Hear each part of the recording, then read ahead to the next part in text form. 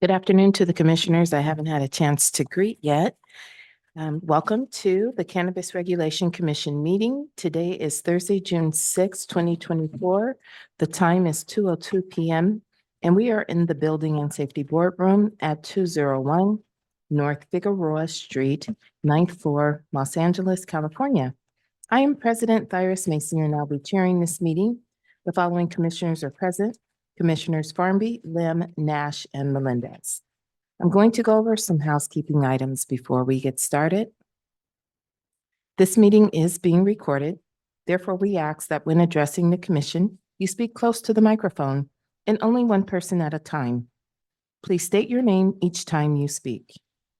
Members of the public who wish to only listen to the commission meeting and not provide public comment may call council phone at 213-621-2489 or 818-904-9450.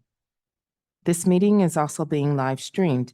Individuals who wish to watch this meeting may do so by visiting cannabis.lacity.gov and clicking the About menu item on the top. Under the About menu, click the Commission's meeting link.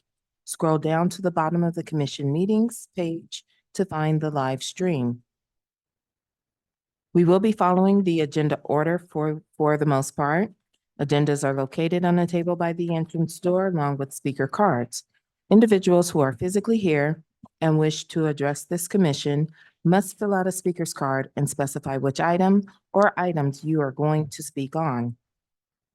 Individuals can provide public comment or comments about a specific item in person or virtually via the Zoom link provided on the agenda. If you are present at the meeting, please fill out a speaker card and turn it over to Irene or Josie. When I call your name, please come up to the podium and clearly state your name. If you are in the Zoom call, then when the item you wish to speak on is called, please press *9. Again, since we had a snafu at the last hearing, if you are in the Zoom call, when the item you wish to speak on is called, please press *9 to get on the speaking queue. The Commission Executive Assistant will call out each speaker by the last 4 digits of their phone number to identify the caller. The caller will be prompted to unmute themselves by dialing *6. We will consider general public comment and single or multiple agenda items together. Therefore, speakers will have 1 minute for general public comment and 1 minute per item with a maximum of 2 minutes for multiple items. In total, an individual speaker shall be limited to 3 minutes of public comment per meeting. Representatives from neighborhood councils who have filed a resolution or a community impact statement with the city clerk which relates to any agenda item will be given time to speak during the item itself. Please provide a copy of the filed statement or resolution to the Commission Executive Assistant. Any neighborhood council representative speaking on behalf of their neighborhood council must provide a letter on the neighborhood council's letterhead stating the neighborhood council's position on the matter. Absent any neighborhood council documentation, comments may still be provided during the public comment period.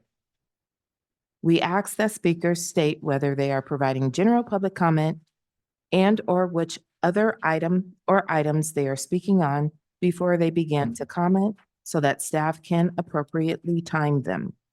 If the speaker does not specify which items they are speaking on, 1 minute will be provided. PowerPoint presentations presented to the Commission today, whether it is by department or applicants, will be posted online and made available to the public via DCR's website within 2 business days. We request that you turn off your cell phones or put them on vibrate or do not disturb so as not to disturb the proceedings. Please be respectful. Disruptions will not be tolerated. If you disrupt the proceedings, you will receive 2 warnings. If you continue the disruptive behavior, you will be asked to leave the meeting. Item number 1 will be a report from the Executive Director. Mr. Colleen, is there a report? Yes, President Mason, there is a report from the department. Good afternoon, Commissioners. Jason Clean, Assistant Executive Director on behalf of Michelle Garaki and the Director of the department. I just have a brief update. As it relates to the licensing program, the department's rules and regulations were updated on May 30th of 2024. So I just want to provide a brief summary of those changes. Regulation number 5 was changed to add a major violation for relocation modifications that were performed without DCR's approval.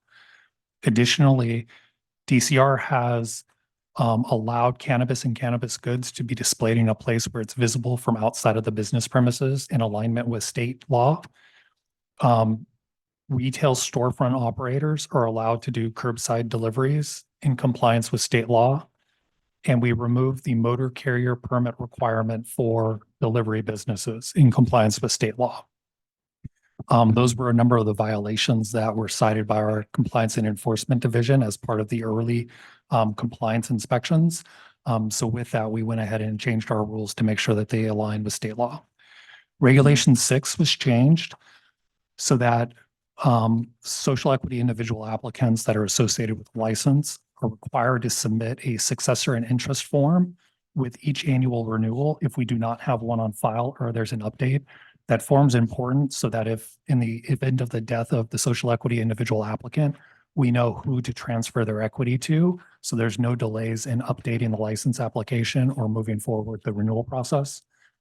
Additionally, we have removed the requirement for storefront retail operators to have a county public health emblem placard by calendar year 2026 for that renewal. And we added a clarification on what it means to cease commercial cannabis activity as it relates to the renewal process. Previously, the municipal code did not state what ceased meant. So we created a rule around no transactions recorded within the state's track and trace system for a continuous period of 180 days. So if the operator is not recording any type of transaction that relates to their activity, that could trigger their inability to renew. However, we did build in caveats so that if the business is engaged in litigation, they're undergoing tenant improvements, they do not have an active state license, or they're making a good faith compliance to comply with the renewal requirements, we could go ahead and authorize them to continue to renew the license. And then regulation number 9 was updated in its entirety based on City Council's approval of new state grant funds under Council File number 24-0385. We got certain clarification from our grantors for the Cannabis Equity Grant issued by the Governor's Office of Business and GoBiz. They said that we are not allowed to waive fees tied to the pre-application waiver or the social equity individual applicant verification process. They consider those fees to be administrative in nature because we have not determined that one, the social equity individual applicant meets the criteria to be a social equity applicant and get benefit from those grant funds. And then 2, the pre-application reviews occurs before an application is submitted. So they had disallowed the use of grant funds for those purposes. As it relates to the local jurisdiction assistance grant, the state has said we are not allowed to use any of those monies on pure application fees. They can only be used for things that are directly tied to the department's environmental review process. So we had been deferring application fees for folks that have come before this body up till today, and we'll continue to provide limited fee deferrals as people make their way through our process so that they don't have delays. However, folks will be invoiced for their annual license application fees, and will only be able to waive the CEQA, the categorical exemption, any consulting costs tied to that, and then some of the noticing fees that would be associated with getting those approved. And that concludes my update. Okay, thank you. Any questions for Assistant Director Colleen from the commission?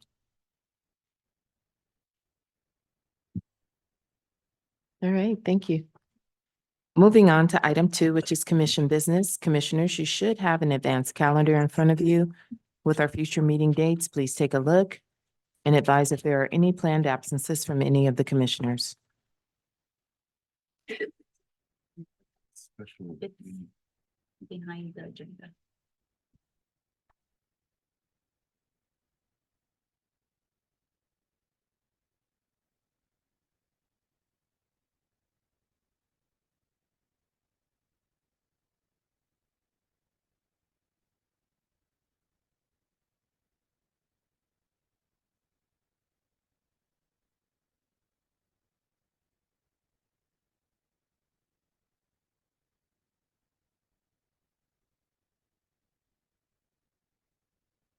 Any absence, commissioners?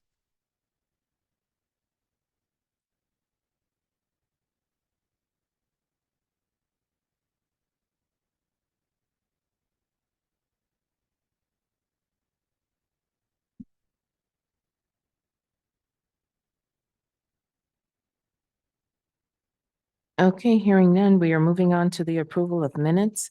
We were sent the minutes of May 16, 2024, for review. Do I have a motion to approve the minutes? I make a motion. Is there a second? Commissioner Melendez, I second. And who made the first? Commissioner Farby. Thank you. We have a second. Ms. Treviso, please call the roll. Commissioner Farby, how do you vote? Aye. Commissioner Melendez, how do you vote? Aye. Commissioner Lim, how do you vote? Aye. Vice President Nash, how do you vote? Aye. President Mason, how do you vote? Aye. The motion passes. Thank you. Moving on to commission announcements and updates. Commissioners, are there any announcements and updates?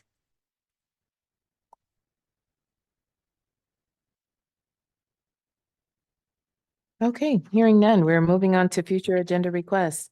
Commissioners, are there any future agenda requests? Okay, thank you. We are on to item 3, public comment period. Item number 3,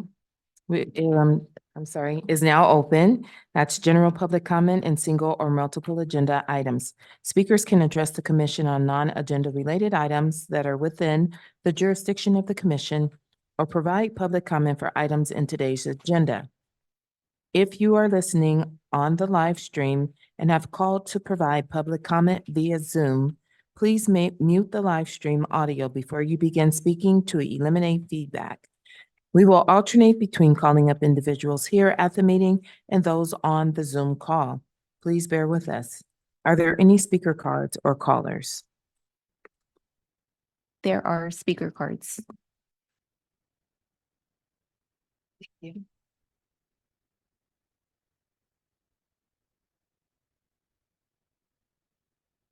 Do not punish me, but will Prince Osayefo Oyadeye?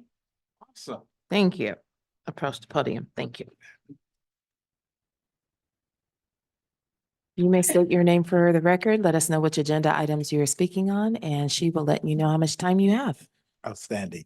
My name is Prince Osajefu Oyadeye. I'm here to speak to item number 20. You have 1 minute. Thank you. Go Global South Los Angeles is an integral part of the Southeast Los Angeles Community Plan area.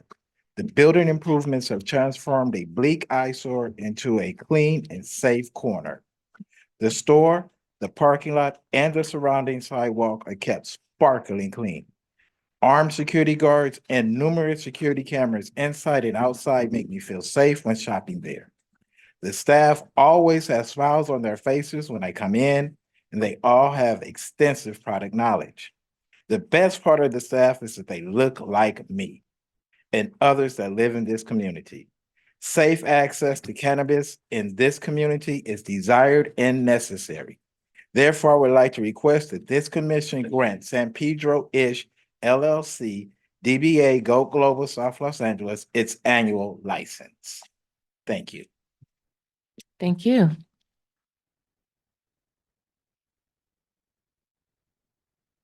Caller with phone number ending in 4200. Please state your name and the items you wish to speak on.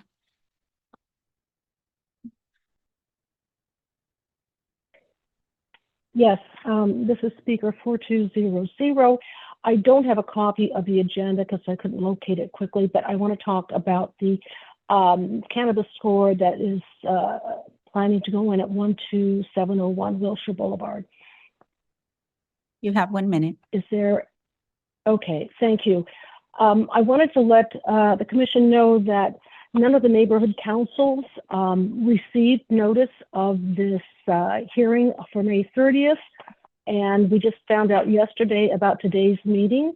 And in order for us to allow the community to have some say and some just participation on their comments, we're requesting that the hearing be moved and passed today so that we can have one in the future where our community can participate. Thank you. The public community meeting and hearing notice said that there were no council neighborhoods in the area nor any business improvement district. So I'd like to say that there are council neighborhoods in the area and they were not notified.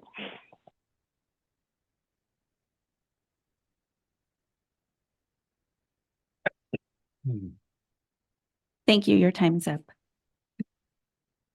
Thank you. If anyone on the virtual meeting would like to provide public comment, please dial *9.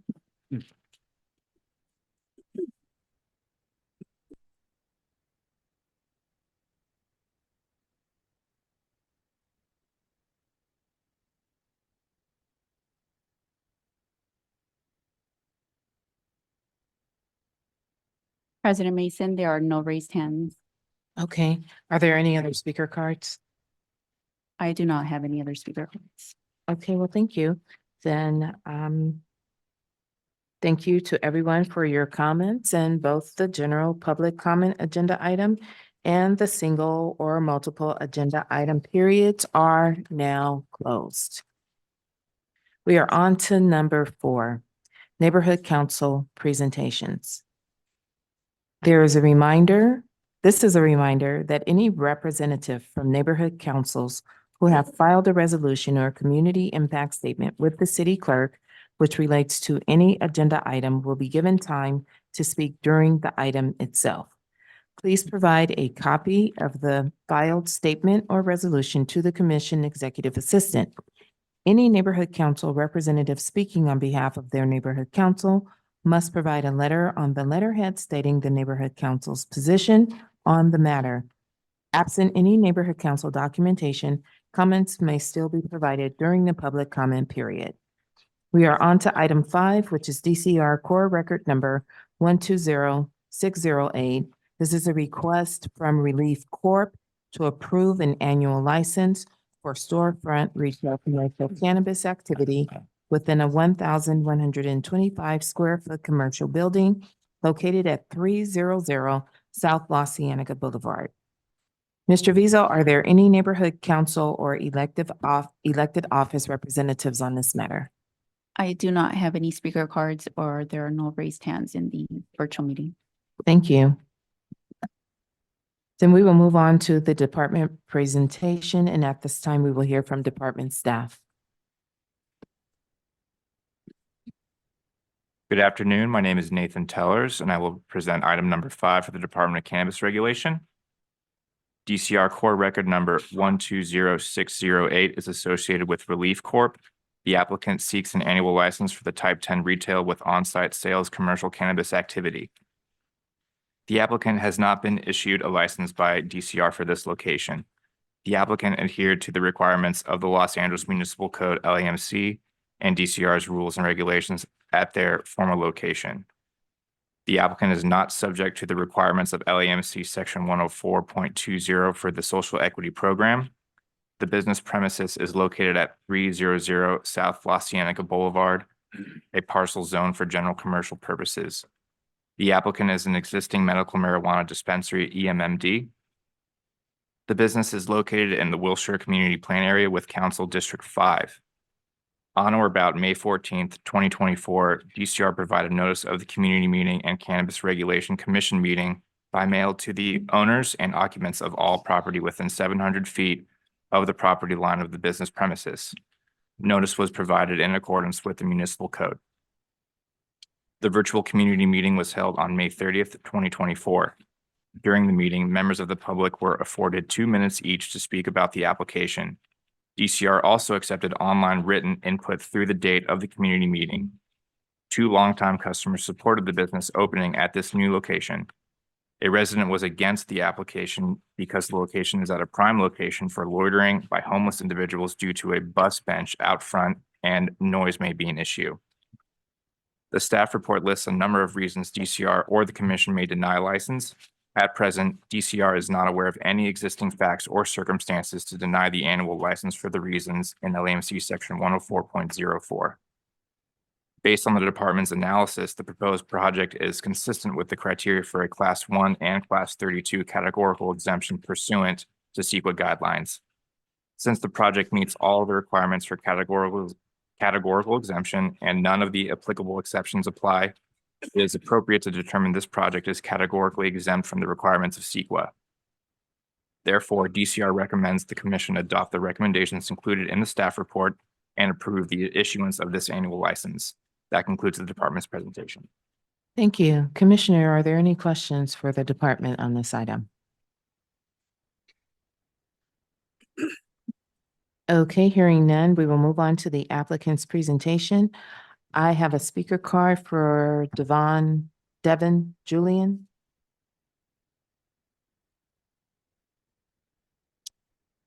Good afternoon, Devin Julian here with Relief Corp. Due to the department's recommendation and as well as to be efficient with time for the commission, just wanted to forego a formal presentation and simply just make a few statements for the record.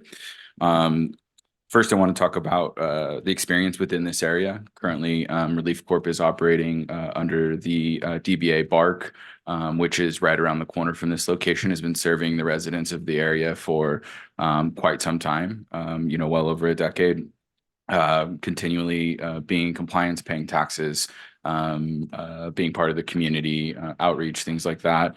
In addition to that, the operators have, probably collectively over 40 years of experience within the industry and currently operating several other locations under various different brands. We're really looking forward to this location. We think it's a world-class location that's going to be built in a very high-end manner that also fits into the community, but also contributes to the rest of the area. That includes the Beverly Center. As it relates to security and noise, we are going to ensure that there is 24/7 armed guard on site that will be monitoring the facility, the vicinity, as well as the local area. We are aware of the homelessness that is around there and has actually contributed to some setbacks on our project, including theft of some construction materials, as well as a fire that was there at one point, which had to be rectified. Currently, the timeline to complete the construction is going to be sometime in August. We have security and fixtures underway. So security install as well as the interior fixtures will take about 6 to 8 weeks, which puts us into about late October, November. And then final layering and inventory to be put into the facility, God willing, before the end of the year. Again, Devin Julian here with Relief Corp. Happy to answer any questions if you have them. Thank you for your time. Thank you for being present today. Absolutely. We appreciate you. Mhm. Commissioners, any questions for Mr. Julian? Good afternoon, this is Commissioner Farby. Mr. Julian, what's your relationship to the entity seeking the license, I'm the CEO. the CEO? Yeah, but I don't hold any equity. I'm not an actual owner. Thank you. We do have some owners here today, though, should you need to ask any other questions. Any other questions, commissioners? Commissioner Melendez. So this location is currently under construction, Correct. and you also stated that between all the people that were involved, you have over 40 years of experience. Is that correct? Yes, correct.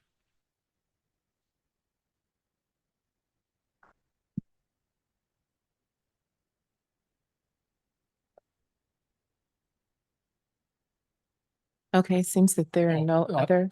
This is Commissioner Lim. When did you first suspend operation of the dispensary? There is no suspension of the operation of the dispensary. This is a build out, moving a current operation over there, and that operation is still underway. Is the retail store is closed, right? The Right current, now? no. Oh, so At this location, yes, there is no operation. It's under construction, correct? Right. This is a new build out, new operation that hasn't commenced yet. right, when did it close? When did the business close first for the remodel? Oh, Coffee Bean. I couldn't tell you. It's been years though. It's been going on for quite some time, right? Yeah. Mhm. Okay, so where are you in terms of the build out for this location? I know you said you're hopeful you can get everything done by August of Mhm. 2024. In terms of the permits, where are you in terms of getting all the sign offs on the permits? So all of the construction is underway, framing is up. We're doing all of the low voltage stuff as well as we're starting to put up the walls. I know HVAC was started today and has commenced. There was photos as well as videos provided in our response to this meeting that showed the construction progress. So HVAC is being installed today. I don't have the exact schedule in front of me, but the contractor is confident that he'll finish his portion by August. Then it's layering security and fixtures. Okay, so in terms of the sign off, you don't know where you are with the city of LA in terms of getting the HVAC sign off on that or sign off on the framing. I'm just trying to get an idea in terms of where you are in the in the remodel. The framing is done. The HVAC is being installed right now. Okay. Any other questions, commissioners? Commissioner Farby again. I just wanted to do a follow-up. So in terms of the construction, which is expected to be completed in August, when do you expect to open?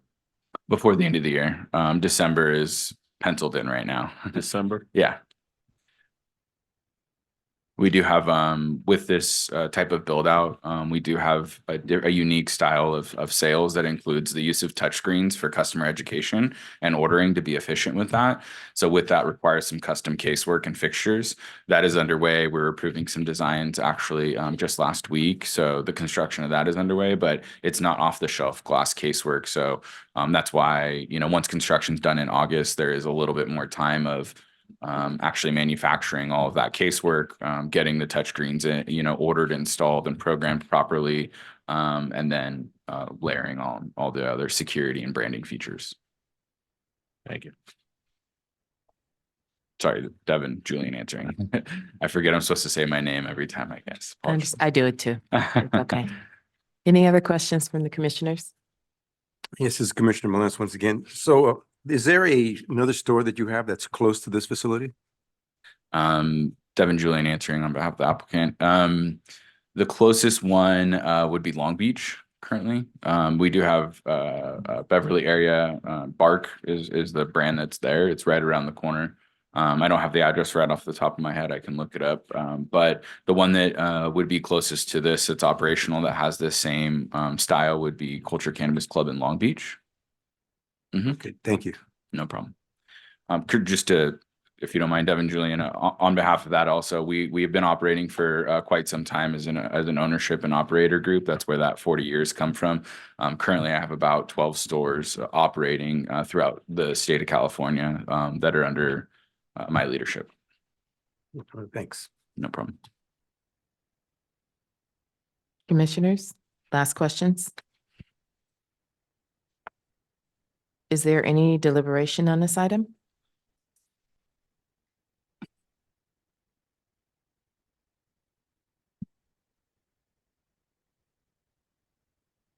Okay, hearing none, we have a recommendation from staff to adopt the DCR's project analysis and findings on this item. Is there a motion? For item number 5, DCR Core Record number 120608.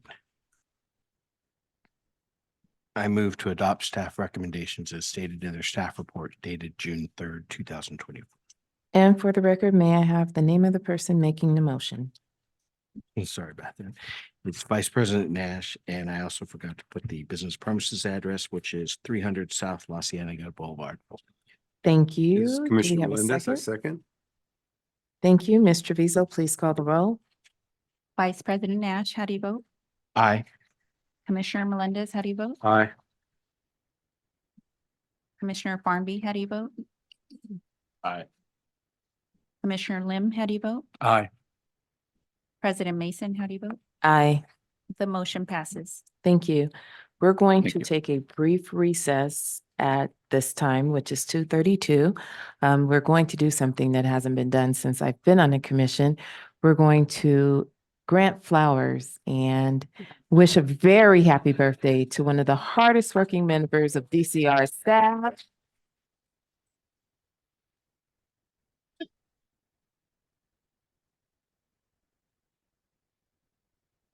You wanted to know how I knew, and now you know. Happy birthday. Executive Director Dwayne's actual birthday. Send it here, probably for the next 6 hours. So we just wanted to say thank you, Jason. Thank you for all you do. And happy birthday. Thank you all. Happy birthday. And we need you to blow those candles out before the sprinklers go off.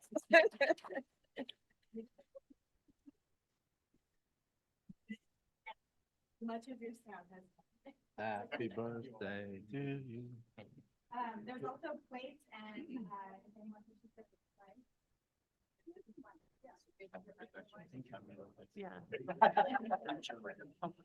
So Assistant Director, we know that you have your choice of places where you could have been today, so we appreciate you spending your birthday here with us and all of the time and sweat equity you have put into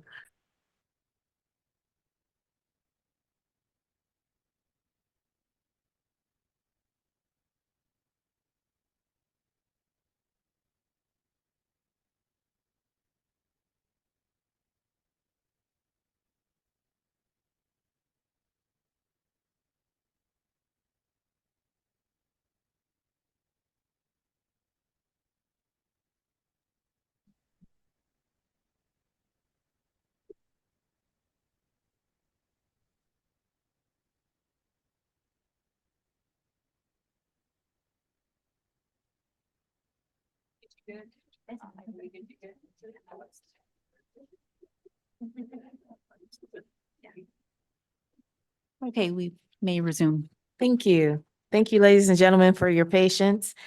We are now on to item number 6, which is DCR Core Record Number 100632.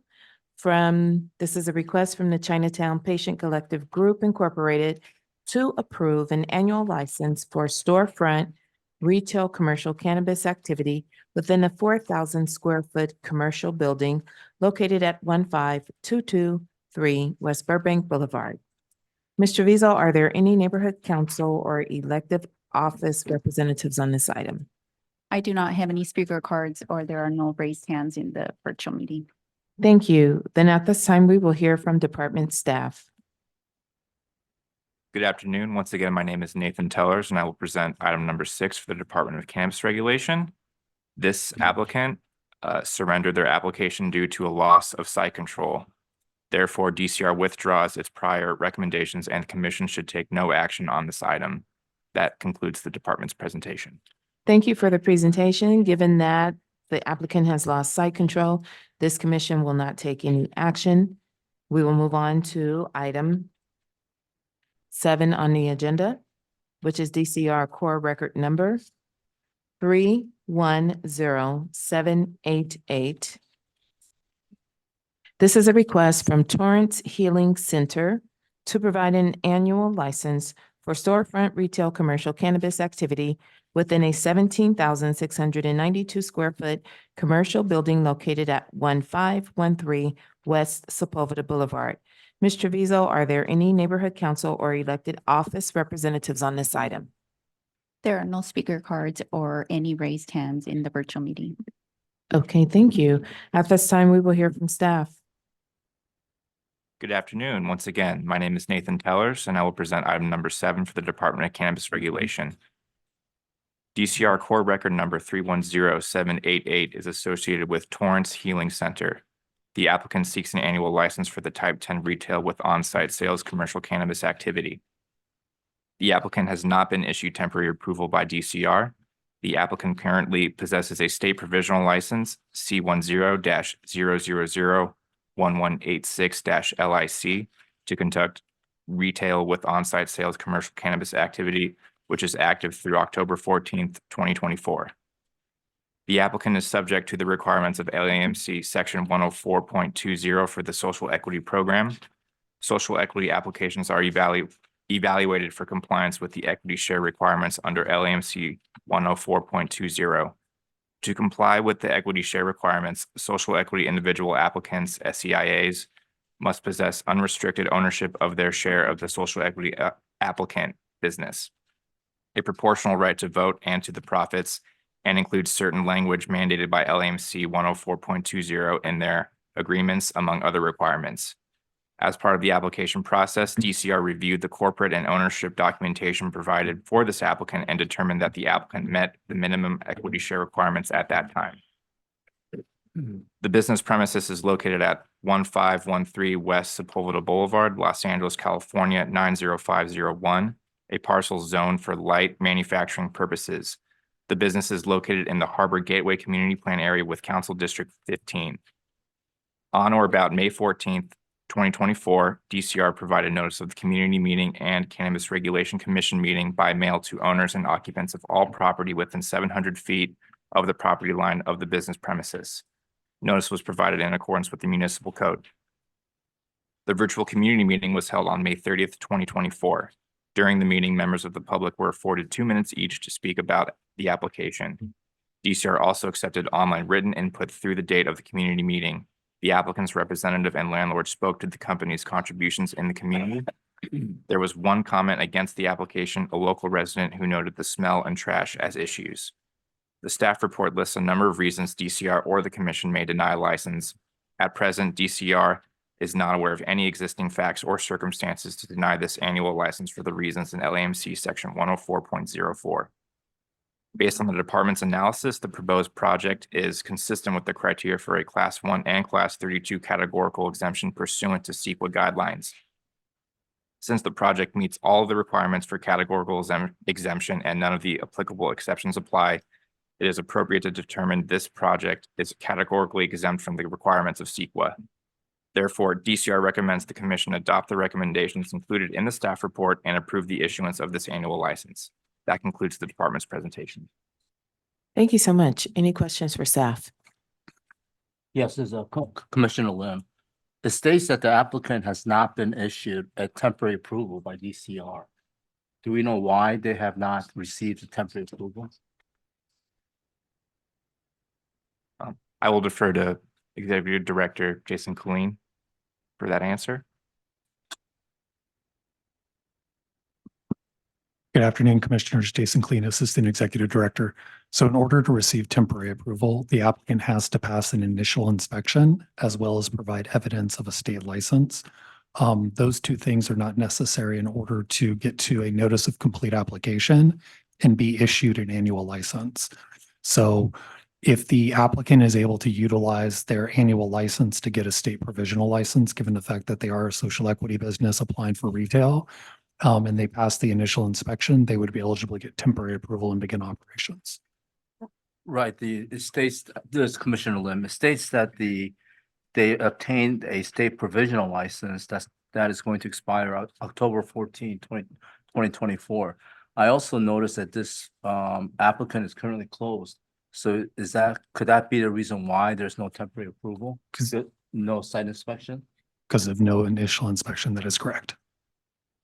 Okay. Thank you. You're welcome. Are there any additional questions for staff?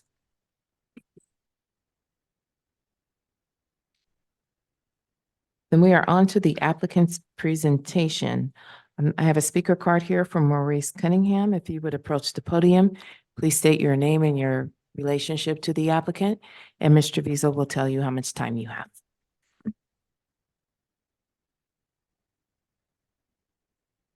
Good afternoon, everybody. My name is Morris Cunningham. I'm here on behalf of the applicant Torrance Healing Center. You have 10 minutes. Thank you.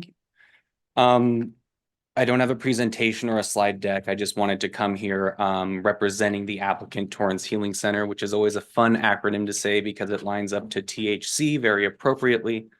We're there at 1513 Sepulveda Boulevard. We're currently awaiting our opening to pending finishing build out. It is indeed correct. We have our state provisional license and we have the local record there ending in ANN. We're a social equity business between Mr. Colt Lusby and Mr. Kyle Ryan, Mr. Colt Lusby being the social equity individual applicant. Born and raised South Bay. He went to El Segundo High School and went on to get his, how do you say, his degree at a local college. Mr. Kyle Ryan, also South Bay born and raised. He successfully navigated through the PCN process to bring Torrance Healing Center to 1513. Ever since he received that approval, which I believe was in May 2021, he has taken the site and revitalized it. Previously, there was a lot of issues with motorhome encampments, illegal drug dealing, and just general litter and urban blight. Ever since securing the site, he has been able to revitalize it. He added an automated gate, upgraded the perimeter lighting, and currently features overnight security that's active from 6 p.m. to 6 a.m. The building is quite large. Currently for retail use, we're looking at about 8,600 square feet with a 5,000 square foot retail showroom. There are 50 parking spaces on site and anticipating employing anywhere between 20 to 40 people. And we are working through our last bit of permitting in order to open the store for business. We are in construction. It looks to me like we have approvals for low voltage floors, AC framing. I think the only thing that we're waiting on is an electrical permit, and then we're ready to go. I don't believe I have any other notes for this one, and I'm happy to answer any questions from the commission or staff regarding the project and the application. Thank you. Thank you. Commissioners, are there any questions? This is Commissioner Lim. When did you start the construction on this project? This is Morris Cunningham responding. The construction, I believe that we had initially began, but it is halted at the moment, mostly because we're just waiting for our last few permits in order to finish things out. That is also the reason why at the moment we don't have temporary approval, because we can't facilitate a, how do you say, inspection, because unfortunately there's no security cameras up there to do the virtual inspection. So I noticed that this space that you have is a 22,362 square feet space. And the original footprint was 17,692 for commercial building and a retail of 1,305. So if you change the footprint to make the retail 5,000 square feet and then cut off the rest from the manufacturing, the commercial side? This is Morris Cunningham. Yes, more or less. The building is roughly like L-shaped. So if, we're looking at my thumb, that would be the site that's going to be inhabited by the retail space. The manufacturing side, which is like the longer part of the L that goes up, that is currently unoccupied, not operational. So it would be about an 8,600 square foot space for retail. And the 5,000 figure that I presented earlier would be just merely the retail show floor. So, if we do that math, we're looking at about, I don't know, like 3,600 square feet of ancillary space, offices, non-cannabis storage, secure cannabis storage, things like that. Thank you. Certainly. I do have a couple of questions. This is President Mason. Has your client used any of the social equity programming provided by the city? This is Morris Cunningham. In terms of social equity programming, I would say by virtue of participating in the, how do you say, program itself, yes. When you say social equity programming, I guess, could you be just maybe a little more specific, like in terms of grants and things like that? The grants, the pro bono legal counseling, the small business counseling. This is Morris Cunningham again. To my knowledge, no. I Okay. think that, yeah, All right, thank you. certainly. Commissioners, any other questions? This is Commissioner Lim.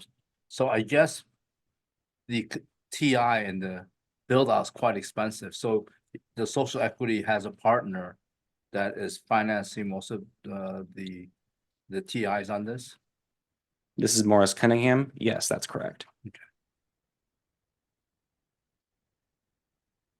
Any other questions, commissioners? Is there any deliberation on this item? Hearing none, is there a motion? This is Commissioner Lim. I make a motion to in regards to DCR Core Record Number 310788 for the business premise located at 1513 West Sepulveda Boulevard. I move to approve to adopt staff recommendation as stated in the staff report. Thank you. Is there a second? Commissioner Farby, a second. Mr. Vizo, please call the roll. Commissioner Lim, how do you vote? Aye. Commissioner Farmby, how do you vote? Aye. Vice President Nash, how do you vote? Aye. Commissioner Melendez, how do you vote? Aye. President Mason, how do you vote? Aye. The motion passes. Thank you. We are on to item number 8, DCR Core Record Number 310174. This is a request from Pirate Town Cannabis Company, LLC, to approve an annual license for storefront retail commercial cannabis activity within a 14,201 square foot commercial building located at 134 North Gaffey Street, Suite G. Mr. Vizo, are there any neighborhood council or elected office representatives on this item? We do not have any speaker cards or there are no raised hands in the virtual meeting. Thank you. Then at this time, we will hear from department staff. Good afternoon. Once again, my name is Nathan Tellers, and I will present item number 8 for the Department of Cannabis Regulation. DCR Core Record Number 310174 is associated with Pirate Town Cannabis Company, LLC. The applicant seeks an annual license for the Type 10 retail with on-site sales commercial cannabis activity. The applicant was issued temporary approval by DCR with an effective date of December 15th, 2021. Since that time, the applicant has adhered to the requirements of the Los Angeles Municipal Code, LAMC, and DCR's rules and regulations, and completed all requirements for the issuance of an annual license. The applicant currently possesses a state provisional license, C10-0000964-LIC, to conduct retail with on-site sales commercial cannabis activity, which is active through February 19th, 2025. The applicant is subject to the requirements of LAMC Section 104.20 for the Social Equity Program. Social equity applications are evaluated for compliance with the equity share requirements under LAMC 104.20. To comply with the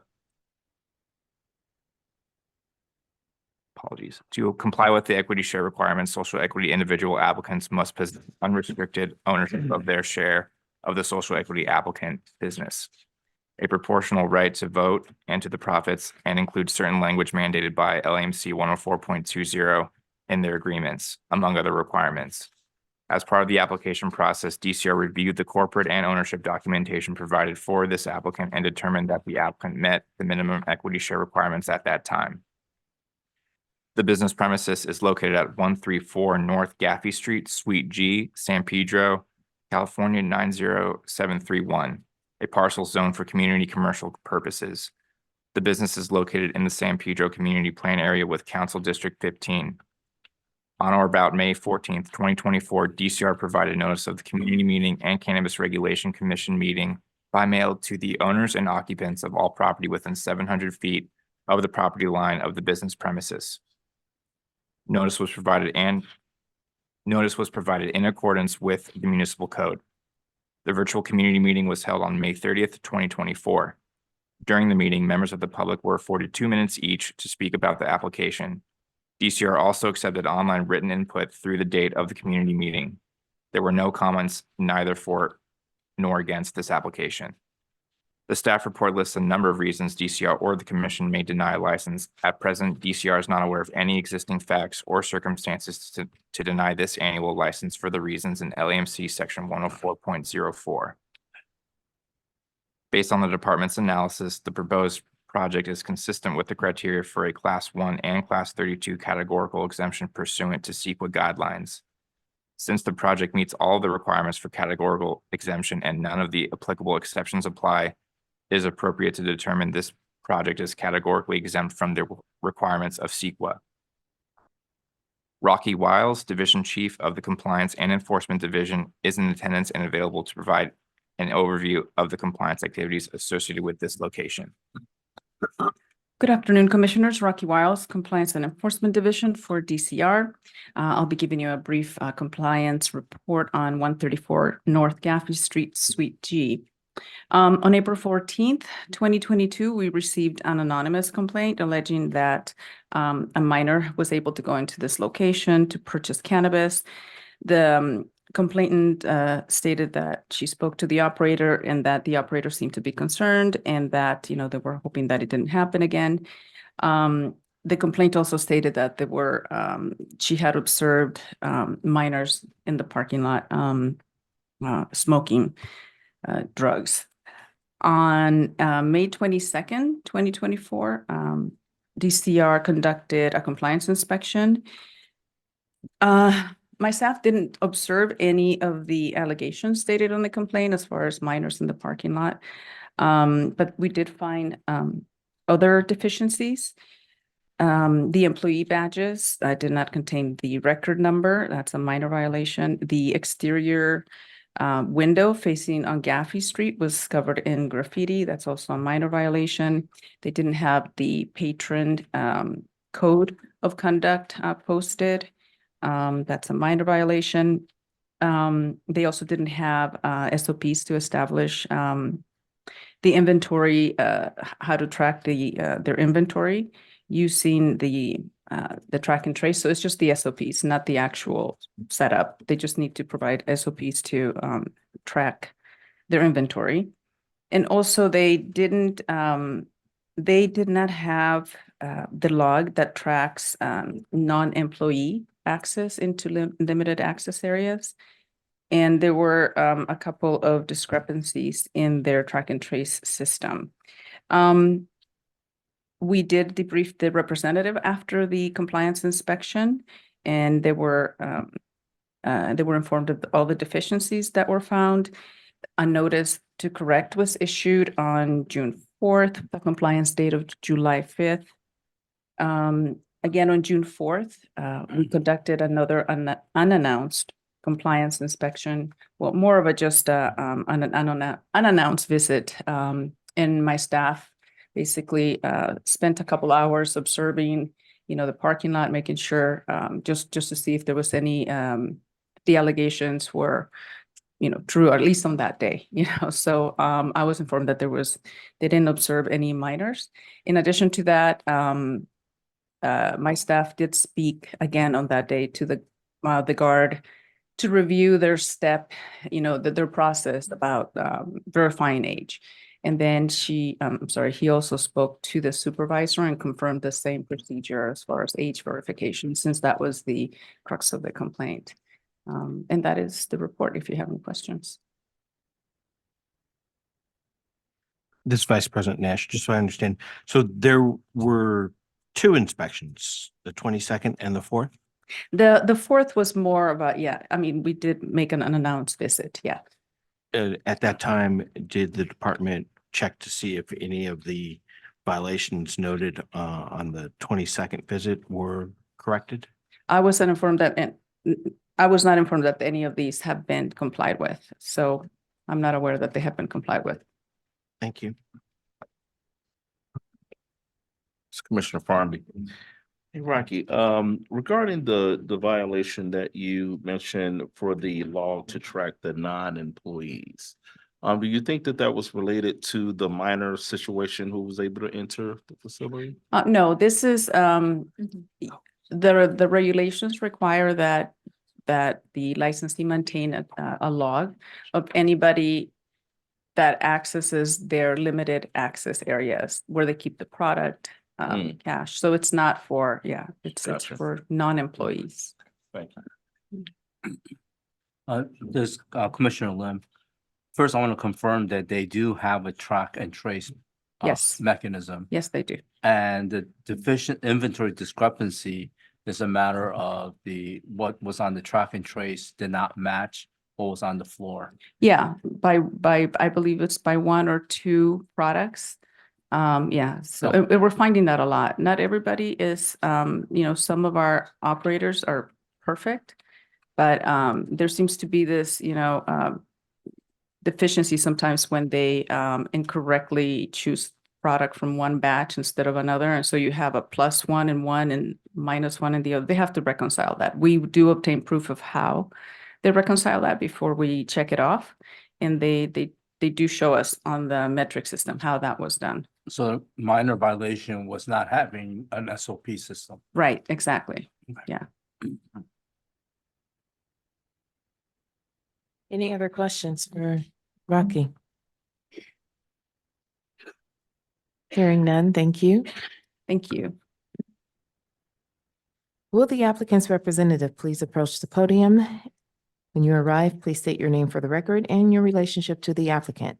Please speak directly into the microphone, and you will have 10 minutes to address the commission. My name is Cynthia Morrissey. I am the sole owner of Pirate Town Cannabis Company. We are located in the heart of San Pedro. My company began its legalization process in 2018. This process was not easy. It took 4 years to finally open our doors in April 2022. The company is part of the social equity program. It was a chance of people like me who lived through the war on drugs in the 1990s to make it into the cannabis industry. Being part of this industry was far from easy. I struggled to secure a space where landlords were not willing to rent to the cannabis industry. I fear that the community wouldn't accept us. However, this was not the case. The city of San Pedro has accepted us as their first legal dispensary. Pirate Town is a safe space that provides legal, medical, and recreational cannabis to the community and surrounding communities. My doubts of being Latina business owner has slowly gone away after I've seen the progress Pirate Town has made for the community. My company has provided jobs and has given back to charity. It is important for us to engage with everyone in San Pedro. Pirate Town has a huge support system, starting with customers showering us with appreciation. All of Pirate Town employees have created strong relationships with our customers. In 2 years, we have serviced San Pedro. We have noticed that a great number of elderly and veteran customers. I'm sorry, since we service San Pedro, we've noticed that our customers are mainly elderly and veterans. We also have the other community members who walk in there, but the majority are elderlies. Many customers say that they had felt ashamed to go into the trap shops and they feel safe coming into our store. The City of Los Angeles Department of Cannabis Regulations perform a compliance audit on 5/22. And I am glad to inform you that those incompliances were corrected. As of yesterday, I sent an email to the DCR compliance department, and I sent to Michelle, can't pronounce her last name, which was Correct. my compliance auditor. The state of California has already issued our 2025 license to continue our operations. Since our opening in 2022, our company is a positive, violence-free with minimum loitering and disturbances in those 2 years. We haven't experienced any kind of retaliation. Our customers have left 4 and 5-star reviews saying that this is what exactly the city needed. As of April 31st, 2024, my company has collected $435,818 in taxes for the city of Los Angeles, and for the state, we have collected $410,505, and for excise tax, $315,374 have been collected, totaling $1,161,697. We are also a COD company. That means that we don't owe any of our vendors for any of our cannabis products that come into our company. We pay cash on hand, cash on delivery, I'm sorry. Since our establishment of Pirate Town, the illegal dispensaries have disappeared within the city of San Pedro. As of now, I don't know any that are there. The last one that was removed was when we first came into San Pedro, was up the street. That was the last known illegal dispensary that we know. Like 3 months later, it was gone. So I'm happy to announce that we're paying our taxes and it's going to, good, because there's nobody else competing against us. I am proud to say that Pirate Town has brought a lot of the community together for wellness, for recreational. Now they could use their cannabis legally, not like they were using illegally before in that city. I feel that without you guys considering our license, the struggle that it took for me as a Latina woman and as a social equity applicant, the struggles that I went through, just having 2 jobs to maintain and secure my space for those 4 years, leaving my children behind for hours in order for me to go and do that extra job. And I feel that all my effort, if I don't get the license, it just went down the hill, I don't know what else to say, but thank you guys for hearing me out. And also, I have a strong, how can I say it? Team. All my team members are team players, and I'm very proud to say that we are Pirate Town, service our community and have respect for them. And we wish to keep our doors open. Thank you. This is President Mason. First, thank you for the pins. Oh, Congratulations for making it this far. Your testimony is like many others, and it's not a testimony of ease, definitely a testimony of struggle, but a testimony to your perseverance and grit. So congratulations again. thank you. My questions were going to be about the 2 moderate violations, but you've advised us that they are no longer in existence. So I don't have any questions. I'll turn the floor to my fellow commissioners at this time. It's Commissioner Farnaby. How you doing? Good, and yourself? Good, good, good. Can you tell me, like, in what ways have you kind of connected with the community in San Pedro? Well, we have, I want to say it's like a community center. They come and they ask us, can we do, toy drives? We go on. I've had other, that are not only from the community ask, can I donate, for feeding the homeless? And I've gone out there to feed homeless. And, sorry, also toys for like the Shriner Hospital. It's not only in the communities, within the LA City, LA County. I've tried, anybody that comes up to the business for any type of support, I'm willing to do it because I was supported by many family members that gave me money, loaned me money to start my business. So I feel appreciated. I feel I should give back, And I also give back to my employees by Employee of the Month. They get 5 days vacation as soon as they get hired. They have, their sick time, but everybody gets sick time, but I try to work with them. I have them always snacks, stuff there in the building to make it a nice environment for all of us, because I have my 9-to-5 job. I work for the county.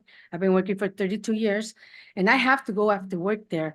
Not every day, but I try to go at least 3-4 times a week. On Saturdays, I'm there since 6 a.m. trying to see how everything's going. So I feel that as long as everybody connects together, the environment is good, they're gonna give that same service to the community. That's how I feel. Thank you so much. I really appreciate that. And how many employees do you currently have? Employees, I have 9, which is 7 bud-tenders, sales associates.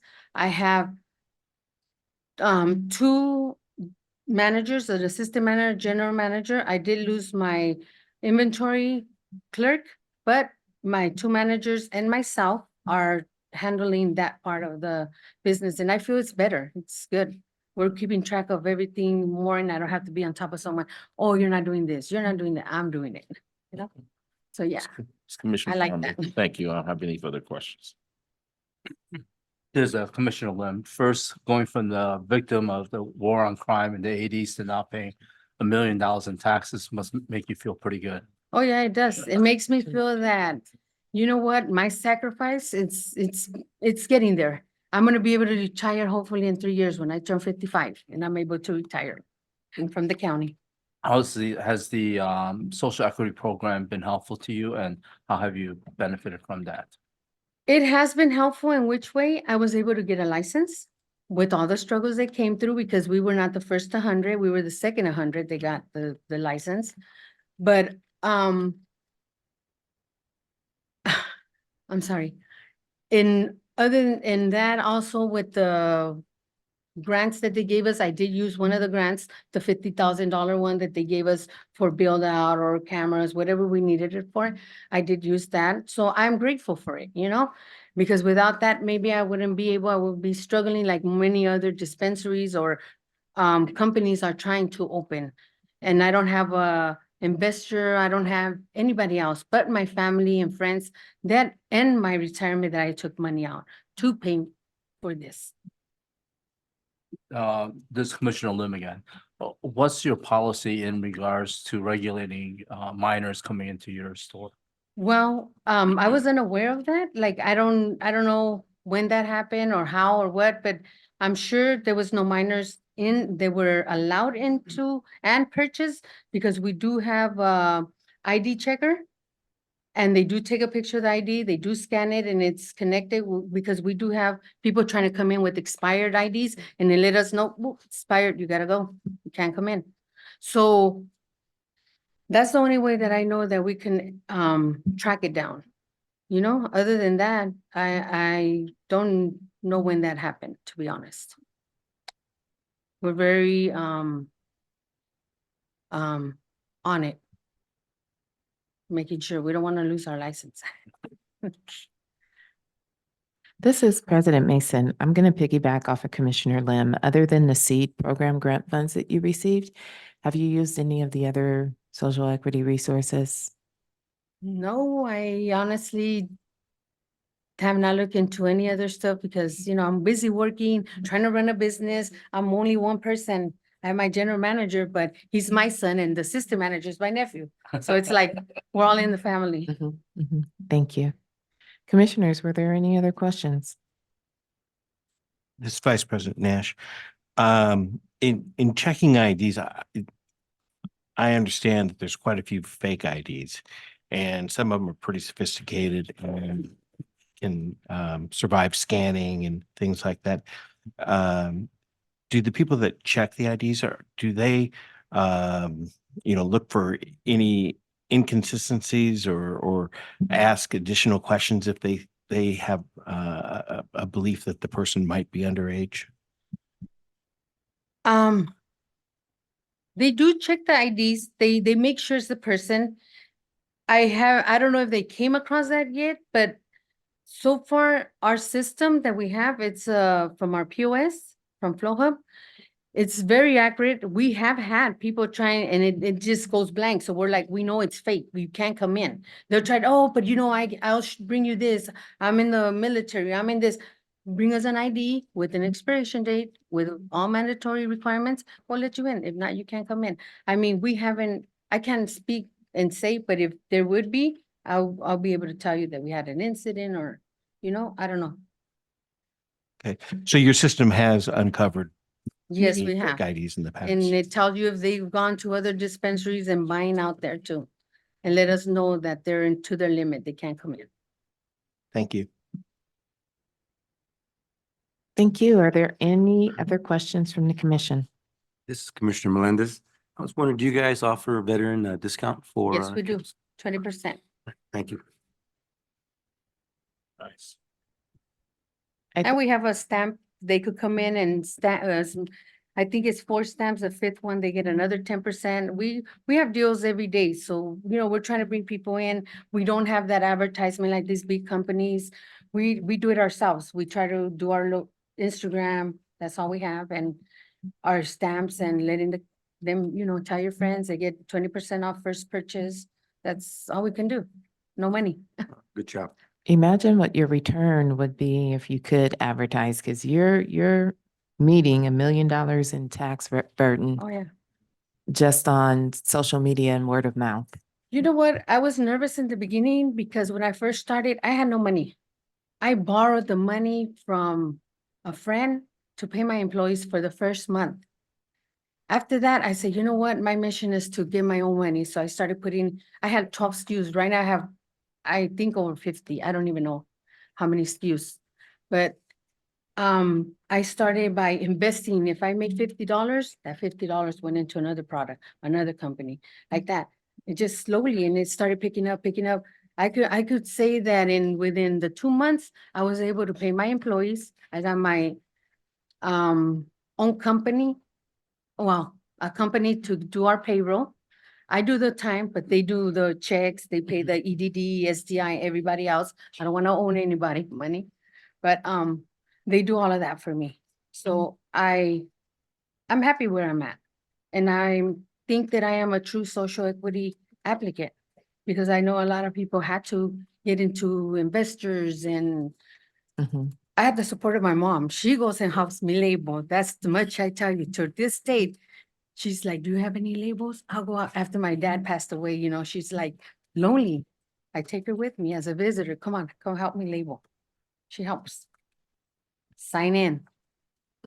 And you go in and help. Everybody in my family tries to help one way or another. Well, right now, I'm glad to say I don't need much help from them, but I'm paying them off. I love your story. I think you're the first social equity applicant to come before us that is singular, and you solely own the business. There are no investors involved. And it's sad that during that time, I went through a divorce, and not only that, putting my daughter to the university. Mhm. Life kept lifing. Yeah, Yeah. Well, congratulations. thank you. Are there any additional questions for the applicant, commissioners? Is there any deliberation on this item? Hearing none, is there a motion? For item 8, DCR Core Record number 310 174 for applicant Pirate Town Cannabis Company LLC located at 134 North Gaffey Street, Suite G. I move to adopt the recommendations of the staff as noted. Commissioner Melendez, I second. Mr. Rizzo, please call the roll. Commissioner Farmby, how do you vote? Aye. Commissioner Melendez, how do you vote? Aye. Commissioner Lim, how do you vote? Aye. Vice President Nash, how do you vote? Aye. President Mason, how do you vote? Aye. The motion passes. Thank you, guys. We are on to item 9, DCR Core Record number 310-170. This is a request from VPCG LLC to approve an annual license for storefront retail commercial cannabis activity within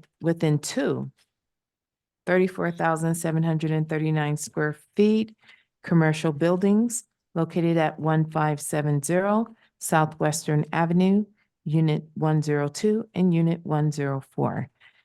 Mr. Vizo, are there any neighborhood council or elected office representatives on this item? We do not have any speaker cards, or there are no raised hands in the virtual meeting. Thank you. At this time, we will hear from staff. Good afternoon. Once again, this is Nathan Tellers, and I will present item 9 for the Department of Cannabis Regulation. DCR Core Record number 310170 is associated with VPCG LLC. The applicant seeks an annual license for the Type 10 retail with on-site sales commercial cannabis activity. The applicant was issued temporary approval by DCR with an effective date of March 23rd, 2022. Since that time, the applicant has adhered to the requirements of the Los Angeles Municipal Code, LAMC, and DCR's rules and regulations, and completed all requirements for the issuance of an annual license. The applicant currently possesses a state provisional license C10-0001015-LIC to conduct retail with on-site sales commercial cannabis activity, which is active through April 15th, 2025. The applicant is subject to the requirements of LAMC Section 104.20 for the social equity program. Social equity applications are evaluated for compliance with the equity shared requirements under LAMC 104.20. To comply with the equity share requirements, social equity individual applicants must possess unrestricted ownership of their share of the social equity applicant business, a proportional right to vote and to the profits, and include certain language mandated by LAMC 104.20 in their agreements, among other requirements. As part of the application process, DCR reviewed the corporate and ownership documentation provided for this applicant and determined that the applicant met the minimum equity share requirements at that time. The business premises is located at 570 Southwestern Avenue, Units 102 and 104, Los Angeles, California 90006, a parcel zoned for neighborhood commercial purposes. The business is located in the South Los Angeles Community Plan area within Council District 14. On or about May 14, 2024, DCR provided notice of the community meeting and Cannabis Regulation Commission meeting by mail to the owners and occupants of all property within 700 feet of the property line of the business premises. Notice was provided in accordance with the municipal code. The virtual community meeting was held on May 30th, 2024. During the meeting, members of the public were afforded 2 minutes each to speak about the application.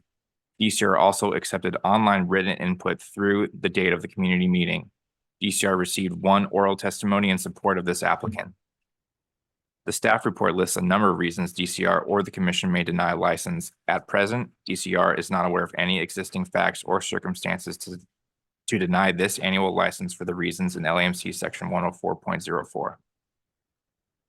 Based on the department's analysis, the proposed project is consistent with the criteria for a Class 1 and Class 32 categorical exemption pursuant to CEQA guidelines. Since the project meets all of the requirements for a categorical exemption and none of the applicable exceptions apply, it is appropriate to determine this project is categorically exempt from the requirements of CEQA. Therefore, DCR recommends the commission adopt the recommendations included in the staff report and approve the issuance of this annual license. That concludes the department's presentation. Hi, this is President Mason. Thank you for the presentation. There were 2 errors that I wanted to correct on the record.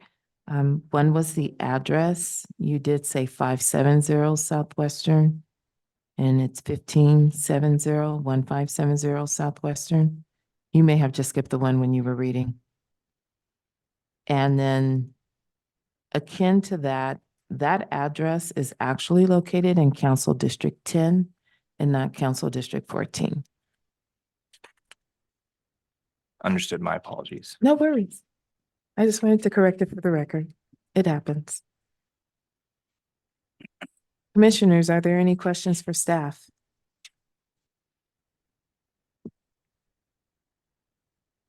Hearing none, we will move on to the applicant's presentation. And there is a representative here for the applicant. Please approach the podium. Please state your name for the record and your relationship to the applicant. We ask that you speak directly into the mic and you will have 10 minutes to address the commission. Come on back. Good afternoon again. My name is Morris Cunningham. I am representing VPCG LLC DBA Stizzy Western and serving as the business's director of licensing. Okay, so a little bit about the business. This is a social equity venture with Mr. Ramon Wilson, the social equity applicant, located at 1570 Southwestern Avenue, Los Angeles, California, 90006. The store officially opened on June 18th, 2022, holding a state provisional license. The business also received its public health emblem sometime in September 2023, which was awesome. I know that the how do you say the business, or excuse me, the building is stated as quite large in the report, but the store is actually small but mighty. It's about 2,000 square feet in total, with a retail show floor of about 1,100 square feet. No compliance or violation issues with this store to date and or to report. We're happy about that. Completing about $2 million in sales quarterly. We have one armed guard on the premises from 7:30 a.m. to 11, another armed guard throughout the day during the mid shift, and one unarmed guard, excuse me, overnight. Like we said, we received temporary approval sometime in 2022, the date being 3/23/2022. As part of being an employee there at Stizzy Western, employees are allowed to, have a paid volunteer policy, having up to 16 hours per year to participate in, certain volunteer events throughout the city and the neighboring community. I really wish I could join them and get out from behind my desk more often. The employees there are also all unionized with the UFCW. I believe that is everything I need to and or say about this particular application. I'm very happy to be a part of the community out there and appreciate the consideration of this application for annual licensure. Thank you very much. Thank you, commissioners. Are there any questions for the applicant? Commissioner Farmby, you know how many security officers you have on staff that you all use, that you contract with? This is Morris Cunningham. So typically there's about a pool of 5 security guards that will, service the, the business. But as it stands on any particular day, there are 2 during business hours and 1 overnight during not business hours.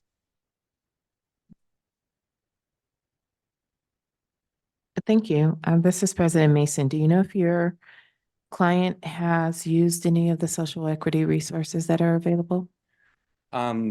This is Morris Cunningham. I was thinking about this question as I was sitting down because you asked it the last time.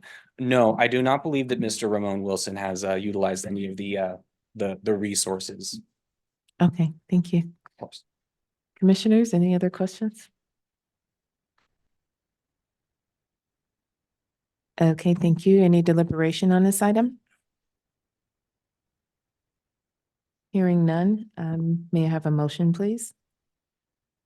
This is Vice President Nash for DCR Core Record number 310170 for the business premises located at 1570 Southwestern Avenue, Unit 102 and 104, Los Angeles, California 90006.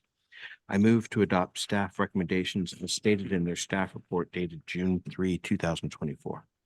Thank you. Is there a second? Commissioner Melendez, I second. Thank you. Mr. Rizzo, please call the roll. Vice President Nash, how do you vote? Aye. Commissioner Melendez, how do you vote? Aye. Commissioner Farnby, how do you vote? Aye.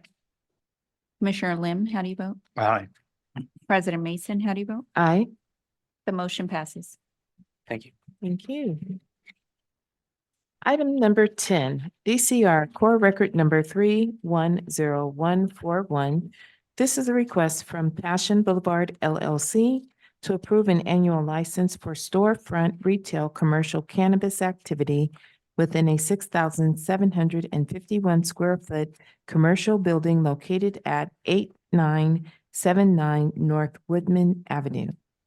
Mr. Rizzo, are there any neighborhood council or elected office representatives on this matter? We do not have any speaker cards or any raised hands in the virtual meeting. Thank you. Then we will hear from the department.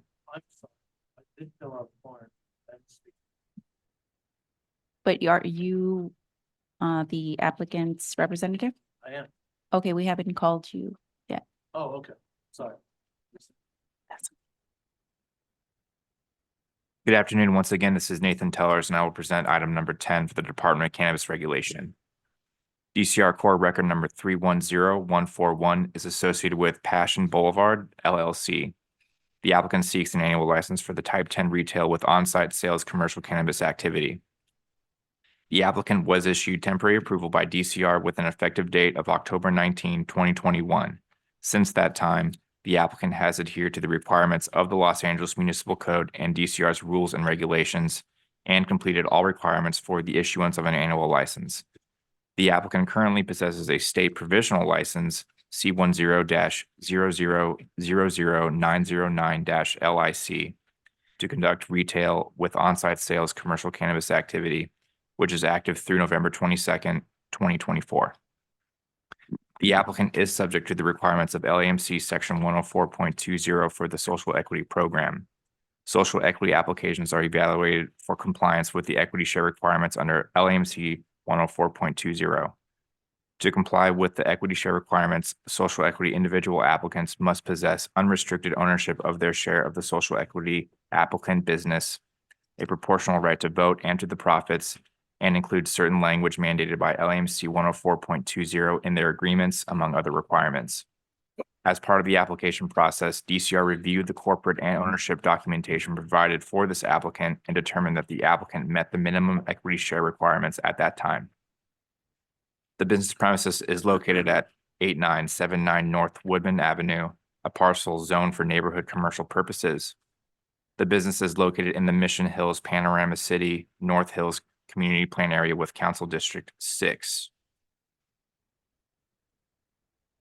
On or about May 14, 2024, DCR provided notice of the community meeting and Cannabis Regulation Commission meeting by mail to the owners and occupants of the property within 700 feet of the property line of the business premises.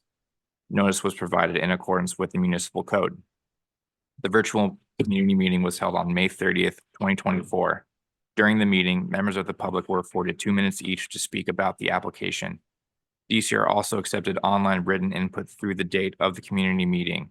The oral and written comments provided by the public were in favor of the applicant. The staff report lists a number of reasons DCR or the commission may deny license. At present, DCR is not aware of any existing facts or circumstances to deny this annual license for the reasons in LAMC Section 104.04. Based on the department's analysis, the proposed project is consistent with the criteria for a Class 1 and Class 32 categorical exemption pursuant to CEQA guidelines. Since the project meets all of the requirements for categorical exemption and none of the applicable exceptions apply, it is appropriate to determine that this project is categorically exempt from the requirements of CEQA. Therefore, DCR recommends the commission adopt the recommendations included in the staff report and approve the issuance of this annual license. That concludes the department's presentation. Thank you. Are there any questions for Mr. Sellers? Okay, hearing none, we will move on to the applicant's presentation. Will the applicant's representative please approach the podium? Please state your name for the record and your relationship to the applicant. Please speak directly into the microphone and you will have 10 minutes to address the commission. Thank you, Council. Good afternoon. My name is Vache Topchian. I am a representative for Passion Boulevard. It is under the DBA of I Lifted. I'm here supporting for the annual license. And this is a social equity license. We focus heavily on compliance, following all guidelines. We do have a very, very knowledgeable staff. You know, when I got into this business, it was interesting to me because the worst experiences I ever had in shopping for anything was cannabis. I hated the fact that people had to go and wait in lines, and I felt like, you know, a little bit of, I don't know, it was just a weird experience from the security guard checking me in. I felt like a criminal. And then just going behind the counter and asking to smell this one, the other one, and knowing the bud tender at one point after I'm like, by the 6th time they're showing me a sample, I was like, this is just not an experience that I want to give to customers. So, you know, we set up a different experience. We wanted customers to come in and feel comfortable. So we have security guards that are a little more welcoming than your regular security guards. Of course, they're stern still, you know, but they're very knowledgeable. They're trying to be very helpful and very welcoming to the customers. And when you go on our showroom floors, it's a different experience because we have these products kind of like a sample of one of each laid out on the floor.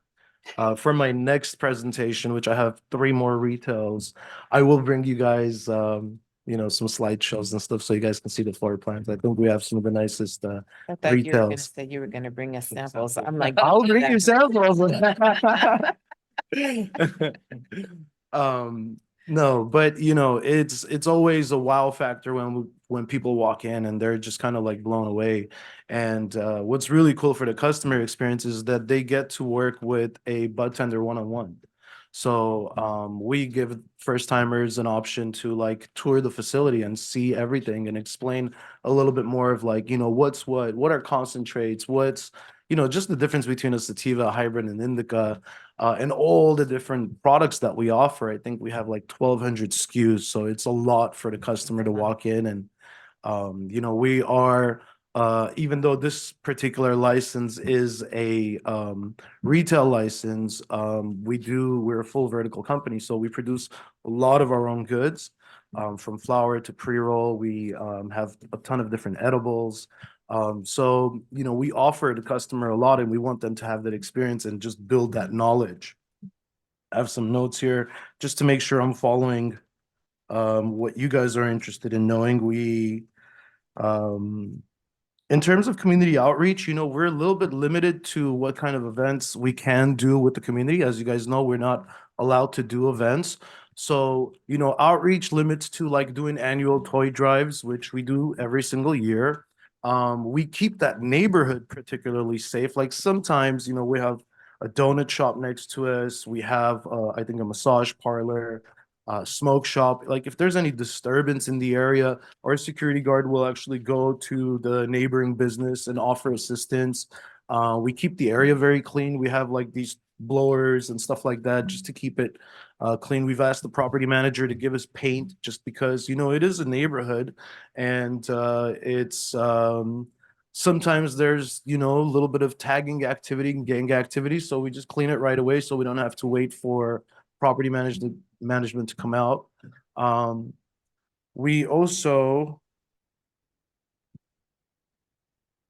it's funny because there was a lady who was talking about all the money she spends on taxes and in San Pedro, and she said, I don't see any illegal dispensaries. Unfortunately, with us, there's dozens and dozens and dozens of illegal dispensaries, and they've been there for years. And I don't think they're going anywhere unless something changes. I've reached out to Dennis Kong's office many, many times, and I haven't had any progress there. And I've contacted DCR and DCC, but I know you guys aren't there to necessarily regulate the illegals. It's very unfortunate, but it's a big disturbance in our business. I just wanted to kind of take a moment and say that because we also do pay millions in taxes, and it would be great for us to see them disappear. It would help us a lot. But for the most part, we do have a great business, and I think we do a tremendous job at representing what it is, following the guidelines, and the customer always has a great experience. So I welcome any questions. Thank you. Thank you for being here. Looking forward to the visual presentations at another time. I don't have any questions. Commissioners, do you have any questions for the applicant? This Commissioner Lim, under your specific information form, you state that the site is currently not operating. That's not true. I apologize. My name is Vache. I don't believe that's correct. I'm not sure where. I'm just looking at your own form. Which form is that? It's a specific information form. And that's question number 1. Is the project site currently operating as a cannabis activity? And you said no. That's got to be a mistake. I apologize. Okay. Yeah, it's operating. Has it ever shut down? No. Okay. Thank you. You're welcome. This is President Mason. I actually do still have the same social equity questions Oh, yes, I have. that I the asked answers. everyone else, and I'm going to ask everyone else. Yes. Have you ever taken advantage of We any- did. We absolutely did. Tell me about it. The seed grant, it was a great experience. It was very helpful. We followed the procedures because it was kind of done in phases. As you get partial funding, you have to show the use of what that funding was. And it's been extremely, extremely helpful. We've also taken advantage of the pro bono legal services. Our social equity is, he was definitely in need of it. And we've also attended a lot of the department meetings and events, special events. We've met other social equity people, and everybody's been really, really helpful through the process of putting together these events. We had amazing relationships that we built. So it's been great. Yay, that's what I Yeah, want to hear. yep. So if you had to recommend it to other social equity applicants, would you? I do all the time. Okay, great. And it's great that you guys started it because there's other businesses that are like, for example, Weed Maps, which is an important advertising as for this particular business. So when they found out you guys are offering social equity assistance, they also created programs to offer social equity assistance. So yes, it's been very helpful. And I Awesome. definitely recommend it. I tell everybody about it. I'm like, are you taking advantage of it? Because you should. Awesome. It's awesome. an That's what I expensive, hear. expensive business, it's not a joke. Yeah. I can only imagine, kinda. The taxation, well, I won't go there. Every That's government too agency political, is in our but pockets. Yeah, it's unique. I can say that. We're hanging Commissioners- in there, guys, by the skin of our teeth. We need help. Next few months, you guys are gonna see half this business disappear. That's a fact. That's sad. It's sad. This is Vice President Nash. You mentioned the problem with the illegal dispensaries, Yes. and I share your concerns about that. Do you contact the police department on a regular basis to So- report them? Absolutely. I'm in conversation with the actual unit that regulates. This is the particular unit that goes to do the raids. And I have his email address, I have his phone number. I'm happy to share this with you. It's very sad conversations because he's throwing his hands in the air. He said, the problem is we go in there, we raid them. And unfortunately, city attorney's office doesn't do anything. How much of that is true? How much of it is like pointing fingers to each other? I can't verify. Unfortunately, I've emailed Dennis Kong's office regularly and I don't even get a response. So I don't know. There's businesses that have been there for 8 years operating. They're not going anywhere. It's very, very bad. Whether they're servicing minors or they're disturbing our business big time. We're paying taxes. It's not fair. We can't compete with those guys. I share your concerns. Are you in contact with your lead officer in the area? I am. Yeah, I've talked to everybody, but the lead officer has nothing to do with it. Unfortunately, they're very limited. This is a big puzzle. Everybody has to be their own piece so that it turns into this one big, beautiful portrait. But unfortunately, when you talk to the individuals, they're just like, I'm just a puzzle piece. I can't really, it's not my problem. It's like when we go to City Hall to pay our taxes and we're escorted by 6 officers to go pay our taxes. And I'm like, guys, why are you here escorting me? Go over there, fight the crime, help us. And I don't know. There's a lot of things that still don't make sense, but we're still in it. We're fighting a good fight. Hopefully, we'll see something turn around. I think City of LA is the only one that really hasn't managed to grasp the illegals yet. It's just they're thriving. And this is also why taxes are what it is. We're not getting the business because there's so much illegals. We're losing the money. The operational cost exceeds the income. This is Vice President Nash again.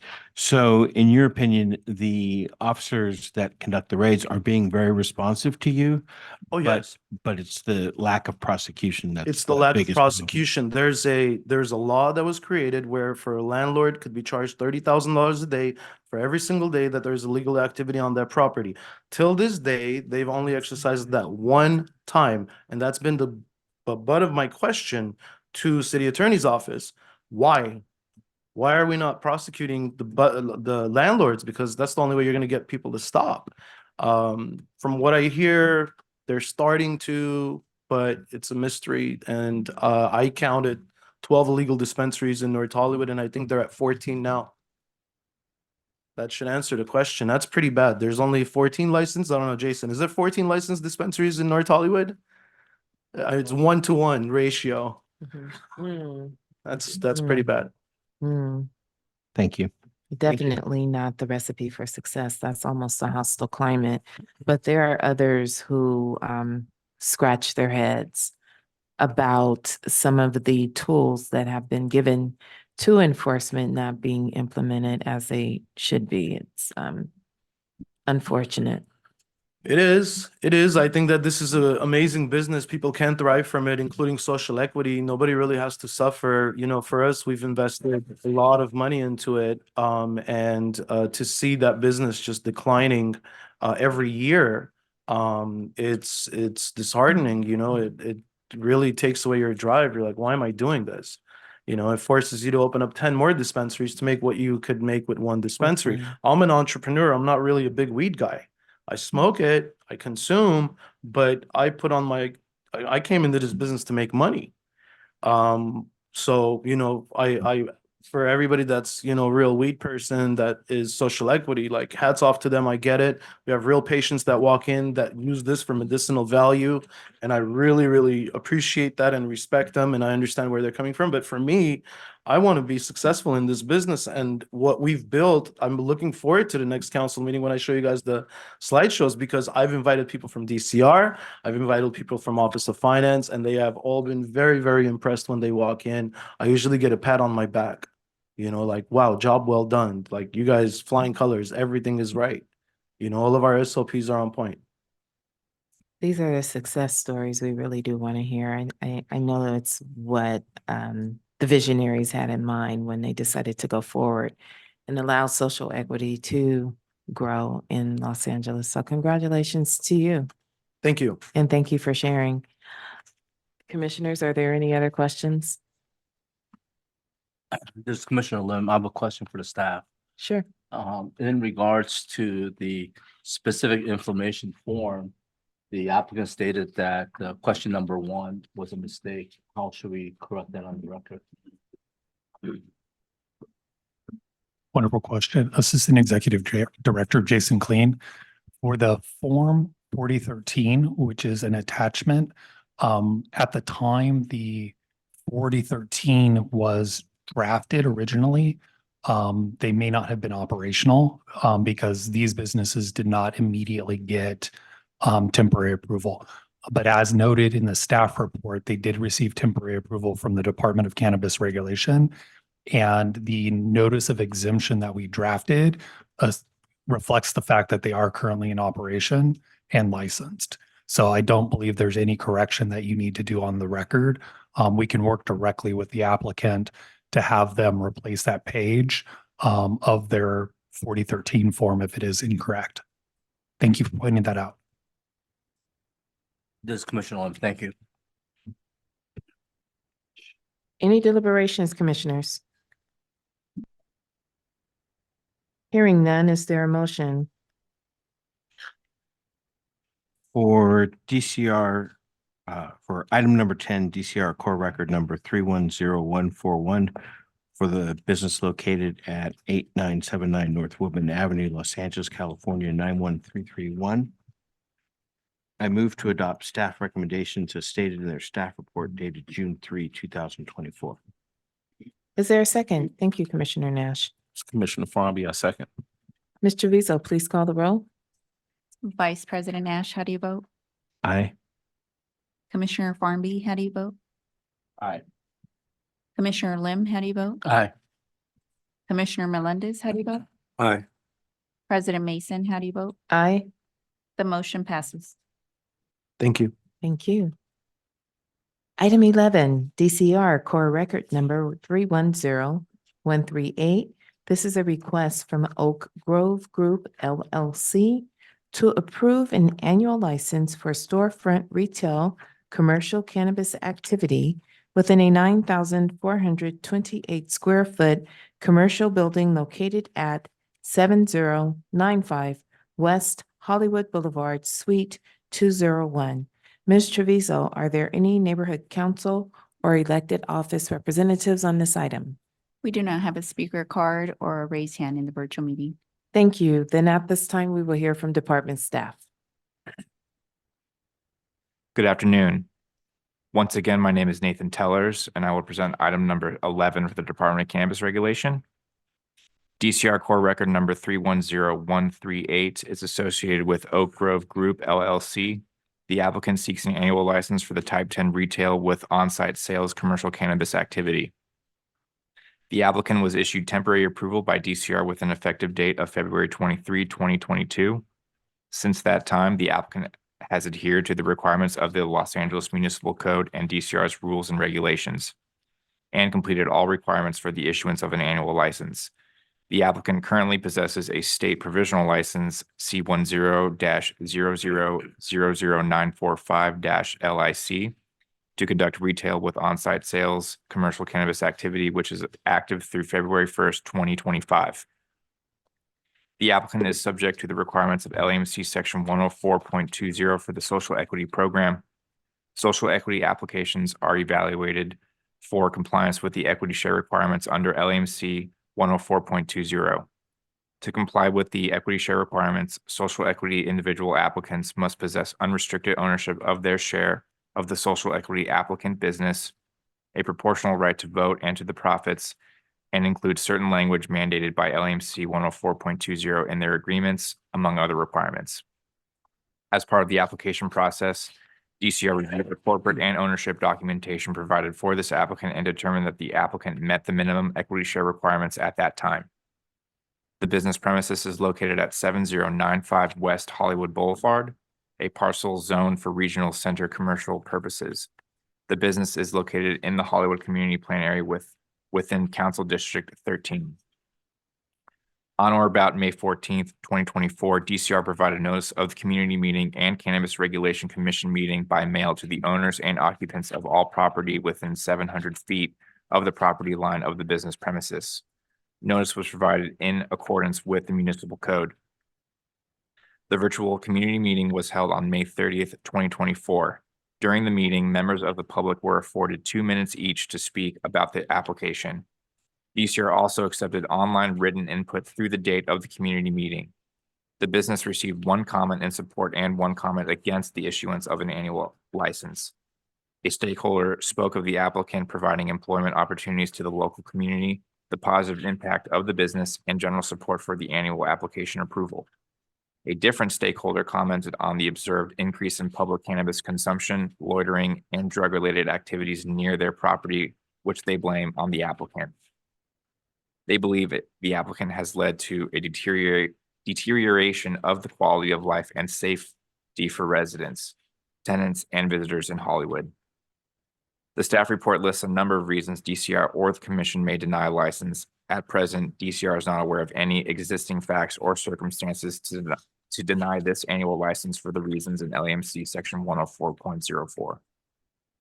Based on the department's analysis, the proposed project is consistent with the criteria for a Class 1 and Class 32 categorical exemption pursuant to CEQA guidelines.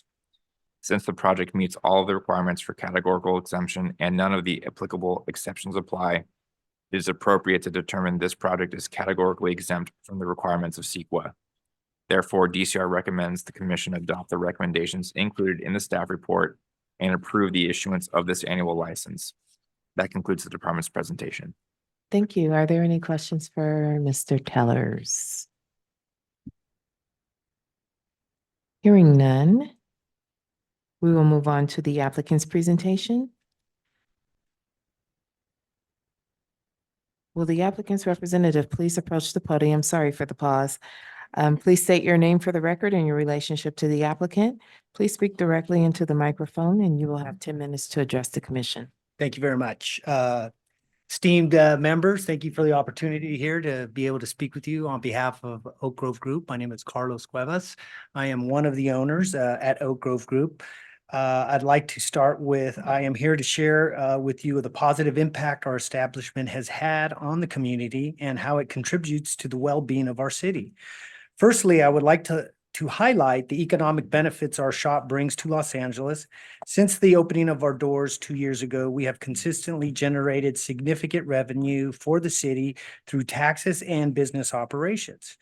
This revenue helps fund the essential public services that support the infrastructures and contributes to the overall economic health of our community. By choosing to operate with the legal framework and adhering to the strict regulatory standards, we ensure that our business remains reliable and a substantial source of income for the city. Beyond the economic contributions, our shop plays a crucial role in enhancing the quality of life of many residents through cannabis.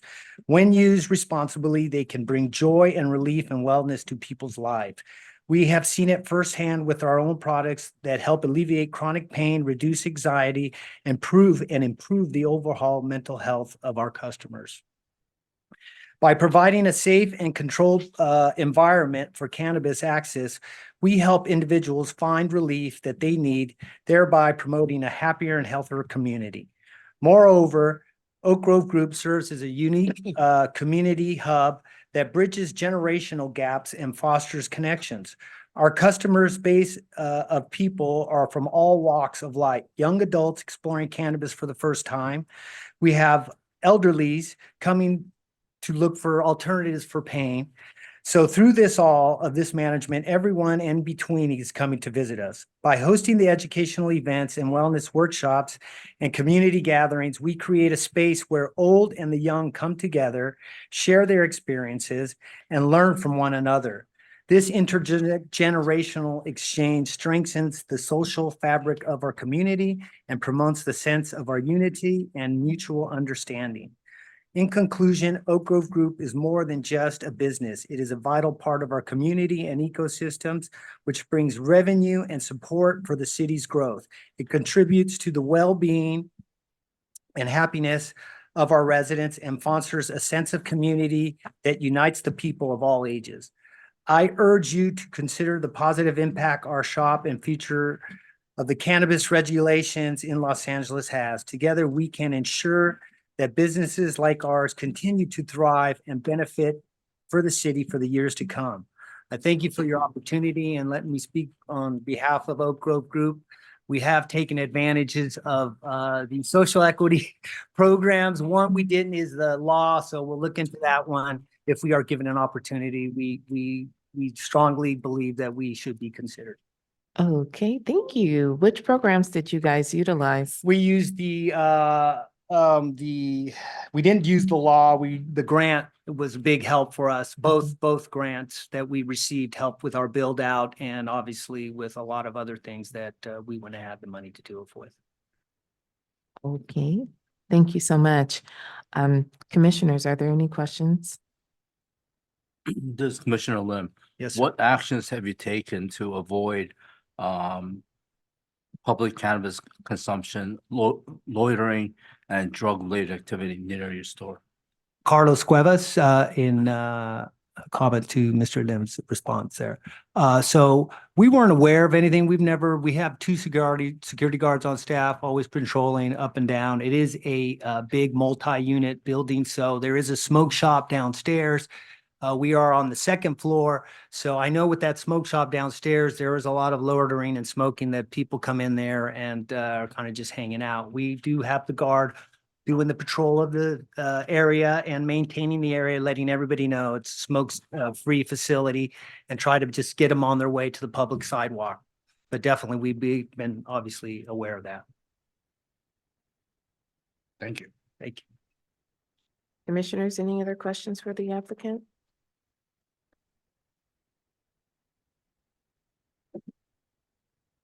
I find it interesting that they would attribute, the increase in crime in the area solely to your business. I'm just sitting here scrolling the intersection and it's. Oh, we're in the hub there. We're right on the corner of Yeah. Hollywood and La Brea. Brea. So it's the There block are of quite a stars, few lot of businesses there. tourists. The building is 9 units, so there are 9 different businesses in that unit. And I think the smoke shop gets more of the action than we do. They are on the bottom floor and they're seeing all kinds of different characters there. But we obviously are helping out with trying to control that and even thinking about hiring another unarmed guard just to patrol the parking area. Right, this is Commissioner Farmby. Have you had any issues with the transient population there at all? In response, Carlos Cuevas, in response to Mr. Farby's question, we did see a big increase of the transient level, but I have to say within the last couple months, we've seen a downturn. I mean, obviously you're going to see it, here and there, but I know they're trying to do their best there. It's a lot of mental illness and it's really sad. So I think obviously if we all put our heads together with these tax revenues that we're generating, we can help the community to help this out. I think definitely with the income that these legal dispensaries are, providing in tax revenue for the city is going to be a big help for these things, for the homeless and for the mental illness. Thank you. Thank Any other questions? All right, hearing none, are there any deliberations on this item? Okay, hearing none, is there a motion? This is Commissioner Lim. I'd like to make a motion for item number 11, DCR Core Record number 310138 for the business premise located at 7095 West Hollywood Boulevard, Suite 201. I move to adopt staff recommendation as stated in their report. It's Commissioner Melendez, I second. Ms. Treviso, please call the roll. Commissioner Lim, how do you vote? Aye. Commissioner Melendez, how do you vote? Aye. Commissioner Farnby, how do you vote? Aye. Vice President Nash, how do you vote? Aye. President Mason, how do you vote? Aye. The motion passes. Thank you, Commissioners. Thank you very much for your time. You're welcome. Commissioners, staff, and visitors, I'm going to push us through two more items, at which time we will take our break. So we are on to item number 12, DCR Core Record number 310133. This is a request from 4 Green Guys to approve an annual license for storefront retail commercial cannabis activity within 13,622 square feet commercial buildings located at 8222 North Tampa Avenue. Ms. Treviso, are there any neighborhood council or elected office representatives on this item? We do not have any speaker cards or hands raised in the virtual meeting. Thank you. At this time, we will hear from department staff. Good evening. My name is Alan Dubois.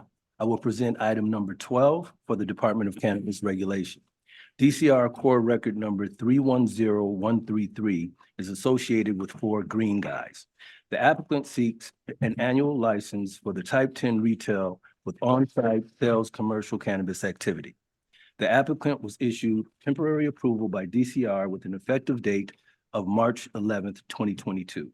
Since that time, the applicant has adhered to the requirements of the Los Angeles Municipal Code, LAMC, and DCR's rules and regulations and completed all requirements for the issuance of an annual license.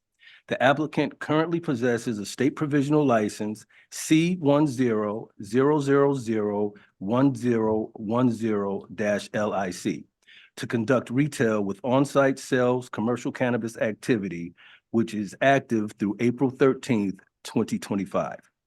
The applicant is subject to the requirements of LAMC Section 104.20 for the Social Equity Program.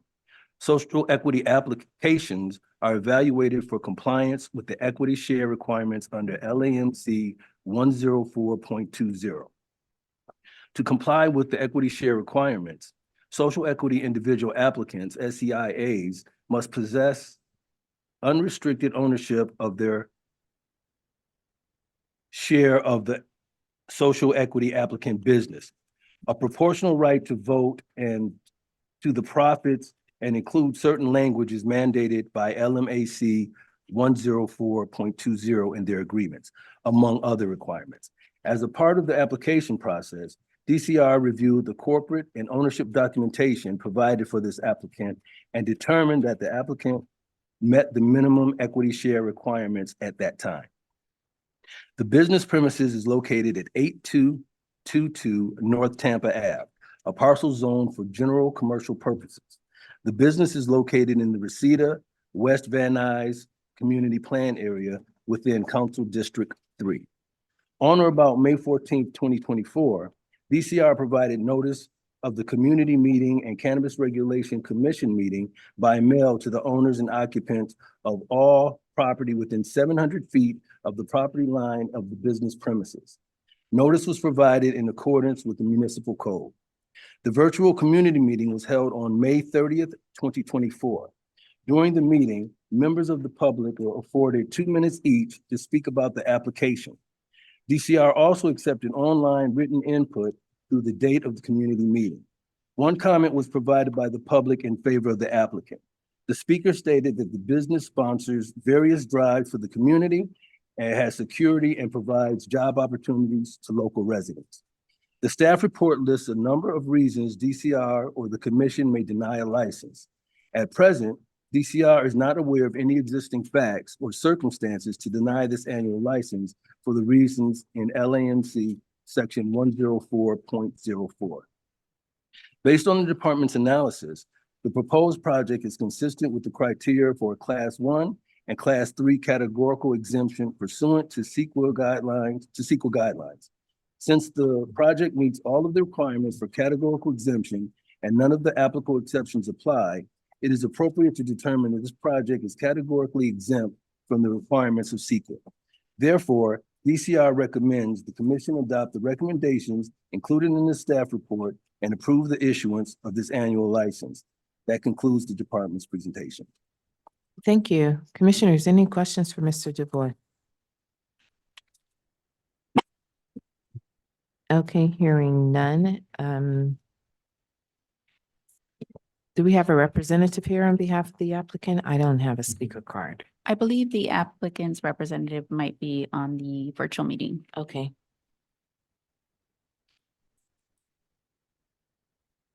Caller with phone number ending in 6656, please state your name and your relationship to the applicant, and you have 10 minutes to address the commission.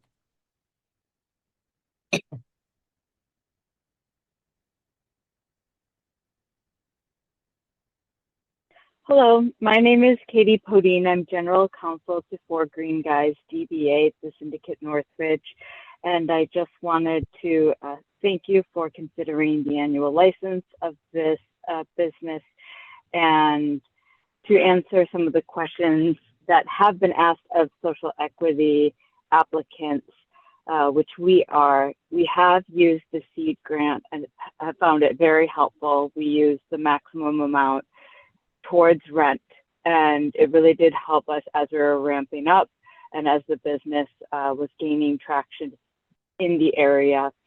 The syndicate contributes to the communities, including adopting local families each year, at Christmas to buy their presents. They've given multiple donations of PPE to local firefighters and police stations throughout COVID, and hiring food trucks to cater their meals, and will also perform small acts of service to the local businesses around the area, cleaning up the trash and vandalism. Additionally, the syndicate hires locally for its areas and provides on-site job training for vertical career growth. All managers and supervisors at these retail stores were first in entry, or at this retail store, were first in entry-level positions. And the store enhances the safety of the adjacent businesses by providing increased floodlighting, 24-hour security personnel, and outdoor cameras that continuously record. I'm happy to answer any additional questions you have about this business.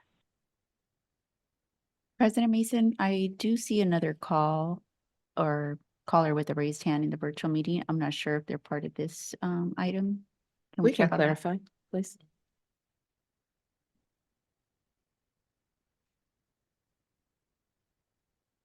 Caller with phone number ending in 7262, please state your name and your relationship to this applicant.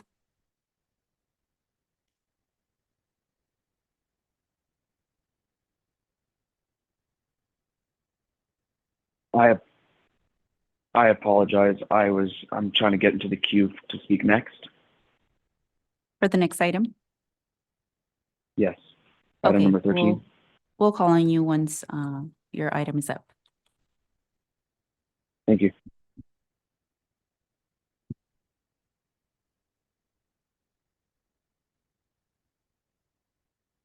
Commissioners, were there any questions for the presenter? Hi, I'm sorry, this is Commissioner Farmby. I believe you mentioned your name is Katie. Can I get your name for the record, please? Yes, my name is Katie Podine. Last name is Podin. Thank you. And Katie, how long have you all have this location been open? Oh, I would have to double check. I want to say for 3 years, maybe 2.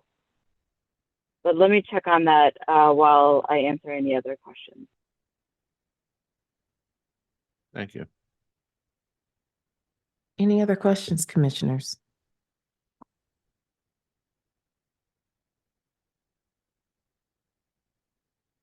Okay, there are none. So we'll just All right. wait while you find that location, that information. Good afternoon, Commissioners. Jason Clean, Assistant Executive Director. This business has been operating since spring of 2022. They received their DCR license in March, and they received their license from the DCC in April of 2022. Thank you. Thank you. Thank you, Jason. My apologies. I came on as general counsel in June of 2022 and didn't have that information on hand. I'm actually waiting to go into a graduation of a family member right now in the car. Congratulations. Thank you. Commissioners, any other questions for the applicant's representative?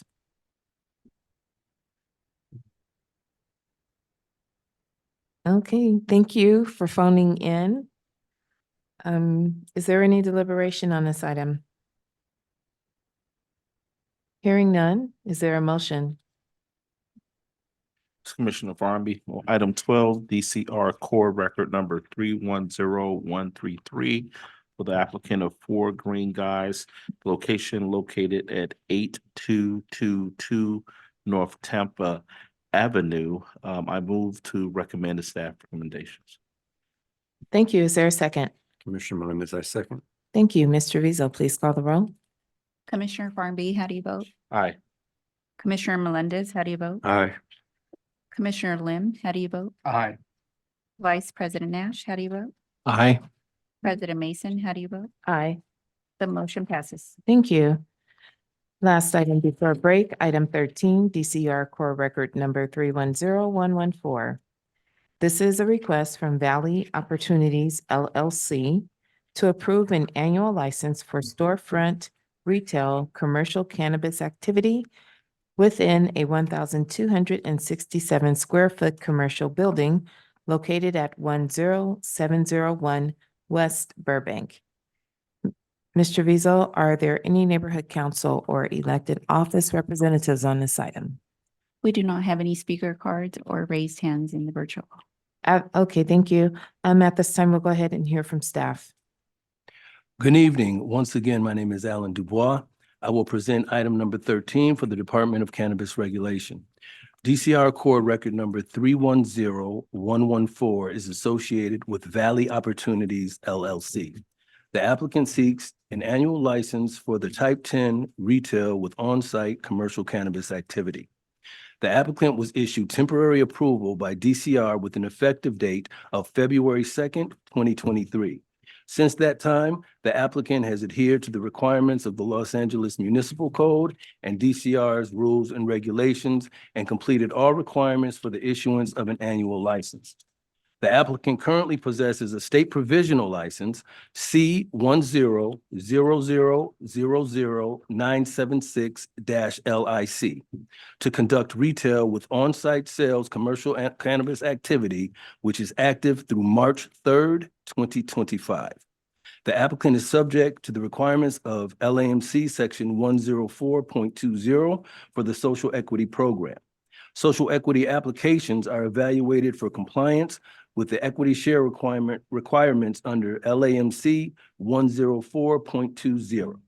To comply with the equity share requirements, social equity individual applicants must possess unrestricted ownership of their share of the social equity applicant business, a proportional right to vote and to the profits, and include certain language mandated by LAMC 104.20 in their agreements, among other requirements.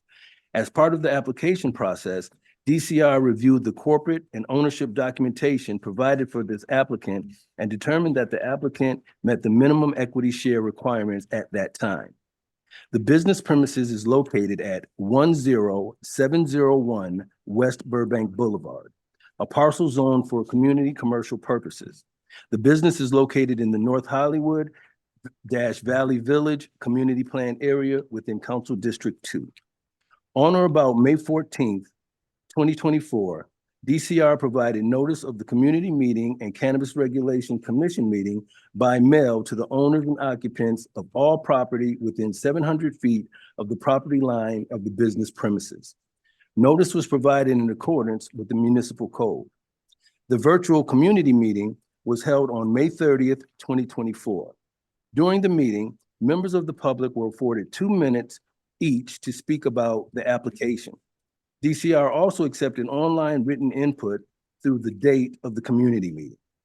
3 comments were provided by the public in favor of the applicant. Comments included clean business, kind and supportive staff, appreciates the business lighting and security, making it feel safe, enjoy shopping at this location, and feel it provides a safe and welcoming atmosphere. The staff report lists a number of reasons DCR or the commission may deny a license. At present, DCR is not aware of any existing facts or circumstances to deny this annual license for the reasons in LAMC section 104.04. Based on the department's analysis, the proposed project is consistent with the criteria for a Class 1 and a Class 32 categorical exemption pursuant to CEQA guidelines. Since the project meets all of the requirements for categorical exemption and none of the applicable exceptions apply, it is appropriate to determine that this project is categorically exempt from the requirements of CEQA. Therefore, DCR recommends the commission adopt the recommendations included in the staff report and approve the issuance of this annual license. That concludes the department's presentation. Thank you, Mr. Dubois. Are there any questions for staff from the commissioners?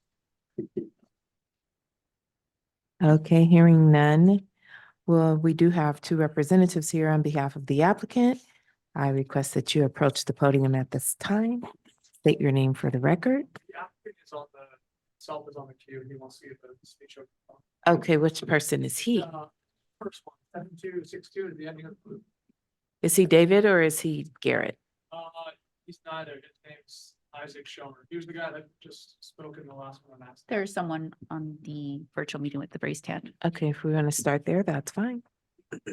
Caller with phone number ending in 7262, please state your name and your relationship to the applicant. You have 10 minutes to address the commission.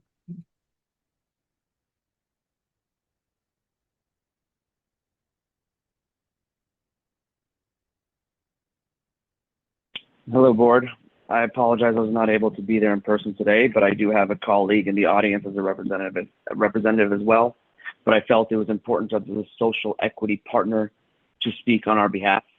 My name is Isaac Schomer. I'm the owner of Valley Opportunities LLC, located at 10701 Burbank Boulevard in North Hollywood, a new small dispensary located in the San Fernando Valley. I'm grateful for the opportunity to be heard by the commission in regards to our annual licensing today, and not only represent Swish Cannabis, but also hear valuable feedback from the community we serve. We understand the importance of being a valued member of the North Hollywood community. As a Valley native myself, I'm proud of how we have transferred a neglected storefront on our block that had a ripple effect as we quickly saw more buildings being renovated and small businesses opening around us. It's exciting to be a part of a growing and vibrant community. The industry is highly competitive, but we believe our deep commitment to the community sets us apart. We're here for the long haul, and that commitment extends to our team. We're proud to employ local residents who understand and reflect the values of North Hollywood. The passion and dedication are evident in the hundreds of supportive reviews we've received in just our first year of operation, with 0 complaints. Swish Cannabis is more than just a dispensary. It's a safe and welcoming environment for North Hollywood residents to explore the world of cannabis. We've designed our store with that in mind, making it safe and easy and comfortable place to get cannabis and learn about the plant and all of its benefits. To further ensure safety and open communication, I personally serve as a neighborhood liaison for Swish Cannabis. My phone number and email address are clearly displayed on the building, making me readily available to address any questions or concerns residents might have. Additionally, we have a dedicated security team that not only monitors our store, but also extends their services to the surrounding area. This proactive approach fosters a sense of security for both our customers and the broader community. We are social equity licensed, and I have greatly enjoyed and appreciate all of the available social equity help the city has offered through the social equity program. We've received grants, and I have weekly coaching calls in regards to business development, compliance, accounting, and employment through this program. Swish Cannabis aspires to be a model for responsible cannabis businesses in Los Angeles. We are confident that by working together with the community and this esteemed committee, we can contribute positively to the growth and well-being of North Hollywood. Thank you for your time and consideration, and I welcome any and all questions. Thank you for phoning in, and thank you for getting in front of my question train. I appreciate that. Are there any questions from members of the commission? It's Commissioner Farby. The location, where your business is, I'm familiar with the location, and you talked about your security. Your folks are on the inside and outside of the premises? They're primarily in the inside, but we do sweeps of the location because we do have an alley behind us. So we tend to go around and pick up trash and kind of just make sure that they just do consistent sweeps throughout the day. Thanks. I have just Commissioner Farm again, just a quick follow-up. There is an alley and a parking lot that's adjacent to the building. Have you all had any issues with the transient population over there? To be honest, we have maybe had one encounter with some issues there, but not much. It has not been that big of an issue for us. Thank you. And then last question. Can you talk to us a little bit about what you've done to connect with the North Hollywood community there? Yes, absolutely. So we do a lot of like cross promotion with some of our local businesses around us. We haven't, like I said, a lot of new businesses are popping up around us. And so we've kind of done just having like coupons or anything that we can do to help each other out. We send a lot of customers to the local chicken place that's a couple doors down from us. And this really just cross promotions. And during the holidays, we did a toy drive and a food drive for our community as well. Thank you. Thank you. Any other questions, commissioners? Hearing none, is there any deliberation on this item? That sounds like no. Is there a motion?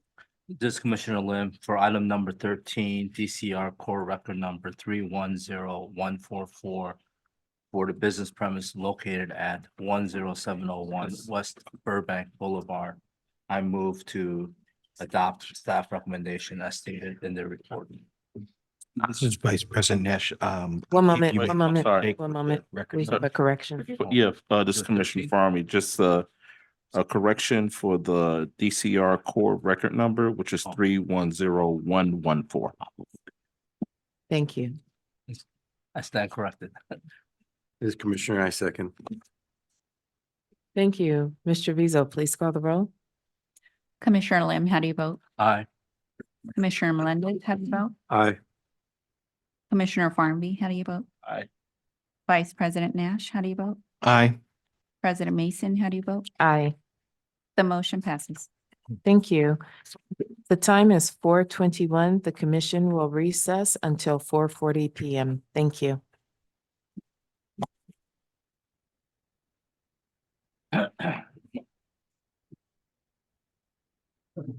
Coffee.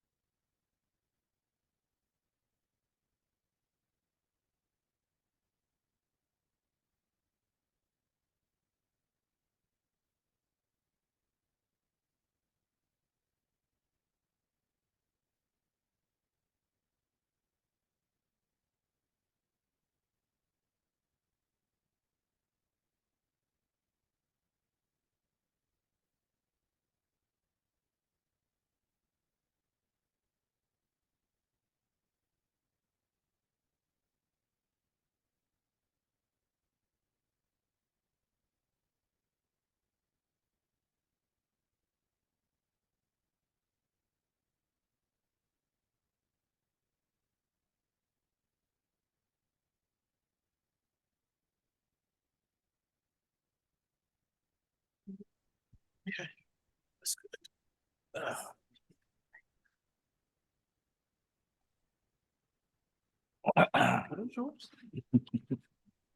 Thank you, ladies and gentlemen. We are now resuming our meeting. We are beginning with item 14, which is DCR Core Record Number 310112. I am on the wrong page. This is a request from Happy Port Industries to approve an annual license for storefront retail commercial cannabis activity within a 4,912 square foot commercial building located at 1300 West Pacific Coast Highway. Ms. Treviso, are there any neighborhood council or elected office representatives on this item? We do not have a speaker card or any raised hands in the virtual meeting. Thank you. Then at this time, we will hear from department staff. Good evening. Once again, my name is Alan Dubois, and I will present item number 14 for the Department of Cannabis Regulation. DCR Core Record Number 310112 is associated with Happy Port Industries. The applicant seeks an annual license for the Type 10 retail with on-site sales commercial cannabis activity. The applicant was issued temporary approval by DCR with an effective date of November 27th, 2023. Since that time, the applicant has adhered to the requirements of the Los Angeles Municipal Code and DCR's rules and regulations and completed all requirements for the issuance of an annual license.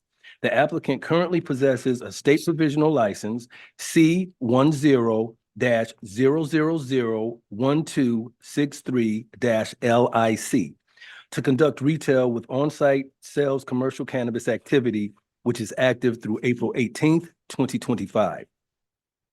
The applicant is subject to the requirements of LAMC Section 104.20 for the Social Equity Program. Social equity applications are evaluated for compliance with the equity share requirements under LAMC 104.20. To comply with the equity share requirements, social equity individual applicants must possess unrestricted ownership of their share of the social equity applicant business, a proportional right to vote and to the profits, and include certain language mandated by LAMC 104.20 in their agreements, among other requirements. As a part of the application process, DCR reviewed the corporate and ownership documentation provided for this applicant and determined that the applicant met the minimum equity share requirements at that time. The business premise is located at 1300-1330 West Pacific Coast Highway, Harbor City, California, 90710, a parcel zoned for general commercial purposes. The business is located in the Wilmington Harbor City Community Plan area within Council District 15. On or about May 14th, 2024, DCR provided the notice of the community meeting and Cannabis Regulation Commission meeting by mail to the owners and occupants of all property within 700 feet of the property line of the business premises. Notice was provided in accordance with municipal code. The virtual community meeting was held on May 30th, 2024. During the meeting, members of the public were afforded 2 minutes each to speak about the application. DCR also accepted online written input through the date of the community meeting. One oral comment in support was provided by a representative of the business. The staff report lists a number of one oral comment in support was provided by a representative of the business. No written comments were provided. The staff report lists a number of reasons DCR or the commission may deny a license. At present, DCR is not aware of any existing facts or circumstances to deny this annual license for the reason in LAMC Section 104.04. Based on the department's analysis, the proposed project is consistent with the criteria for a Class 1 and Class 32 categorical exemption pursuant to CEQA guidelines. Since the project meets all of the requirements for categorical exemption and none of the applicable exceptions apply, it is appropriate to determine that this project is categorically exempt from the requirements of CEQA. Therefore, DCR recommends the commission adopt the recommendations included in the staff report and approve the issuance of this annual license. That concludes the department's presentation. Thank you, Mr. Dubois. Are there any questions? Dubois, are there any questions for staff?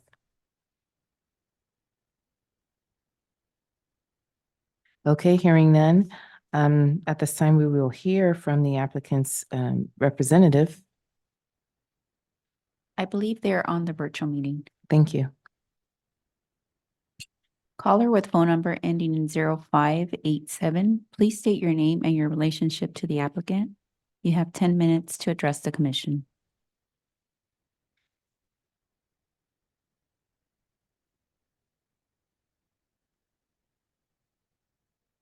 Good afternoon, Honorable Chair and esteemed commission members. My name is Sean Maddox, and I'm the Chief Compliance and Legal Officer for the applicant.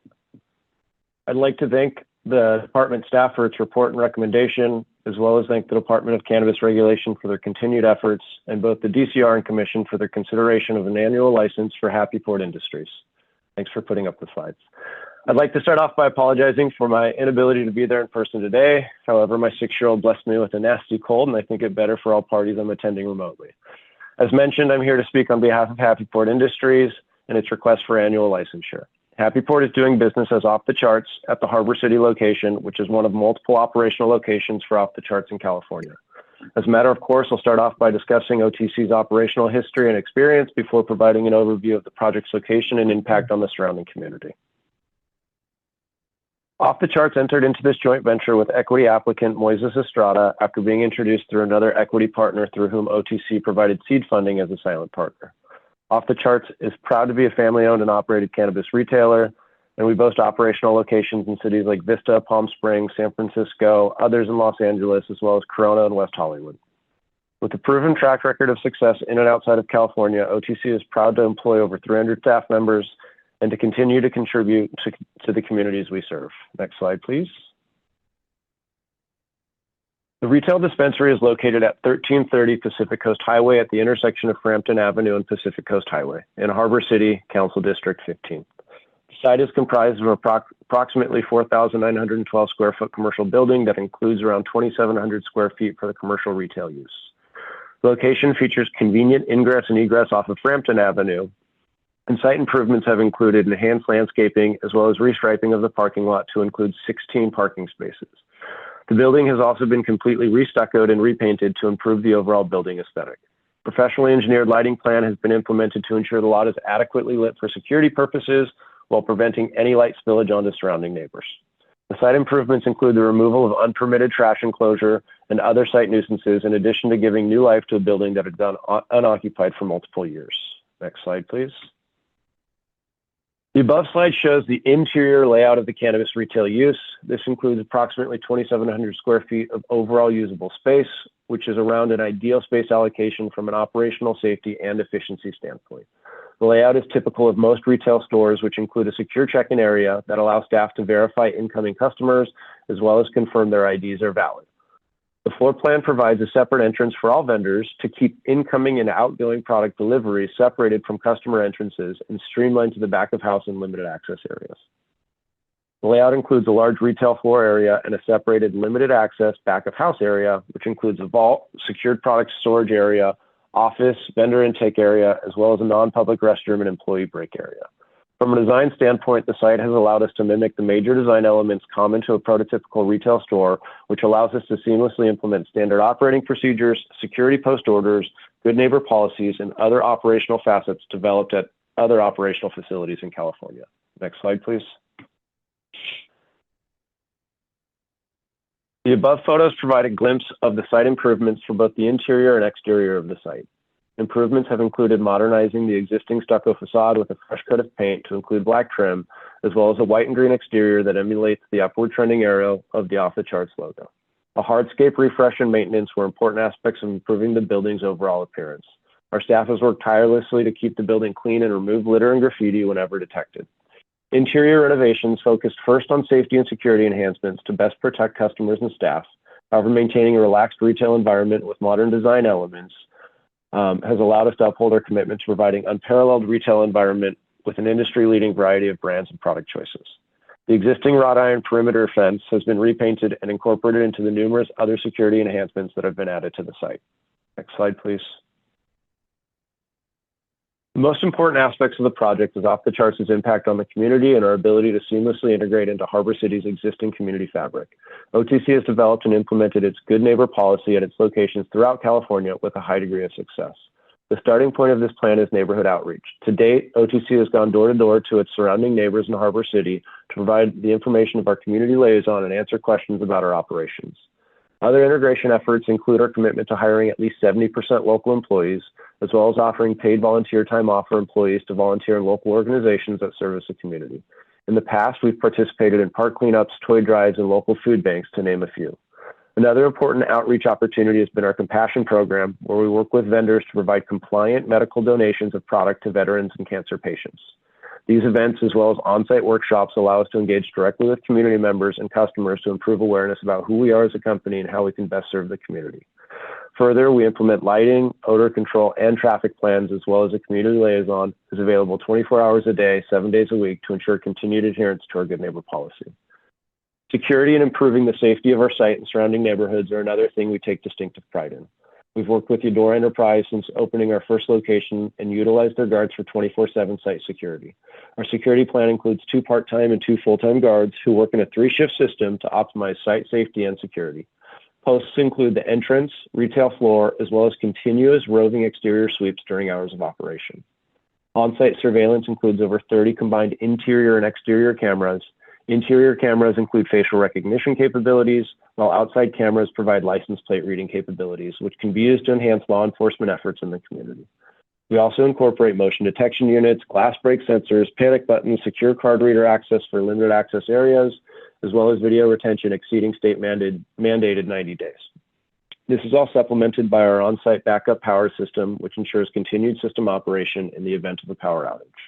We are proud of our ability to integrate into the communities we have served with no negative impact on our neighbors at other operational locations, and we look forward to continuing that track record in Harbor City.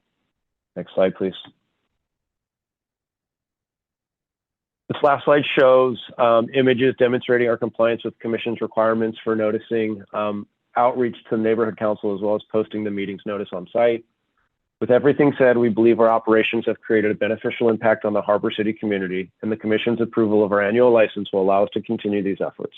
Our continued commitment to local hiring and fair wages have provided direct local economic effects, and we look forward to continuing to hire locally and promote from within. Furthermore, our commitment to our Good Neighbor policy and outstanding track record of enhancing the safety and security of the neighborhood has allowed us to immediately impact our businesses surrounding neighbors. We're encouraged by the opportunity to continue to serve the community of Harbor City and respectfully request the Commission supports the Department's requested actions. Thank you for your time. I'm available to answer any additional questions the Commission has about our operations or the location. Thank you, and thank you for the presentation. Bless you. You're starting up again. This is President Mason, and as has been my practice throughout this meeting, curious to know which services in the social equity program you all have taken advantage of. I had a feeling this question was coming. It's here. So we did apply for grants. We also worked with our social equity applicant to apply for grants for his micro business. And then we did avail ourselves to pro bono counsel to make sure that we complied with the equity share requirements in developing partnership agreements. That's what I want to hear. Thank you so much. Yeah, and I myself, as an attorney, participated in LACPA's pro bono efforts. Okay. You know, I really appreciate what LA's done and tried to do. I know it's not always perfect, but there has been a lot of resources and support for social equity in general. So thank you guys for that. Thank you. Appreciate that. Commissioners, any questions for the applicant? This is Vice President Nash. I just wanted to thank you for the excellent presentation. It was extremely thorough and very informative, so I really appreciate it. This is President Mason. I was kind of I was impressed yet spooked by the facial recognition portion of your security system. I'm like, oh boy. It's pretty standard at the high resolution, and I will ask you guys not to make fun of me for having a near identical presentation in about 3 or 4 slides for a similar operator. But yeah, with We the amount of absolutely will. All right. Well, as long as there's support, then I'll be okay with it. But yeah, with the pixel requirements at the state level, the facial recognition capability is really just a pretty easy add-on to the existing security network. Awesome. Thank you.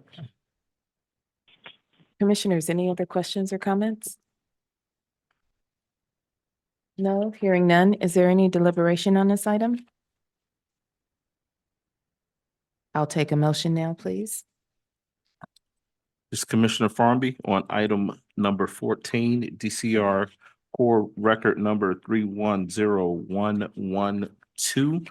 Applicant Happy Port Industries located at 1300 West Pacific Coast Highway. I make a motion to adopt the staff's recommendation. Commissioner Melendez, I second. Thank you. Mr. Vizo, please call the roll. Commissioner Farmby, how do you vote? Aye. Commissioner Melendez, how do you vote? Aye. Commissioner Lim, how do you vote? Aye. Vice President Nash, how do you vote? Aye. President Mason, how do you vote? Aye. The motion passes. Thank you. On to item number 15, DCR Core Record number 310101. This is a request from La Brea Connection LLC to approve an annual license for storefront retail commercial cannabis activity within a 14,356 square foot commercial building located at 360 South La Brea Avenue. Mr. Vizo, are there any neighborhood council or elected office representatives on this item? We do not have a speaker card or any raised hands in the virtual meeting. Thank you. Then at this time, we will hear from staff. Good evening. Once again, my name is Alan Dubois, and I will present item number 15 for the Department of Cannabis Regulation. DCR Core Record number 310101 is associated with La Brea Connection LLC. The applicant seeks an annual license for the Type 10 retail with on-site sales commercial cannabis activity. The applicant was issued temporary approval by DCR with an effective date of April 25th, 2023. Since that time, the applicant has adhered to the requirements of the Los Angeles Municipal Code and DCR's rules and regulations and completed all requirements for the issuance of an annual license. The applicant currently possesses a state provisional license C10-000-1253-LIC to conduct retail with on-site commercial cannabis activity, which is active through April 9th, 2025. The applicant is subject to the requirements of LAMC Section 104.20 for the Social Equity Program. Social equity applications are evaluated for compliance with the equity share requirements under LAMC 104.20. To comply with the equity share requirements, social equity individual applicants must possess unrestricted ownership of their share of the social equity applicant business, a proportional right to vote and to the profits, and include certain language mandated by LAMC 104.20 in their agreements, among other requirements. As part of the application process, DCR reviewed the corporate and ownership documentation provided for this applicant and determined that the applicant met the minimum equity share requirements at that time. The business premises is located at 360 South La Brea Avenue, Los Angeles, California, 90036, a parcel zoned for general commercial purposes. The business is located within the Wilshire Community Plan Area within Council District 5. On or about May 14th, 2024, DCR provided notice of the community meeting and Cannabis Regulation Commission meeting by mail to the owners and occupants of all property within 700 feet of the property line of the business premises. Notice was provided in accordance with the municipal code. The virtual community meeting was held on May 30th, 2024. During the meeting, members of the public were afforded 2 minutes each to speak about the application. DCR also accepted online written input through the date of the community meeting. In general, the oral and written comments provided by the public were in favor of the applicant. A local resident was opposed to the issuance of the license for this location due to the following safety concerns: increased home burglaries and homelessness. The staff report lists a number of reasons DCR or the commission may deny a license. At present, DCR is not aware of any existing facts or circumstances to deny this annual license for the reasons in LAMC section 104.04. Based on the department's analysis, the proposed project is consistent with the criteria for a Class 1 and a Class 32 categorical exemption pursuant to CEQA guidelines. Since the project meets all of the requirements for categorical exemption and none of the applicable exceptions apply, it is appropriate to determine this project is categorically exempt from the requirements of CEQA. Therefore, DCR recommends the commission adopt the recommendations included in the staff report and approve the issuance of the annual license. That concludes the department's presentation. Thank you. Commissioners, any questions for the department? Okay, hearing none. Mr. Vizo, well, actually, we do have a representative present on behalf of the applicant. You may approach the podium at this time, state your name, your relationship to the applicant, and you will have 10 minutes. Welcome back. Thank you. Good to see everybody again. Hello, commissioners. Happy birthday, Jason. I am Mike Sagan. I'm the licensing consultant for La Brea Connection LLC, DCR Core Record Number 310101. This business has been operational since October of 2023, and it operates under strict compliance of LAMC's cannabis procedures and DCR's rules and regulations.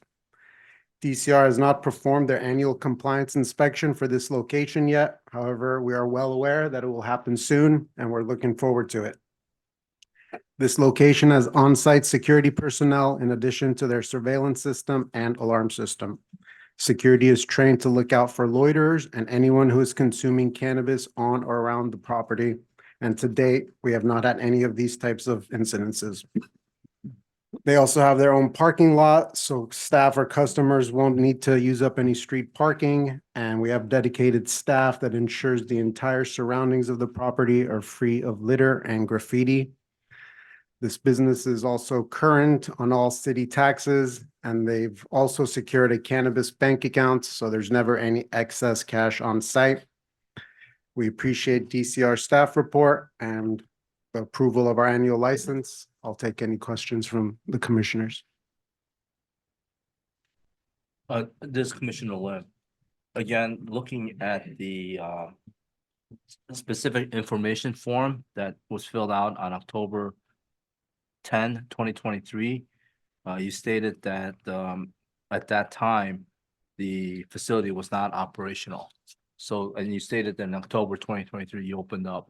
Do you recall the exact date that you opened up? I think it was the 28th, towards the end of October. So probably second what Jason said for that other applicant at the time of preparing that form. They probably were not operational yet. Okay. It used to be a meditation studio? Yeah, the den used to be there, yes. I saw that too. Thank you. Any other questions, commissioners? So I do have a question. It's the social equity programming utilization Yep. question. So yeah, besides the events that DCR hosts to help the applicants in the licensing process, that's all they've partaken in. They have not done the seed grant or any of the pro bono services. Okay, thank you. This is Commissioner Lim. One of the homeowners raised concern about increased home burglaries and homelessness. Yes. What does your facility have done to monitor? So yeah, burglaries and unfortunately, homelessness? that complaint was not part of the virtual meeting. I guess they wrote in, and we only saw that on DCR staff report just the other day. There's no way it could be pinpointed directly to us. We have security that monitors the entire premises, the parking lot, the back alley. Unfortunately, this is a problem in all of Los Angeles and hopefully it improves, but it's definitely not because of this business. So your security guard monitors outside of your facility, Absolutely. and about how many times do they do a loop around the outside facility? I can't say exactly, but it's Up- definitely estimate. multiple times a day. And what's the practice if they see some sort of homelessness being there or or home burglary? I mean, so nobody's seen any home burglaries. There's never been any loitering or on-site consumption, but it is part of the security's SOPs to look out for that. And if they do, they will tell people to move on their way. Thank you.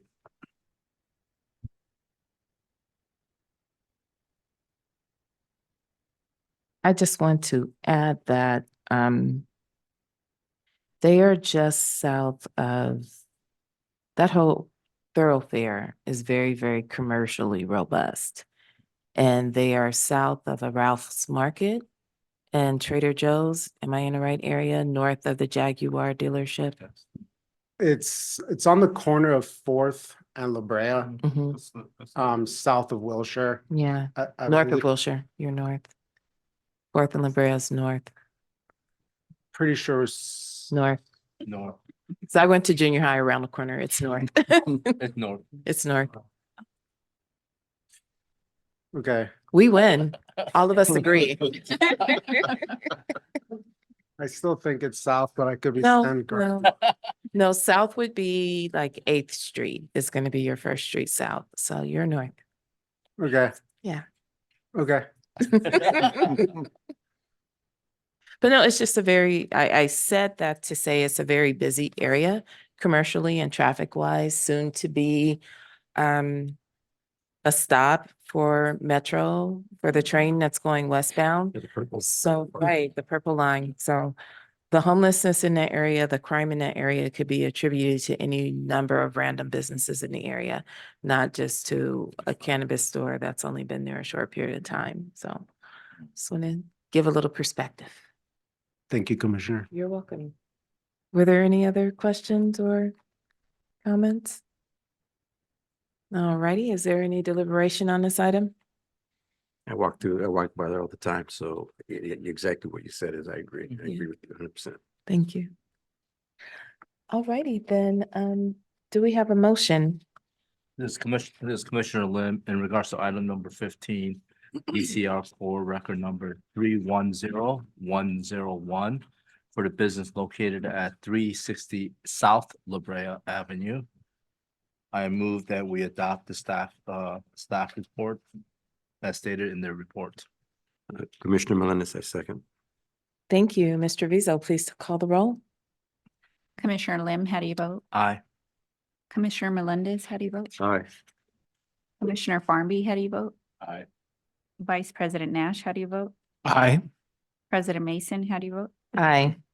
The motion passes. For Thank you north of Wilshire. I'm gonna go check right now. You go check. You're north of And I'll- You might have a south address, but it's north. He's right. You're north of Wilshire. I'll apologize in about half an hour. We are on to item number 16, DCR Core Record number 310099. This is a request from Kindly Labs LLC to approve an annual license for storefront retail commercial cannabis activity within 42,862 square feet commercial buildings located at 10835 West Van Owen Street, Suite 2 and 4. Ms. Treviso, are there any neighborhood council or elected office representatives on this item? We do not have a speaker card or any raised hands in the virtual meeting. Okay, thank you. We will go ahead and hear from staff at this time. Good evening. Once again, my name is Alan Dubois, and I will present item number 16 for the Department of Cannabis Regulation. DCR Core Record number 310099 is associated with Kindly Labs LLC. The applicant seeks an annual license for the Type 10 retail with on-site sales commercial cannabis activity. The applicant was issued temporary approval by DCR with an effective date of January 12th, 2023. Since that time, the applicant has adhered to the requirements of the Los Angeles Municipal Code and DCR's rules and regulations and completed all requirements for the issuance of an annual license. The applicant currently possesses a state provisional license, C10-0001216-LIC, to conduct retail with on-site sales commercial cannabis activity, which is active through January 26, 2025. The applicant is subject to the requirements of LAMC Section 104.20 for the Social Equity Program. Social equity applications are evaluated for compliance with equity share requirements under LAMC 104.20. To comply with the equity share requirements, social equity individual applicants must possess unrestricted ownership of their share of the social equity applicant business, a proportional right to vote and to the profits, and include certain language mandated by LAMC 104.20 in their agreements, among other requirements. As a part of the application process, DCR reviewed the corporate and ownership documentation provided for this applicant and determined that the applicant met the minimum equity share requirements at that time. The business premises is located at 10835 West Van Owen Street, a parcel zone for light manufacturing purposes. The business is located in the North Hollywood Valley Village Community Plan area within Council District 2. On or about May 14th, 2024, DCR provided the notice of the community meeting and Cannabis Regulation Commission meeting by mail to the owners and occupants of all property within 700 feet of the property line of the business premises. Notice was provided in accordance with the municipal code. The virtual community meeting was held on May 30th, 2024. During the meeting, members of the public were afforded 2 minutes each to speak about the application. DCR also accepted online written input through the date of the community meeting. The oral and written comments provided by the public were in favor of the applicant. The staff report lists a number of reasons DCR or the commission may deny a license. At present, DCR is not aware of any existing facts or circumstances to deny this annual license for the reasons in LAMC Section 104.04. Based on the department's analysis, the proposed project is consistent with the criteria for a Class 1 and a Class 32 categorical exemption pursuant to CEQA guidelines. Since the project meets all requirements for categorical exemption and none of the applicable exceptions apply, it is appropriate to determine that this project is categorically exempt from the requirements of CEQA. Therefore, DCR recommends the commission adopt the recommendations included in the staff report and approve the issuance of this annual license. That concludes the department's presentation. Thank you, Mr. Dubois. Are there any questions for staff? Okay, hearing none, we will move on to the applicant's presentation. I'm suspecting that they are on the Zoom queue. We don't have anyone with a raised hand, but if there's anyone representing the applicant and you're in the virtual meeting, please dial *9 to raise your hand.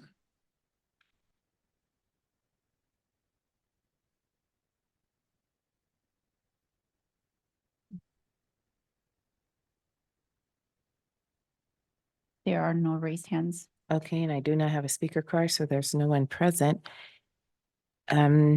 Commissioners, any deliberation on this item? Concerns, questions?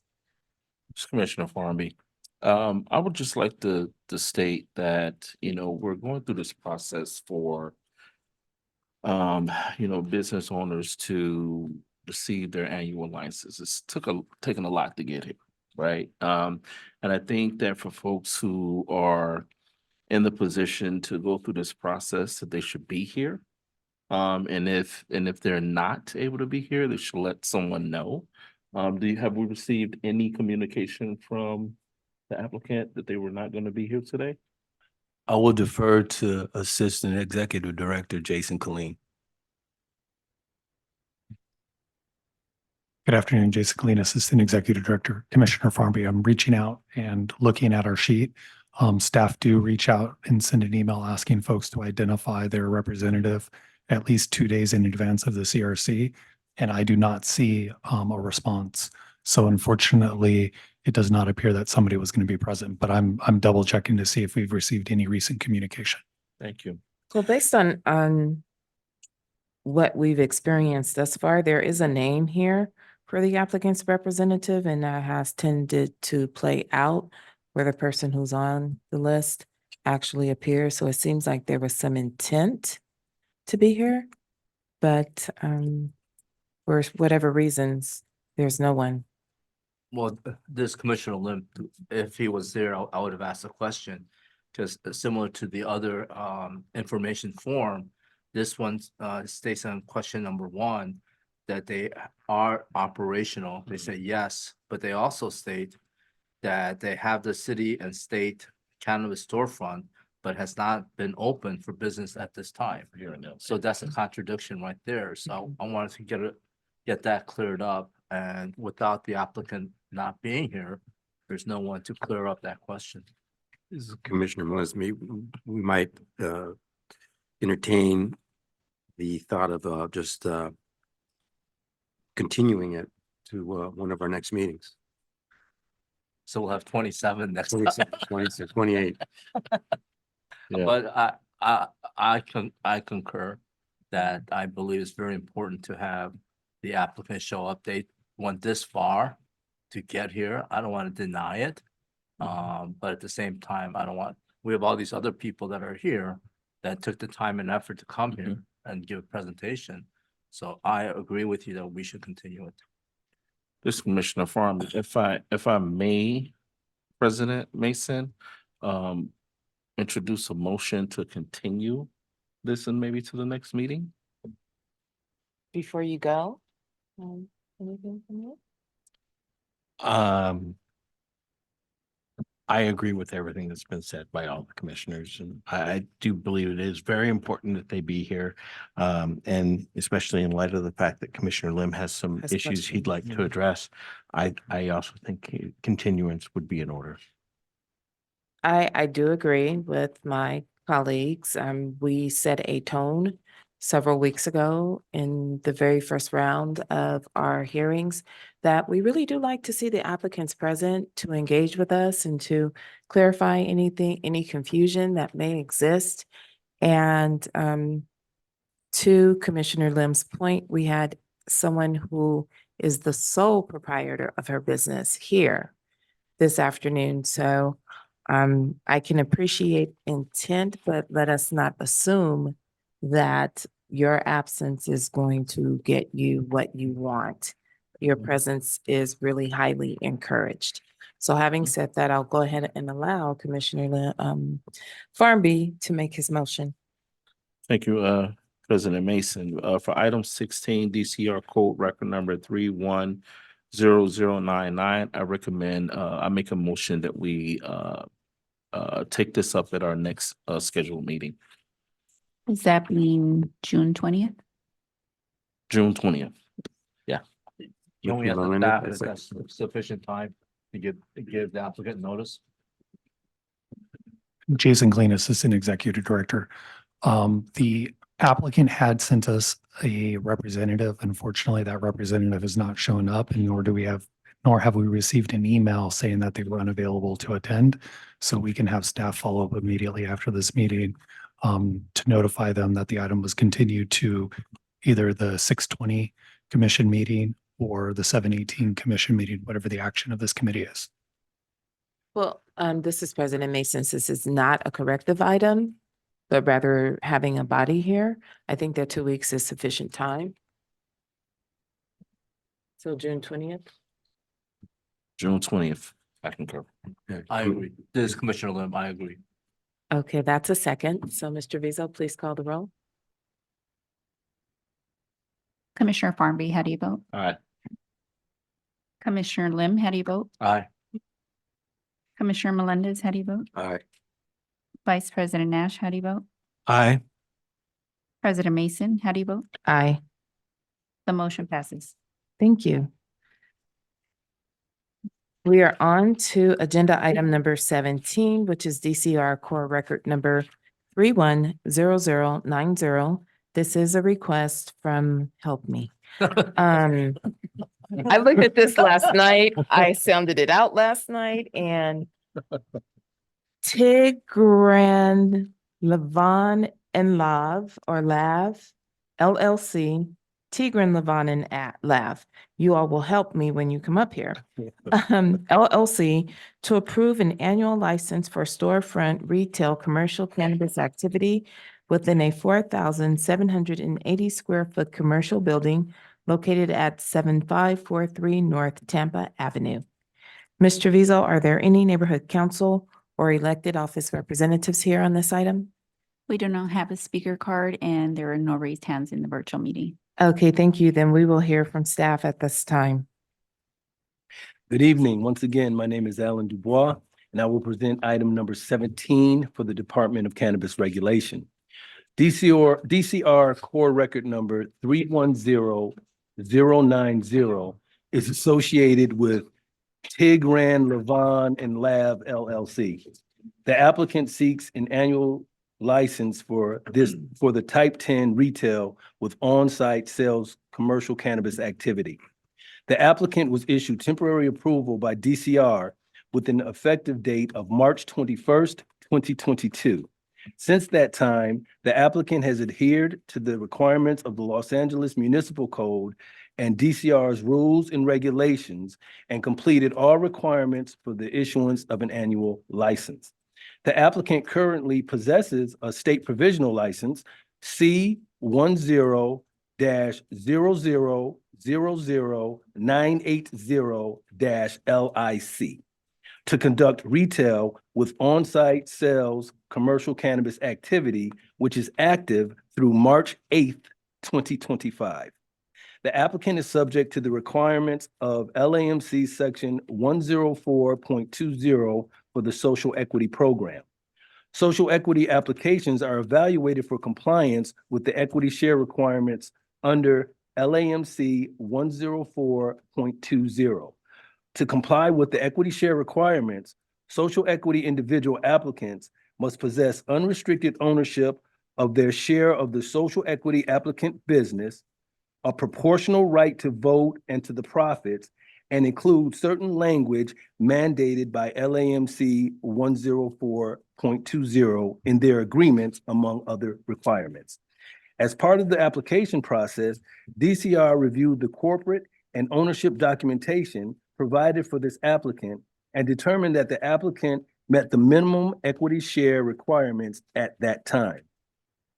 The business premises is located at 7543 North Tampa Avenue, a parcel zone for general commercial purposes. The business is located in the Reseda West Van Nuys Community Plan area within Council District 3. On or about May 14th, 2024, DCR provided the notice of the community meeting and Cannabis Regulation Commission meeting by mail to the owners and occupants of all property within 700 feet of the property line of the business premises. Notice was provided in accordance with the municipal code. The virtual community meeting was held on May 30th, 2024. During the meeting, members of the public were afforded 2 minutes each to speak about the application. DCR also accepted online written input through the date of the community meeting. In general, the oral and written comments provided by the public were in favor of the applicant.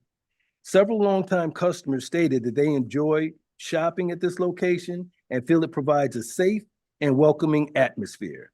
Knowledgeable staff, great products, great medicinal benefits, great addition to the community. Commitment to the local community, local hiring, lists various security measures in place, such as on-site security and robust surveillance, and have a strong commitment to staff and customers. However, Two speakers expressed general safety concerns regarding cannabis use.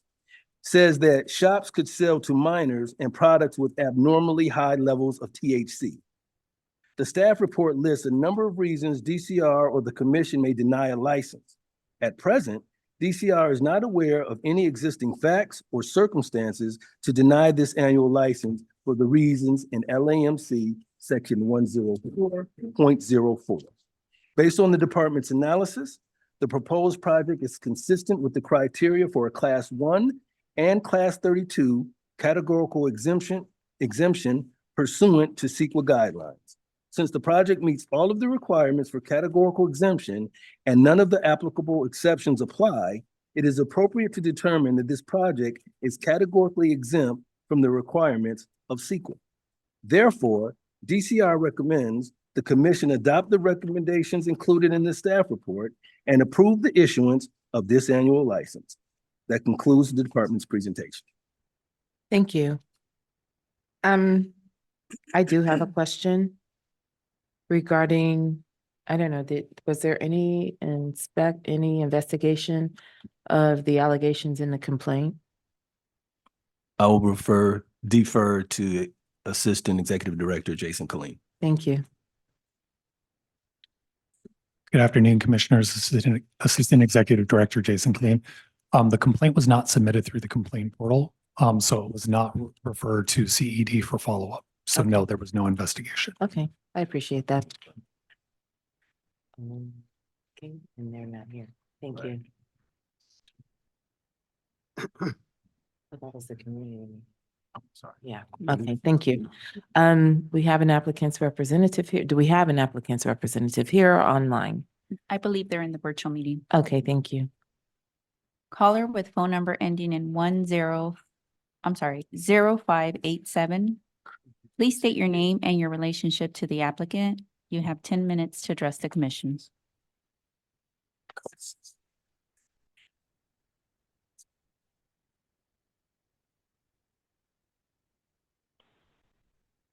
Good evening again, Honorable Chair and esteemed Commission members. My name is Sean Maddox, and I'm the Chief Compliance and Legal Officer for the applicant.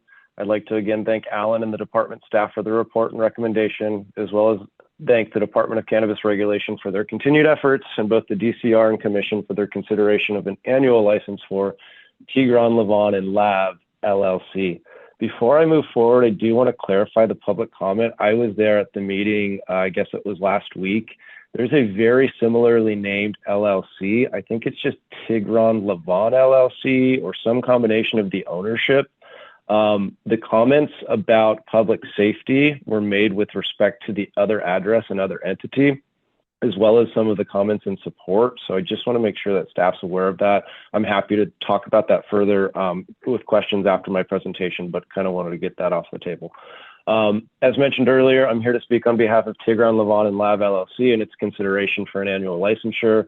I'll apologize ahead of time for any redundancies from my last presentation, but as these projects are managed by a common ownership group, many of the operational impacts and community benefits are bound to overlap. Tigran, Levon, and Lav is doing businesses off the charts. The store was previously run by the Set Dispensary Group and has changed ownership as of earlier this year. As a matter of course, I'll start by discussing OTC's operational history and experience before providing an overview of the project's location and impact on the surrounding community. Off the Charts is a family-owned and operated cannabis retailer with locations in Vista, Palm Springs, San Francisco, Los Angeles, Corona, and West Hollywood. With a proven track record of success inside and outside of California, OTC is proud to employ over 300 staff members and to continue to contribute to the communities we serve. Next slide, please.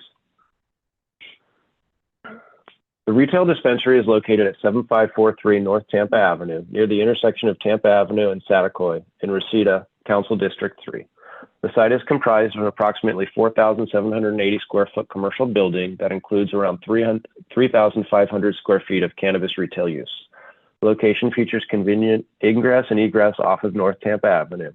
Site improvements include enhanced street-facing landscaping, as well as restriping of the parking lot to include 12 spaces. The building has been completely repainted to improve the overall building aesthetic and create a positive impact on the area. A professionally engineered lighting plan was implemented to ensure the lot is adequately lit for security purposes while preventing light spillage onto surrounding properties. The above slide shows the interior layout of the cannabis retail use, which includes approximately 3,500 square feet of overall usable space. This is around an ideal space allocation for operational safety and efficiency standpoints for cannabis retail. The layout is typical of most retail stores, which includes a secure check-in area that allows staff to verify incoming customers and their IDs. The floor plan provides a separate rear entrance for all vendors to keep incoming and outgoing product delivery separated from the customer entrance and streamlined to back-of-house limited access areas. Layout includes a large retail floor and a separated limited access back-of-house, which includes a vault, secure product storage area, office, vendor intake area, as well as a non-public restroom and employee break area. From a design standpoint, the site has allowed us to mimic the major design elements common to a prototypical retail store, which allows us to seamlessly integrate our standard operating procedures, security post orders, good neighbor policies, and other operational facets developed at other operational facilities. Next slide, please. The above photos provide a glimpse of the site improvements for both the interior and exterior of the site. Improvements have included modernizing the existing stucco facade with a fresh coat of paint to include green trim, as well as a white stucco exterior that provides a clean and modern aesthetic impact. A landscaping and hardscaping refresh and maintenance were important aspects of improving the building's overall appearance and impact on the community. Staff works tirelessly to keep the building and its surrounding public areas clean and to remove litter and graffiti as soon as it's noticed. Interior renovations focus on safety and security enhancements to best protect customers and staff. However, maintaining a relaxed retail environment with modern design elements have allowed us to uphold our commitment to providing an unparalleled retail environment. The location currently boasts a 4.9 out of 5-star rating on Google with close to 300 reviews, which is a testament to our knowledgeable staff and the ability to serve our customers in the community. Next slide, please. The most important aspects of the project is off the charts' impact on the community and our ability to seamlessly integrate into Resita's community. OTC has developed and implemented its good neighbor policies at locations throughout California with a high degree of success. The starting point is neighborhood outreach. To date, OTC has reached out to its surrounding neighbors to provide information of our community liaison and answer questions about our operations. Other integration efforts include our commitment to hiring at least 70% local employees, as well as offering paid volunteer time off for employees to volunteer in local organizations that service the community. In the past, we've participated in park cleanups, toy drives, and local food banks, to name a few. Another important outreach opportunity has been our Compassion program, where we work with vendors and Recompass to provide compliant medical donations of product to veterans and cancer patients. These events, as well as on-site workshops, allow us to engage directly with community members and customers to improve awareness about who we are as a company and how we can best serve the community. Further, we implement standard lighting, odor control, and traffic plans, as well as a community liaison who's available 24 hours a day, 7 days a week to ensure continued adherence to our good neighbor policies. Security and improving the safety of our site and surrounding neighborhoods are another thing we take distinctive pride in. We've worked with Eudora Enterprise since opening our first location to have 24/7 site security. Our security plan includes 2 part-time and 2 full-time guards who work in a 3-shift system to optimize site safety and security. Posts include the entrance, retail floor, as well as continuing roving exterior sweeps during hours of operation. On-site surveillance includes over 30 combined interior and exterior cameras with 24/7 surveillance. We also incorporate motion detection units, glass break sensors, panic buttons, secure card reader access for limited access areas, as well as video retention exceeding state mandated 90 days. This is supplemented by on-site backup power, which ensures continued system operation in event of a power outage. We're proud of our ability to integrate into the communities we have served with no negative impact on our neighbors at our other operational locations, and we look forward to continuing that track record in Resita. Next slide, please. The above images demonstrate our compliance with the Commission's requirements for outreach to local neighborhood council, as well as posting of the meeting's notice on site. With everything said, we believe our operations have created a beneficial impact on the Resita community, and the Commission's approval of our annual license will allow us to continue these efforts. Our continued commitment to local hiring and fair wages have provided direct local economic impacts, and we look forward to continuing to hire locally and promote from within. Furthermore, our commitment to our good neighbor policy and outstanding track record of enhancing the safety and security of the neighborhood has allowed us to immediately impact our businesses surrounding neighbors. We are encouraged by the opportunity to continue to serve the community of Resita and respectfully request the Commission supports the requested actions. Thank you for your time and bearing with me while I'm very sick this evening. I'm available to answer any additional questions the commission has about our operations. And thank you for your presentation. This is President Mason. Community integration and seems to be a very, very huge part of your corporate ethos. I'm curious to know what organizations in the Reseda community have benefited from your community outreach. So we just took over operations at the beginning of this year. I think we have our first Recompass event this summer, which is going to be the outreach event. But we haven't had significant time in the Reseda community as new owners, and I don't know the answer to that, backtracking to the previous owners. Okay, I appreciate the honesty. Thank you. Commissioners, any questions for the applicant? This is Commissioner Lim. How many of your retail store owners are under social equity program? In Los Angeles, we have, I think, 3 or 4 retail social equity partners. As mentioned earlier, 1 or 2 of those are silent partnerships where we just provided seed funding to social equity as part of our overall commitment to the social equity program. But I think that answers your question. Okay. This is Commissioner Lim again. How is your business model different than MedMen? Family owned and managed. We don't have Adam Bierman and a large C-suite company making decisions about the corporation. You know, we're really, I think, managed and operated on a local level.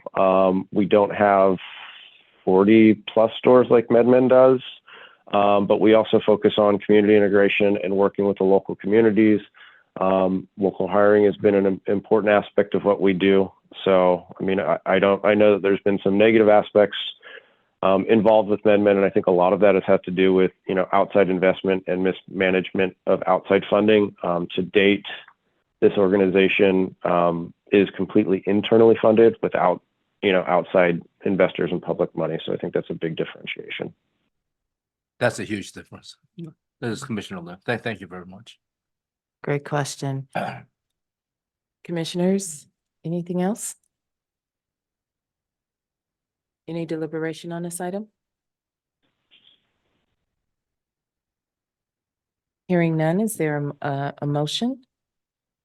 This is Commissioner Farmby on item 17, DCR Core Record number 310090.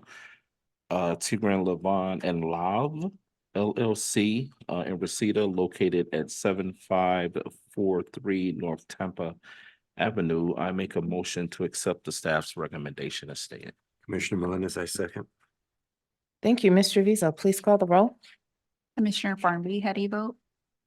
Aye. Commissioner Melendez, how do you vote? Aye. Commissioner Lim, how do you vote? Aye. Commissioner Nash, how do you vote? Aye. President Mason, how do you vote? Aye. The motion passes. Thank you. If I may, this is Commissioner Farmby.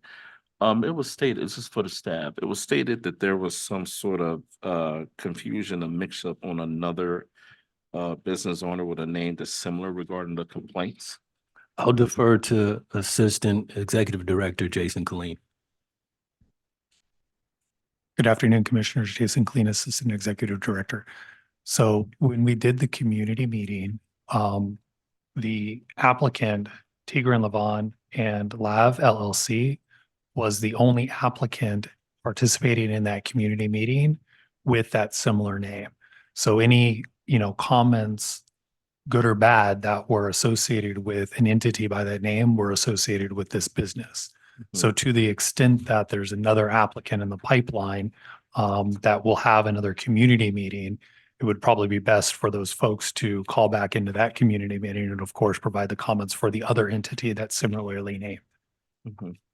Thanks, Jason. And Mr. Maddox, is he still there? Trustee? I believe he is. Mr. Maddox, are you still there? Can you still hear me? Yes. This Yes, Commissioner I am here. And I'd like you guys to go back and listen to the community hearing. I distinctly remember it being about a different one. And I know one of the owners, Tigran, got some support for participating in the local business council in that hearing. So I think they're on the June 20th. But the community hearing last week included them. So there were two very similarly named LLCs. And I'd like to take the praise because there was similar praise to discredit on that. But if you guys want to go back and listen to the record, please do. I was just trying to set the record straight. Thank you, Mr. Maddox. This is Commissioner Farmby. All due respect, this is a very unique name. So, I mean, if there was another, yeah. Oh, please. Can you please state your name for the record when you come in? Sorry to interrupt. Mike Sagian. I believe the other entity is called Tigran and Lavrent, and Mr. Maddox, whoever the caller is correct. There's another entity that received some pushback from the community that has a similar LLC name, but that one doesn't have the last LAV. So it's totally different entities. I'm sorry, this is Commissioner Farmby. May I ask, were you present at this community meeting? Yes, virtually, yes. You were. Yes. Commissioner Farmby, this is Jason Kleen, Assistant Executive Director again. The community meeting that was conducted last week did include cases that are before the commission today, as well as on June 20th. I know staff are preparing the reports for June 20th.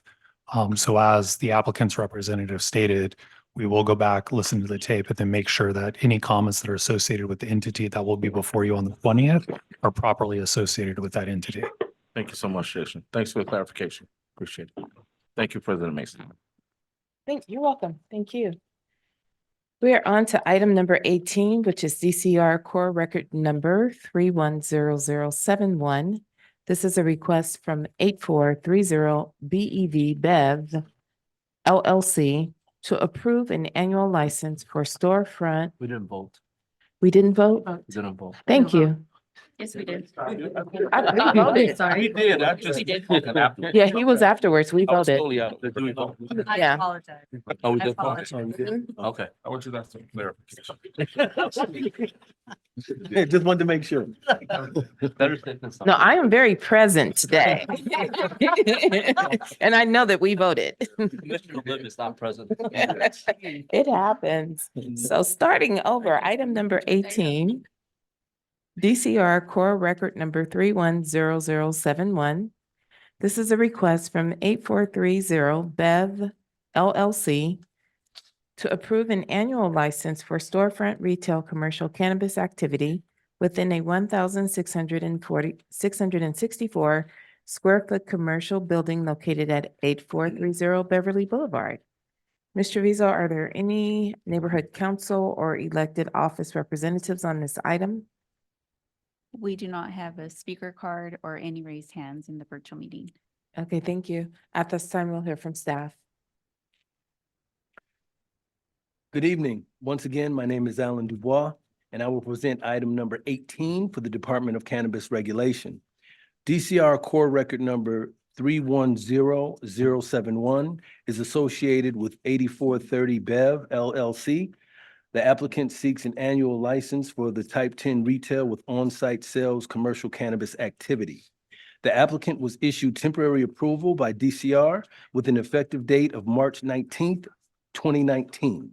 Since that time, the applicant has adhered to the requirements of the Los Angeles Municipal Code and DCR's rules and regulations and completed all requirements for the issuance of an annual license. The applicant currently possesses a state provisional license, C10-0001251-LIC, to conduct retail with on-site sales commercial cannabis activity, which is active through April 4th, 2025. The applicant is subject to the requirements of LAMC Section 104.20 for the Social Equity Program. Social equity applications are evaluated for compliance with the equity share requirements under LAMC 104.20. To comply with the equity share requirements, social equity individual applicants must possess unrestricted ownership of their share of the social equity applicant business, a proportional right to vote and to the profits, and includes certain language mandated by LAMC 104.20 in their agreements, among other requirements. As part of the application process, DCR reviewed the corporate and ownership documentation provided for this applicant and determined that the applicant met the minimum equity share requirements at that time. The business premises is located at 8430 Beverly Boulevard, a parcel zoned for general commercial purposes. The business is located within the Wilshire Community Plan area within Council District 5. On or about May 14th, 2024, DCR provided notice of the community meeting and Cannabis Regulation Commission meeting by mail to the owners and occupants of all property within 700 feet of the property line of the business premises. Notice was provided in accordance with the municipal code. The virtual community meeting was held on May 30th, 2024. During the meeting, members of the public were afforded 2 minutes each to speak about the application. DCR also accepted online written input through the date of the community meeting. There were no comments neither for or against this application. The staff report lists a number of reasons DCR or the commission may deny a license. At present, DCR is not aware of any existing facts or circumstances to deny this annual license for the reasons in LAMC section 104.04. Based on the department's analysis, the proposed project is consistent with the criteria for a Class 1 and a Class 32 categorical exemption pursuant to CEQA guidelines. Since the project meets all of the requirements for categorical exemption and none of the applicable exceptions apply, it is appropriate to determine that this project is categorically exempt from the requirements of CEQA. Therefore, DCR recommends the commission adopt the recommendations included in the staff report and approve the issuance of this annual license. That concludes the department's presentation and mine. Thank you. Is that your last one? Yeah. Good for you. Thank you. Thank you. Commissioners, are there any questions for staff? Where are you going?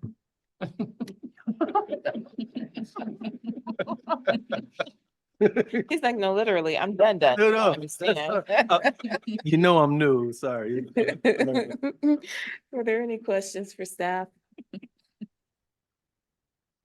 Hearing that there are none, we'll watch your back Get now. out and get in the bag. We'll watch you leave. Thank you, guys. Thank you. We are on to the applicant's presentation. I do not have a speaker card. Is there someone available virtually? I will ask if anyone's in the virtual meeting.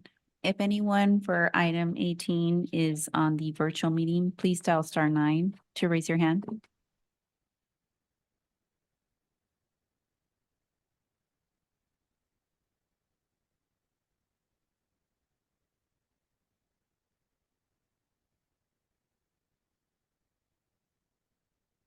Caller with phone number ending in 3436. Please state your name and your relationship to the applicant. You have 10 minutes to address the commission.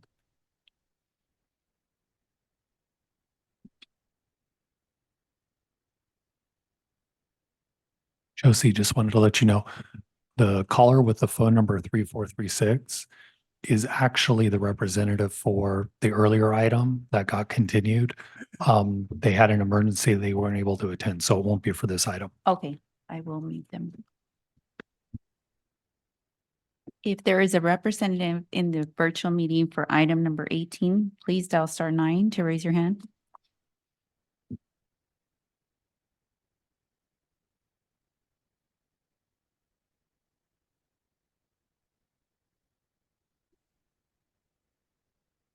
President Mason, I don't see a raised hand.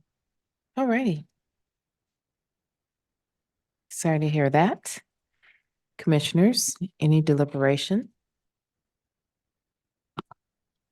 This is Commissioner Farmby. I would just like to state for the record that we should try to be as consistent across the board when dealing with the decision around folks who are present or not for annual license. This is Vice President Nash. I agree with that. However, in the item that we did continue, Commissioner Lim definitely had questions that he wanted to address with the applicant. And so I don't think we would be inconsistent if none of the commissioners have questions of this applicant by not continuing it. So that would be my suggestion. As Commissioner Melendez, I agree with Vice President Nash.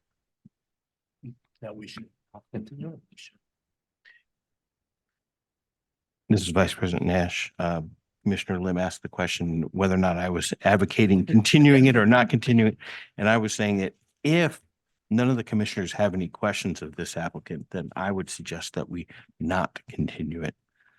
I agree with Commissioner Farmby that I think we should be consistent and set a tone and continue this one. And especially now that we have the representative on the other one, we could take that out of order and go through that presentation. Because once we set a tone of not, that it's okay not to appear, we may just get more of that. Yeah, this is Commissioner Farmby. I do respect the notion of what Vice President is saying regarding the previous applicant and Commissioner Lim having questions. For me, speaking personally, whether there is questions or not, for me, it's about respecting the process, respecting the time and taking the time to be here on such an important item. There's a lot of folks who are waiting to go through this process.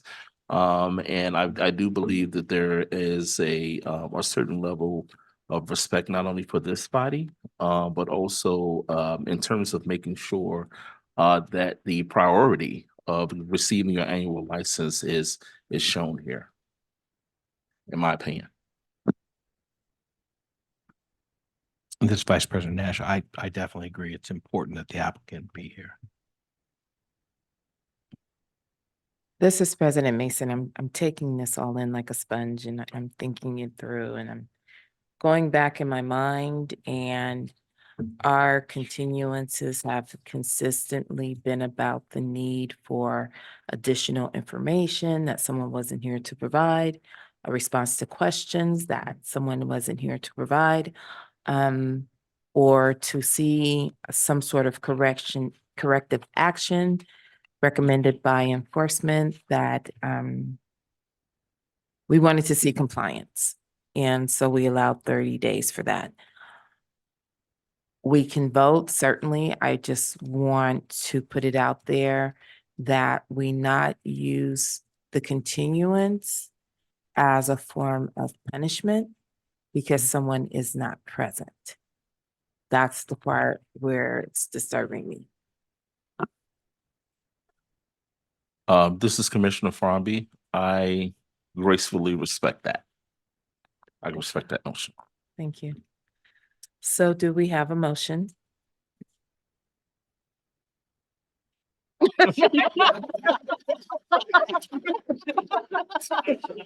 Excuse us today.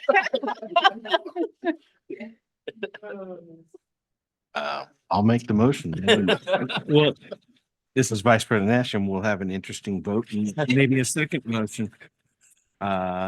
Regarding item number 18, DCR Core Record number 310071 for the business located at 8430 Beverly Boulevard. I move to adopt staff recommendations as stated on their staff report dated June 3, 2024. This is President Mason. I second. Ms. Treviso, please call the roll. Vice President Nash, how do you vote? Aye. President Mason, how do you vote? Aye. Commissioner Farmby, how do you vote? Aye. Commissioner Lim, how do you vote? Aye.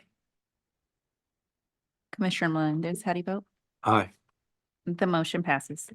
Thank you. President Mason, this is Emily Watt from the City Attorney's Office. I just wanted to point out, as Assistant Executive Director Jason Colleen mentioned, that the applicant / licensee has for agenda agenda item number 16 is on the phone now and available to give their presentation. So I wanted to suggest that in order to recall that matter that we Have a motion. that you make the motion for a reconsideration since there was a commission action to continue the matter. Well, in light of Commissioner Lim's concern, In addition, I also want to mention that Commissioner Melendez would like a short break so he could use the restroom. okay, then we're gonna call a short recess. The time is 6:06 and we'll be back at 6:15.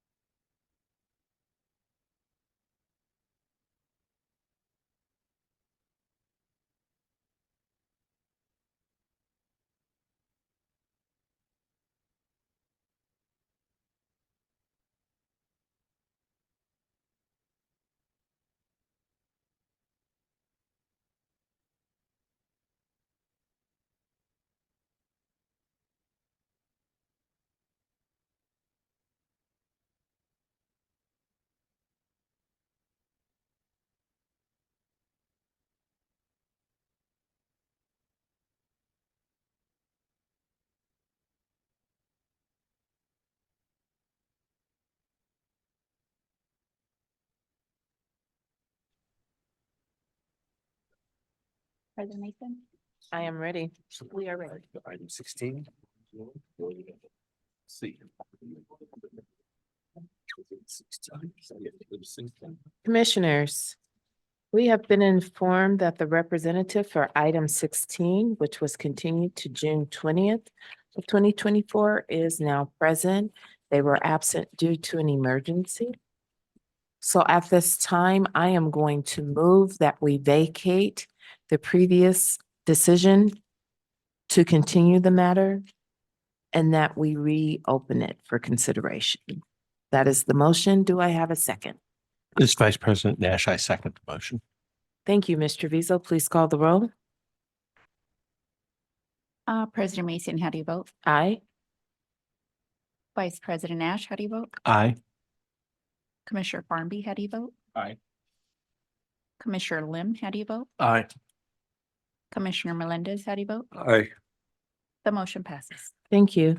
So this is item number 16, DCR Core Record Number 310099. Where we will pick up is with the applicant's presentation, and we'll go ahead and hear from the caller on the Zoom at this time.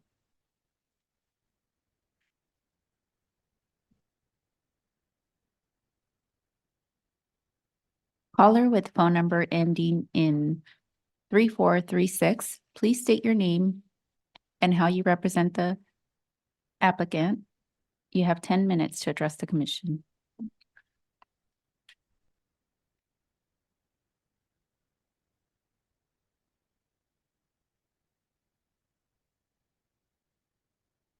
Hi, good afternoon, esteemed members of the commission. My name is Rafael Chavez, and I am the representative speaking on behalf of Kindly Labs LLC. First and foremost, my deepest and most sincere apologies for not making today's meeting. It was my complete intention to be there today because I do take the process seriously and I want to show the commission the respect it deserves. Unfortunately, today the universe did not allow me to be there in person, so thank you for allowing me to be here remotely. I have appeared in front of the commission on another matter before, and I hope that me not being there in person today reflect on your decision to grant us our license. As I said, I'm a representative here on behalf of Kindly Labs, a social equity applicant for a licensed cannabis retailer located in North Hollywood. We're proud to serve our community, providing safe, high-quality cannabis products and fostering a welcoming environment for our customers. Today, I'm here to request the granting of our annual license. We believe our strong track record in compliance, customer service, and community engagement makes us a valuable asset to the legal cannabis industry. With regards to compliance, we take all regulations seriously and have a spotless record of adhering to licensing requirements and best practices. With regards to customer service, our knowledgeable staff is dedicated to providing exceptional service to every customer, ensuring they find the products that best meet their needs. And with regards to community engagement, we actively strive to participate in community events and initiatives promoting responsible cannabis use and supporting local organizations. We understand the importance of responsible cannabis retailing, and we're committed to upholding the highest standards in our operations.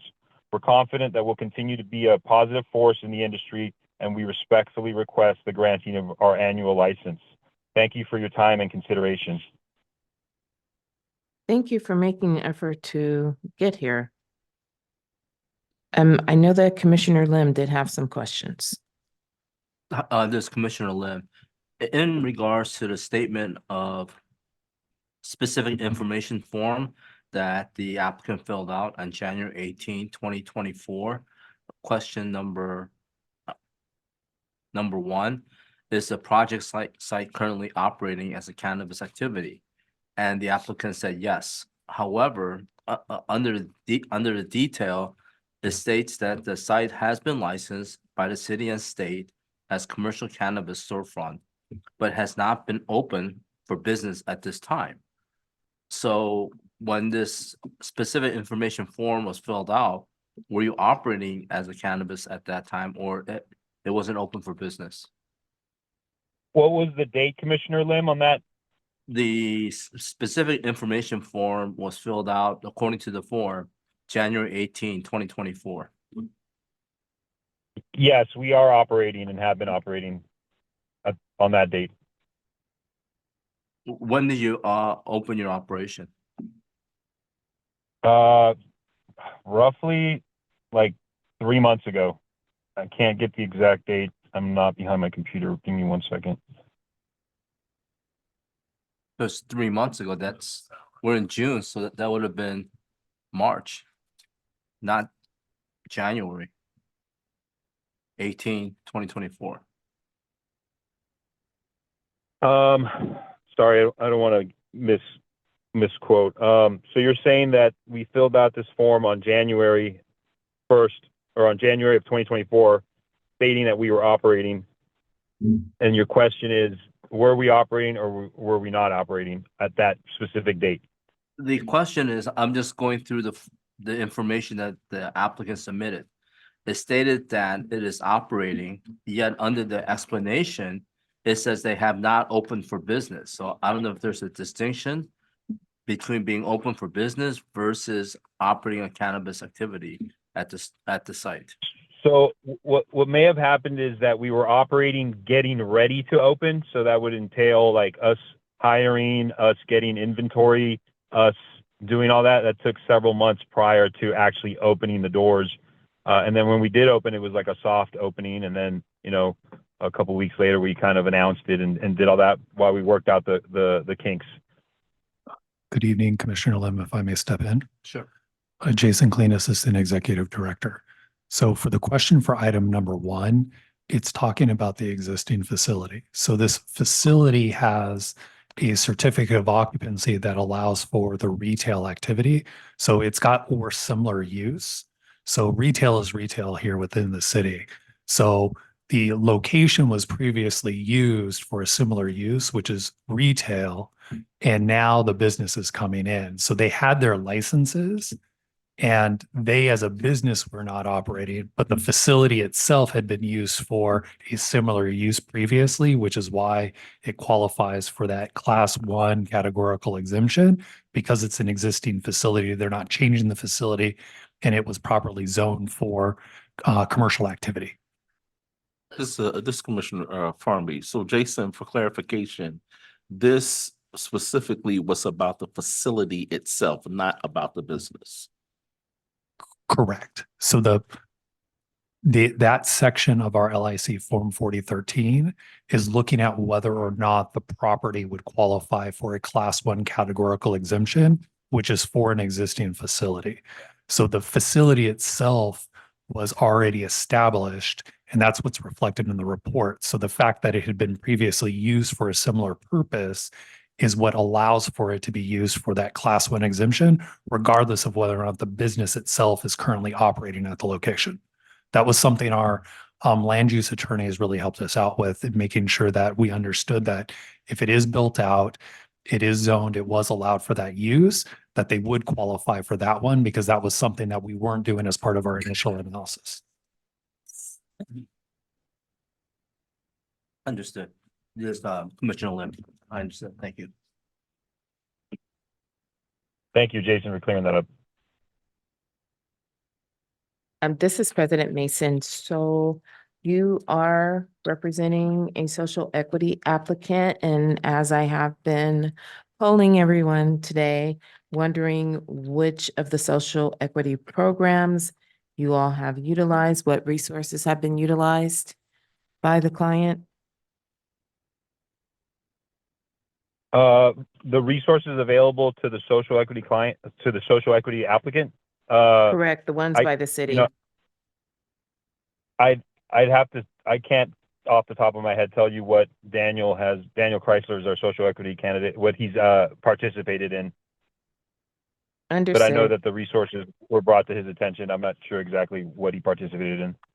Okay, I appreciate that. Thank you. Commissioners, were there any other questions? This is Commissioner Farmby. Mr. Chavez, you said Daniel Price is he the owner of the business, the applicant? Yeah, he's the social equity applicant owning 51% of it, correct? Thank you. Any other questions? Any deliberations on this item?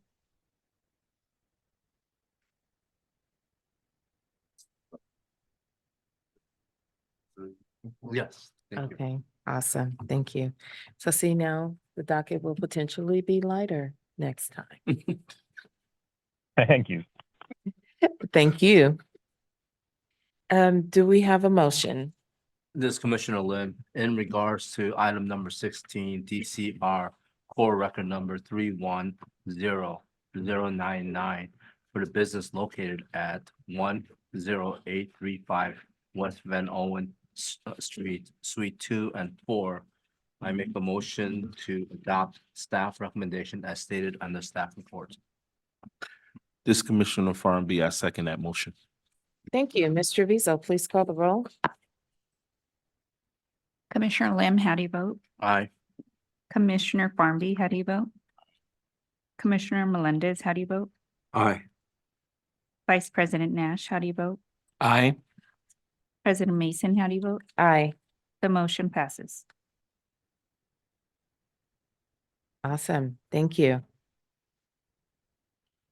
Now we are back on track to item number 19. Am I right? Yes. This is DCR Core Record number 310065, and it is a request from VM Scan Incorporated to approve an annual license for storefront retail commercial cannabis activity within a 5,898 square foot commercial building located at 11500 South Vermont Avenue. Josie, are there any neighborhood council or elected office representatives on this item? There's no speaker cards and no raised hands in the virtual meeting. Okay. Thank you. Then at this time, we will go ahead and hear from department staff. Good evening. My name is Gia Serrano, and I will present item number 19 for the Department of Cannabis Regulation. DCR Core Record number 310065 is associated with BM Scan Incorporated. The applicant seeks an annual license for the Type 10 retail with on-site sales commercial cannabis activity. The applicant was issued temporary approval by DCR with an effective date of February 2nd, 2023. Since that time, the applicant has adhered to the requirements of the Los Angeles Municipal Code, LAMC, and DCR's rules and regulations and completed all requirements for the issuance of an annual license. The applicant currently possesses a state provisional license number C10-0001198-LIC to conduct retail with on-site sales commercial cannabis activity, which is active through November 14th, 2024. The applicant is subject to the requirements of LAMC Section 104.20 for the Social Equity Program. Social equity applications are evaluated for compliance with the equity share requirements under LAMC 104.20. To comply with the equity share requirements, social equity individual applicants must possess unrestricted ownership of their share of the social equity applicant business, a proportional right to vote and to the profits, and include certain language mandated by LAMC 104.20 in their agreements, among other requirements. As part of the application process, DCR reviewed the corporate and ownership documentation provided for this applicant and determined that the applicant met the minimum equity share requirements at that time. The business premises is located at 11500 Vermont Avenue, Los Angeles, California, 90044, a parcel zoned for community commercial purposes. The business is located in the South Los Angeles Community Plan area with Council District 8. On or about May 14th, 2024, DCR provided notice of the community meeting and Cannabis Regulation Commission meeting by mail to the owners and occupants of all property within 700 feet of the property line of the business premises. Notice was provided in accordance with the municipal code. The virtual community meeting was held on May 30th, 2024. During the meeting, members of the public were afforded 2 minutes each to speak about the application. DCR also accepted online written input through the date of the community meeting. One comment in general support of this application was submitted. The staff report lists a number of reasons DCR or the commission may deny a license. At present, DCR is not aware of any existing facts or circumstances to deny this annual license for the reasons in LAMC Section 104.04. Based on the department's analysis, the proposed project is consistent with the criteria for a Class 1 and Class 32 categorical exemption pursuant to CEQA guidelines. Since the project meets all of the requirements for categorical exemption and none of the applicable exceptions apply, it's appropriate to determine this project is categorically exempt from the requirements of CEQA. Therefore, DCR recommends the commission adopt the recommendations included in the staff report and approve the issuance of this annual license. That concludes the department's presentation. Thank you. Are there any questions for department staff? And at this time, we will call the applicant's representative to the podium.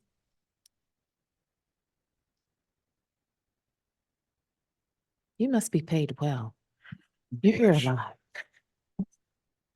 Hello, everybody. Mike Sagan again. I want to start off by apologizing. I was 100% wrong on Wilshire. DCR staff knows I'm very stubborn, but respectfully stubborn, and I'll admit when I'm wrong, and I was wrong. North of Wilshire. I don't know what cost me up, but I was definitely wrong. You know, I have much of the same to say here for VMS Can Inc., DCR Core Record 310065. This location has been operational since last 4th of July. There's been no DCR annual compliance inspection yet, but we are looking forward to it. 24-hour security on site. Its own, this licensee has its own parking lot, so staff or customers never park on the streets. They're current on all city taxes, and they have a bank account as well, so there's no excess cash on site. Sorry to rush through it, but it's been a long night. I'm very hungry. I'll take any questions now. Thank you for the presentation. So you should know my questions by heart by now. Same as before, they've attended the DCR trainings, but no, they did not participate in the seed funding or any pro bono services. Okay, thank you. Commissioners, any other questions?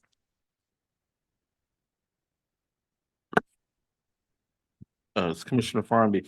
Hey, Mike, are you aware of any other any facilities that they own here in LA? This entity, this is their only store This in is the LA. only one? Yep.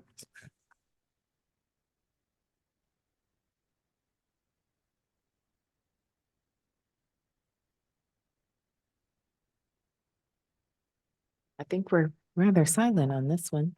Seems like there's not going to be any more questions or comments.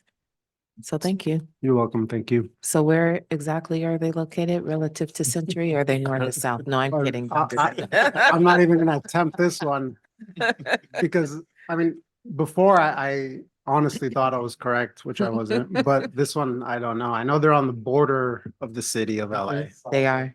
Yeah. Yeah, yeah. Yeah, no lifelines, please, audience. All right, well, then, do we have any deliberations on this one?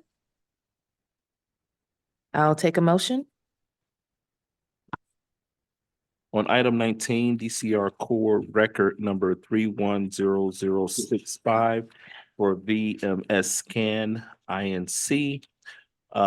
Located at 11500 South Vermont Avenue. I move to make a motion to accepting the recommendations by the staff. Commissioner Melendez, I second. Thank you. Mr. Vizo, please call the roll. Commissioner Farnaby, how do you vote? Aye. Commissioner Melendez, how do you vote? Aye. Commissioner Lim, how do you vote? Aye. Vice President Nash, how do you vote? Aye. President Mason, how do you vote? Aye. The motion passes. Thank you. Commissioners. Thank you. Commissioners, have a great night. You too. We are on to item 20, DCR Core Record number 310055. This is a request from San Pedro-ish LLC to approve an annual license for a storefront retail commercial cannabis activity within 5,159 square feet commercial buildings located at 2000 South La Cienega Boulevard. Mr. Vizo, are there any neighborhood council or elected office representatives on this item? We do not have a speaker card or raised hand in the virtual meeting. Okay, then at this time, we'll hear from the department.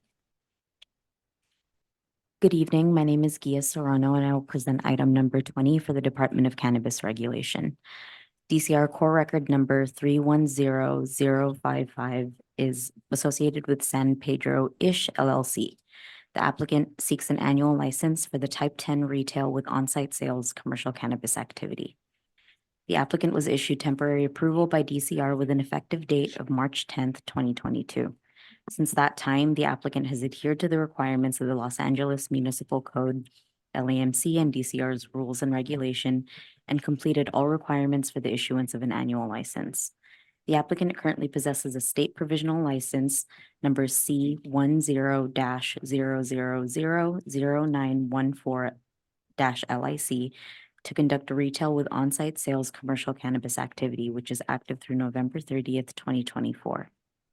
The applicant is subject to the requirements of LAMC Section 104.20 for the Social Equity Program. Social equity applications are evaluated for compliance with the equity share requirements under LAMC 104.20. To comply with the equity share requirements, social equity individual applicants must possess unrestricted ownership of their share of the social equity applicant business, a proportional right to vote and to the profits, and include certain languages mandated by LAMC 104.20 in their agreements, among other requirements. As part of the application process, DCR reviewed the corporate and ownership documentation provided for this applicant and determined that the applicant met the minimum equity share requirements at that time. The business premises is located at 2522-2534 South Central Avenue, Los Angeles, California 90011, a parcel zoned for community commercial purposes. The business is located in the Southeast Los Angeles Community Plan area with Council District 9. On or about May 14th, 2024, DCR provided notice of the community meeting and Cannabis Regulation Commission meeting by mail to the owners and applicants of all property within 700 feet of the property line of the business premises. Notice was provided in accordance with the municipal code. The virtual community meeting was held on May 30th, 2024. During the meeting, members of the public were afforded 2 minutes each to speak about the application. DCR also accepted online written input through the date of the community meeting. There were no comments neither for nor against this application. The staff report lists a number of reasons DCR, the commission, may deny a license. At present, DCR is not aware of any existing facts or circumstances to deny this annual license for the reasons in LAMC Section 104.04. Based on the department's analysis, the proposed project is consistent with the criteria for a Class 1 and Class 32 categorical exemption pursuant to CEQA guidelines. Since the project meets all of the requirements for a categorical exemption and none of the applicable exceptions apply, it is appropriate to determine this project is categorically exempt from the requirements of CEQA. Therefore, DCR recommends the commission adopt the recommendations included in the staff report and approve the issuance of this license. That concludes the department's presentation. Thank you. This is President Mason. Can we go back to the previous slide, please? Thank you. So I believe there may be a mistake with my prompt where I indicated that this is for 5,159 square feet, commercial buildings located at 2000 South La Cienega Boulevard. I would like to correct the record to reflect that this is for consideration of commercial cannabis activity within 4 or 5,159 square feet, commercial buildings located at 2522 to 2534 South Central Avenue in Los Angeles, California. Commissioners, are there any questions for staff?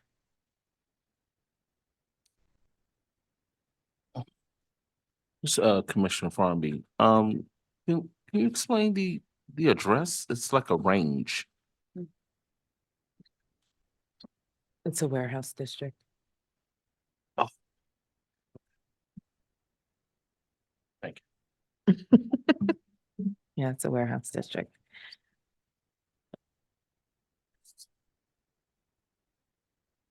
Are there any other questions for staff? And And I do believe we do have someone here.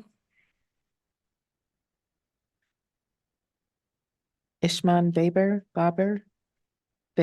thank you. Thank So you get to state your name for the record and tell us your association with the applicant, and you will have 10 minutes to address the commission. Sure, great. Thank you very much. I'm with San Pedro-ish LLC. My name is Ishman Baber. I'm the owner and operator of San Pedro-ish DBAS Global, South Los Angeles. I'm located at 2522 Central Avenue. I've been the owner and operator since 2022. I've been in the social equity program since 2017. I've been following and I've been with DCR ever since. I operate my company. I run my company. I sweep the floors at my company. I hire the employees at my company. I do the taxes at my company. I do everything, okay? Like told you about how it looks on the outside is because I don't have street sweeping. So I sweep the streets. Not only do I sweep the streets on the east side of Central, but in the mornings I go to the west side of Central and I sweep the streets. I sweep the parking lots. My parking lots are well lit. My building is well lit. I take care of my employees. You hear people talk about cannabis. You hear them talk about how cannabis is, but nobody ever talks about how cannabis is in the community. We have to be community-based. I am community-based. My family is originally from Central and Adams, 1941 off of 23rd and Central. My great aunts and uncles came to Los Angeles. They came here from Tulsa, Oklahoma, and they reside 2 doors away from the Lincoln Theater. Some reason why the spirits brought me back to Central and Adams, and that's because I'm focused on the community. And I'm not there for the glamour. I'm not there I was already retired. I was done. Okay. So I came back into the legal cannabis business is because I seen the opportunity and I came and I grabbed the opportunity. So I'm asking to the commissioners to grant me my annual because I feel I have done everything right. I've worked with the People's Community Center for serving food bank, Street Kings nonprofit. I've donated to Whitey's Enterprises for community events. I reduced the rates for veterans. And Mr. Farmby, I just want you to know how serious I take this. I just got notice that I need to appear here like a month ago. I had a ticket that I was supposed to be on a plane this morning. All right. I canceled that flight and I made sure I got here. So when you talk about taking it serious of being here, I take it very seriously. When it comes to my social equity status, sir, I take it serious. I take my license serious. All right. Because I know how important it is. And I always feel that there's something out there just wants me to lose these licenses. So I make sure I do the right thing. All right. I make sure I do the right thing. Like I said, I'm in my company 6 days a week. My son comes in 2 or 3 days. All right. I have about 8 employees right now. I make sure my employees are well taken care of. All right. I am social equity. I hear these people use the word social equity so openly. It makes me mad. All right. I went to Locke High School. I'm from South Central. All right. I seen what happened in the 80s with the drugs. All right. I'm just tired of hearing everybody, all these attorneys using, oh yeah, we're social equity. You're not social equity. You don't even know what it feels like. All right. So I'm here asking you guys not only to give me my license, but stop these people from using social equity when they're not really social equity. Okay, please. All right. I'm social equity and I don't want to be a part of this attorney thing. You know, when my company was opened, I didn't know how to run a company. I never ran a company. I worked for Alcoa Aluminum for 25 years. Never ran a company. I always hustled and bustled on the side. My business partner got 49% of my company. Didn't do what he's supposed to do. His daddy owned the building. They put $400,000 in their building. He got me $350,000 worth of inventory. all right, left me with $350,000 worth of debt. In 2022, I just finished paying off what happened in 2022. 2024, I'm paying off for what happened in 2023. But I look bad because I carried this $300,000 debt. But I never, ever had operation money. You know why? Because I didn't know it at the beginning. Because nobody told me I needed operation money. I didn't know it. So I got lost in the sauce. But I'm still open. I'm current on my excise. I'm social equity for the city of Los Angeles, and I'm social equity for the state of California. So I was able to get the 20% reduction, okay, for the excise taxes. But I do the right thing. Okay, I didn't just close my doors down and just walk away and just say forget it. I got people there who need these jobs. I hadn't hired people in the community. All right, they're looking for me to get these taxes paid, to pay these fees, and to keep these doors open. And that's what I do. All right, I keep these doors open, and I'm there 6 days a week. Every time DCR come to my door, they found me there. I'm there. I am true to the cause. I am what this program intended to be. Okay, this program was given to the people of Los Angeles. All right, not to be given to attorneys and to these big corporations. It was made for people like myself and people like you and people like you. So I'm asking you guys to grant me my license, or we can continue operating, and I'll do what I'm supposed to do. Thank you. Wow, Thank you. that was quite. I the know you wouldn't. presentation. Sometimes I just kind of, I'm so Well, that's into this. okay. I Okay. appreciate the passion. You know, I'm so into this, you know. I did a video for DCR, okay? I didn't, and it wasn't easy for me to do that. My son is the one forced me to come out. He said, Dad, you got to start talking. You got to tell people what's going on. All right. I said, no, so I'm not going to do that. I'm not going to do that. So now I start talking. You know what President Mason, you know what I'm working on right now? I'm going to tell you what I'm working on. Before I came here, I was in a meeting with 10 stores from South Central. I'm sitting with 10 owner operators. All right. 10. I'm not sitting with anyone who has turned their company over to a management company. I'm sitting with 10 other stores who are in the same predicament that I'm in. They're operating their stores. They're struggling on paying these bills. They're struggling on paying these taxes. All right. They didn't turn their companies over to off the chart. Some of these companies were off the chart stores. Did you hear what happened to them? Off the chart, dumped them. Okay. Now they're out here trying to struggle, trying to make it. Off the chart said, yeah, they had 3 stores. No, off the chart has many more stores than that, but they dumped their stores. And now these people, and I told them, I said, you guys was wrong for even signing up with them. You guys should have stayed on the struggle and made it work. I even told when store, me and him hooked up. All right. I even told him, man, operate your store on your own. That's what this program is intended for. It's not intended for us to give it back to these big corporations. All right. I would love to be sitting home and collecting a check for $20,000 a month, but that's not what it's for. Okay. It's for us to operate this and to do the right thing and to teach young people. I teach these young kids in my store. Hey, you get it now and you'll have it later. Okay. Grab it. And I teach them, you know, and let me answer your question. Your question. I have tons. What's my question? I have took about 10 of the online courses. Okay. That's given by the DCR, okay? And I did use about $50,000 of the grant money to help pay my rent, all right?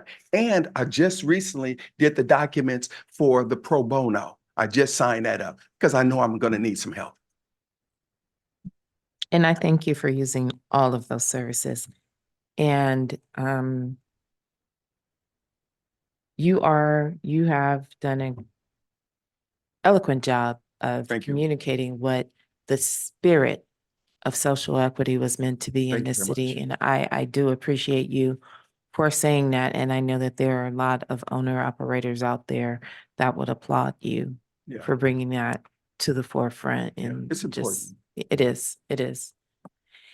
And so for the commission, are there any questions for the applicant?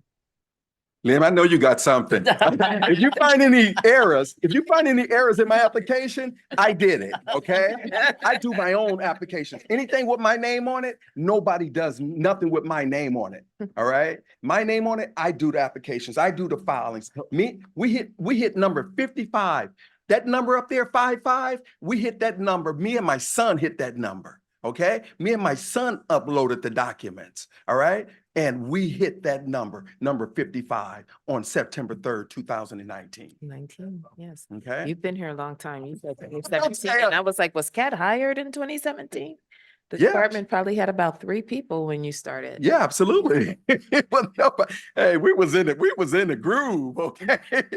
We was in it. I met Dr. Brown is not here right now, but I met Dr. Brown at Southwest College, and she was sitting beside me. So I looked over at her I said, excuse me, you're not social equity. She said, what social equity look like? I said, it don't look like you. So, and at that time, she wasn't even hired with DCR. She was going through the process of getting hired with DCR, but she was at LA Trade Tech, at Southwest College. That was the day that Kat Nim announced that all the licenses was coming back to LA. And when Kat said that, the room emptied out because all these people were from every place else, but they wasn't from Los Angeles, and the room emptied out. All right. They were mad that she said that they were giving the license back to the inner community. They were pissed. Okay. Oh, well, well. Yeah. I don't have any question, but I do have a comment. Yes, sir. This is Commissioner Farmby. I want to thank you for coming forward, and I really appreciate the passion that you have for the work. I think that here in Los Angeles has been a little bit of a struggle for us to get to where we are, and we're here, and I think you're a good representation of being a part of the social equity program. So keep it up. Thank you. We need more and more folks like you. Yeah, thank you So very much. I appreciate do it. appreciate it. This is Commissioner Lim. Lim? I feel like I have to defend myself. Or prove him right. You have a reputation now. Well, it's just that, like you said, this is a serious process and you're taking it seriously. So we want to take it seriously. So if there is inconsistency or questions in an application, I would like to just get clarification of that. Yes, sir. We're not here to do a gotcha moment. Our punishment is on a gradual stage. And we just want to make sure that we take this as seriously as you do. And I think by asking good, inquisitive questions, you can tell that we are doing our homework also. Absolutely. I can tell you've been doing your homework. Yeah. So you have. And I'm a lawyer, so I use all the lawyer. Okay. He's Harvey Levin. I'm a lawyer. Okay, good. Well, I appreciate you guys giving your time. I know you guys, you're not getting paid for this or anything, but I do appreciate it. And that's hard work. Okay. To come and sit down for hours and do something and, but we do appreciate you. So your worth is good to us. Thank you. Hey, I'm good. Thank you. Thank you. All of you. Okay. Well, I don't think anyone here has only accolades and flowers for you. I don't think there are any questions or criticisms. Am I right? Just accolades and flowers. Yeah, accolades and flowers and I invite all you well guys to wishes come that you continue to persevere. I don't come see visit what I done. because Okay? I don't, well, I looked, your building is very clean, very, the curb appeal is off the chain. So thank you for that.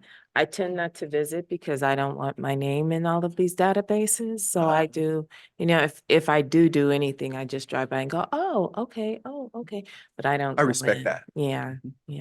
Everyone is pretty consistent with asking for ID and entering your information. And I'm like, yeah, no, that's not. So, but thank you for the No, thank invitation. you. I appreciate it. Yes. So do we have a motion? I will make this motion on item 20, DCR Core Record number 310055, applicant San Pedro Ish LLC, South Central Los Angeles, located at 2522 South Central Avenue. I make a motion to accept the staff's recommendation. Thank you. Commissioner Melendez, I second. Thank you. Thank you, Mr. Vizo. Please call the roll. Commissioner Farmby, how do you vote? Aye. Commissioner Melendez, how do you vote? Aye. Commissioner Lim, how do you vote? Aye. Vice President Nash, how do you vote? Aye. Thank you, Nash. President Mason, how do you vote? Aye. Thank you. The motion passes. Thank you guys very much. Can I leave? I got a flight at 10 o'clock. Thank you. I Safe appreciate you travels, guys. safe travels. We are on to item number 21. DCR Core Record Number 310054. And this is a request from Emerald City Organics Incorporated to approve an annual license for storefront retail commercial cannabis activity within a 5,088 square foot commercial building located at 353 East Jefferson Boulevard. Mr. Vizel, are there any neighborhood council or elected office representatives on this item? We do not have any speaker cards or any raised hands in the virtual meeting. Okay, then at this time, we will hear from department staff. Good evening. My name is Gia Serrano, and I will present item number 21 for the Department of Cannabis Regulation. DCR Core Record Number 310054 is associated with Emerald City Organics Incorporated. The applicant seeks an annual license for the Type 10 retail with on-site sales commercial cannabis activity. The applicant has not yet been issued temporary approval by DCR. The applicant has adhered to the requirements of the Los Angeles Municipal Code and DCR's rules and regulations and completed all requirements for the issuance of an annual license. The applicant currently possesses a state provisional license number C10-0001267-LIC to conduct retail with on-site sales commercial cannabis activity, which is active through April 20th, 2025. The applicant is subject to the requirements of LAMC Section 104.20 for the Social Equity Program. Social equity applications are evaluated for compliance with the equity share requirements under LAMC 104.20. To comply with the equity share requirements, social equity individual applicants must possess unrestricted ownership of their share of the social equity applicant business, a proportional right to vote and to the profits, and include certain language mandated by LAMC 104.20 in their agreements, among other requirements. As part of the application process, DCR reviewed the corporate and ownership documentation provided for this applicant and determined that the applicant met the minimum equity share requirements at that time. The business premises is located at 353 East Jefferson Boulevard, Los Angeles, California, 90011, a parcel zoned for limited industrial purposes. The business is located in the Southeast Los Angeles Community Plan area with Council District 9. On or about May 14th, 2024, DCR provided a notice of the community meeting and Cannabis Regulation Commission meeting by mail to the owners and occupants of all property within 700 feet of the property line of the business premises. Notice was provided in accordance with municipal code. The virtual community meeting was held on May 30th, 2024. During the meeting, members of the public were afforded 2 minutes each to speak about the application. DCR also accepted online written input through the date of the community meeting. In general, the oral and written comments provided by the public were in favor of the applicant. The staff report lists a number of reasons DCR or the commission may deny a license. At present, DCR is not aware of any existing facts or circumstances to deny this annual license for the reasons in LAMC Section 104.04. Based on the department's analysis, the proposed project is consistent with the criteria for a Class 1 and Class 32 categorical exemption pursuant to CEQA guidelines. Since the project meets all of the requirements for categorical exemption and none of the applicable exceptions apply, it's appropriate to determine this project is categorically exempt from the requirements of CEQA. Therefore, DCR recommends the commission adopt the recommendations included in the staff report and approve the issuance of this annual license. That concludes the department's presentation. Thank you. Are there any questions for department staff? Well, this Commissioner Lim, I do have a question. The applicant does not have a temporary approval by DCR. It has not opened its business yet. Assuming we approve this license, what are the steps that they need to go through before they can get their business license? Good evening, Commissioners. Jason Kleen, Assistant Executive Director. The business would have to pass an initial inspection to get a temporary approval. Since they already possess their state license, if the commission were to grant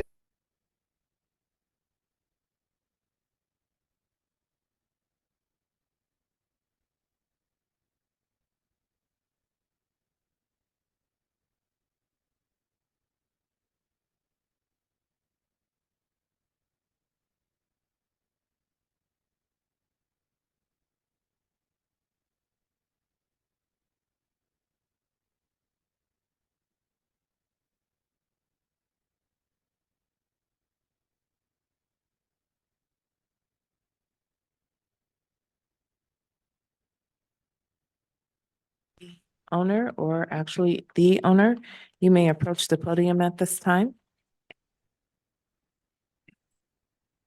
State your name for the record, your association with the entity, and you will have 10 minutes to address the commission. Thank you. Hello, commissioners. My name is Abraham, and I've been given the honor to speak as the designated speaker for Emerald City Organics and social equity partner, Mr. David Shanazarian. I am the son of Mr. Elias Abginisas, who is also one of the owners of Emerald City Organics, and I serve as a consultant and general counsel. Today, I'd like to speak about 4 specific topics, and I'd like to give the commission information on. First, I want to talk about the status of our construction as we have yet to open our doors. Second, where we're at with hiring and what we look for in building our staff. Third, our safety protocols and how we will be ensuring a safe premises for our staff, community, and neighborhood. And finally, what we plan to do as far as community outreach.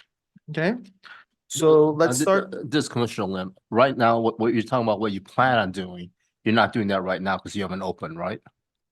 We are actually in the process of doing this as. Right, yes. but you haven't implemented. No, we are not, we're not open right now. We're not. Okay, and these are what you plan on doing once you open. Correct. Okay. So, with regards to construction, we started about 3.5 years ago. Our premises are located at 353 East Jefferson Boulevard. It's in a 5,000 square foot building. We have designated 2,500 square feet to the showroom, essentially, and the other 2,500 square feet for safe cannabis storage, our staff, managers, and security guards. Our store will have about 20 on-site parking spots to make the flow for our customers as smooth as possible and to reduce traffic congestion. It's also gated as well. At this point in time, we have actually almost completed 90% of the construction. We're actually furnishing. And unfortunately, due to COVID-19, it did take a huge toll on the construction and moving forward. But, with the grace of God, we were able to keep up with the rent payments and continue the vision of building the store.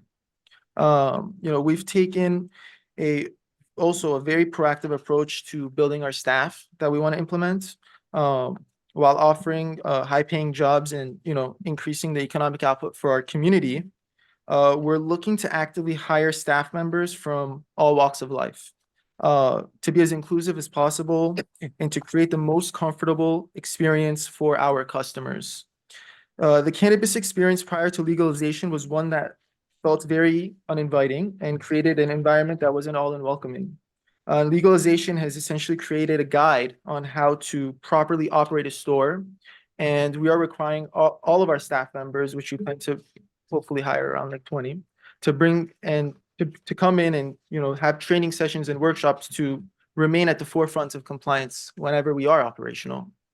With regards to security, so our store is committed to creating not just a secure environment for our patrons and for our staff and customers, but also for the neighborhood and the community around us. With this, we are also taking a very proactive approach as well. First, we are hiring armed security, 24 hours around the clock. We're going to have at least 2 armed security at times that we are open and at least 1 when we're closed. They're going to be responsible not only for keeping the peace at our store and near the store, but also adding another layer of compliance with checking IDs and scanning IDs and making sure that anyone that's supposed to come in comes in. during, so at the same time, we're gonna have CCTV cameras as well. Like one of the other prior representatives, our cameras do actually have facial recognition as well. And they are also able to see license plates in the event that the police do want to, inquire or whatever it is for security. And then our system is actually going to be above the 90-day requirements as required by law. So it's going to be above the compliance. And then finally, I want to talk to you about community outreach. Our store is obviously going to be committed to doing whatever we can within the legal parameters to reach out to the community and make sure that we give back to the community. Not just toy drives and food drives during the high holidays, but on a daily basis. And I think that's very important for the community and keeping the area around the store as clean as possible and as welcoming as possible. That includes taking away graffiti, if there's graffiti, taking away trash, even if it doesn't belong to us, right? Making sure that the area is welcoming and clean. That's the most important thing. So we love the city of Los Angeles. I want the surroundings, and we want the surroundings to reflect the pride that we have in our community and to create a welcoming place for all residents, young and old, and those using cannabis recreationally and medicinally. So just a little background on myself. I went to USC for undergrad, and I went to LA Trade Tech School as well. I transferred out of there.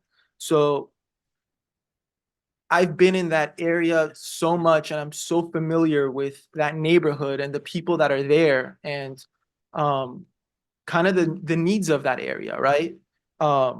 And before cannabis was legalized, that area was, prone to a ton of illegal dispensaries and created a very, very, very unsafe environment for students, for teachers, for staff, for people that were living around there, and for anybody that wanted to, purchase legal cannabis, right? Purchase cannabis.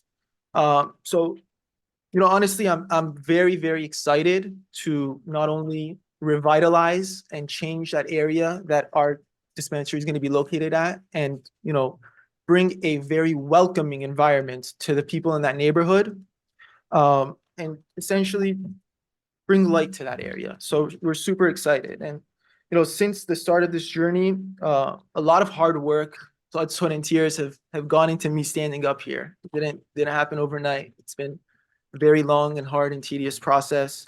And, I'm very confident that when our store does become active, we're going to have one of the most inclusive, most friendly, and safest stores in all of Los Angeles. And I really would be honored to invite the commissioners to come to our grand opening, and come see, how far we've come.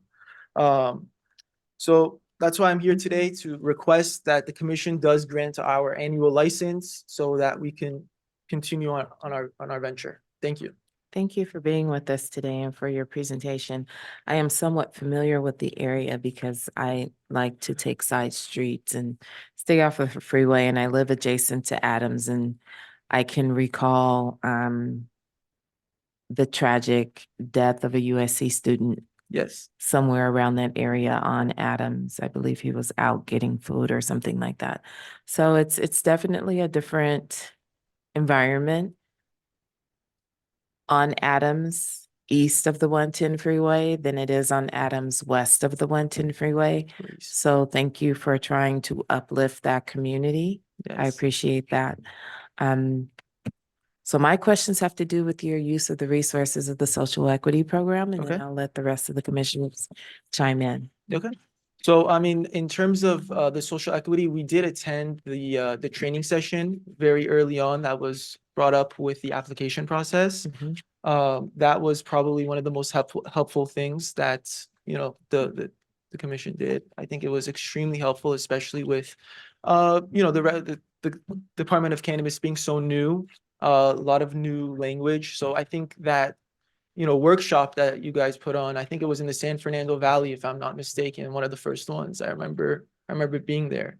So I think that was one of the most helpful things and very informative to everybody that wanted to be a part of this program. Other than that, no, we didn't use anything else, but I think that the workshop was very, very, very well. And I do remember Kat being there as well. Yeah, thank you. Commissioners. Commissioner Melendez, who is the actual social equity applicant? Mr. David Sean Azarian.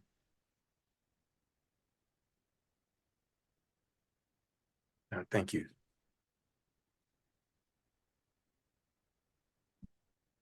Commissioner Farmby. Okay. To my right, No question.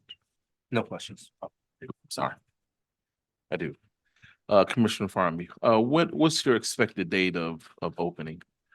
so as soon as we get approval from our inspection, as Department Representative was speaking about earlier, but we believe that hopefully within the next 60 days, we will be completely done with in terms of construction and so on and so forth, and we'll be ready for the inspection to open up. Thank you. thank you. Any deliberation, commissioners?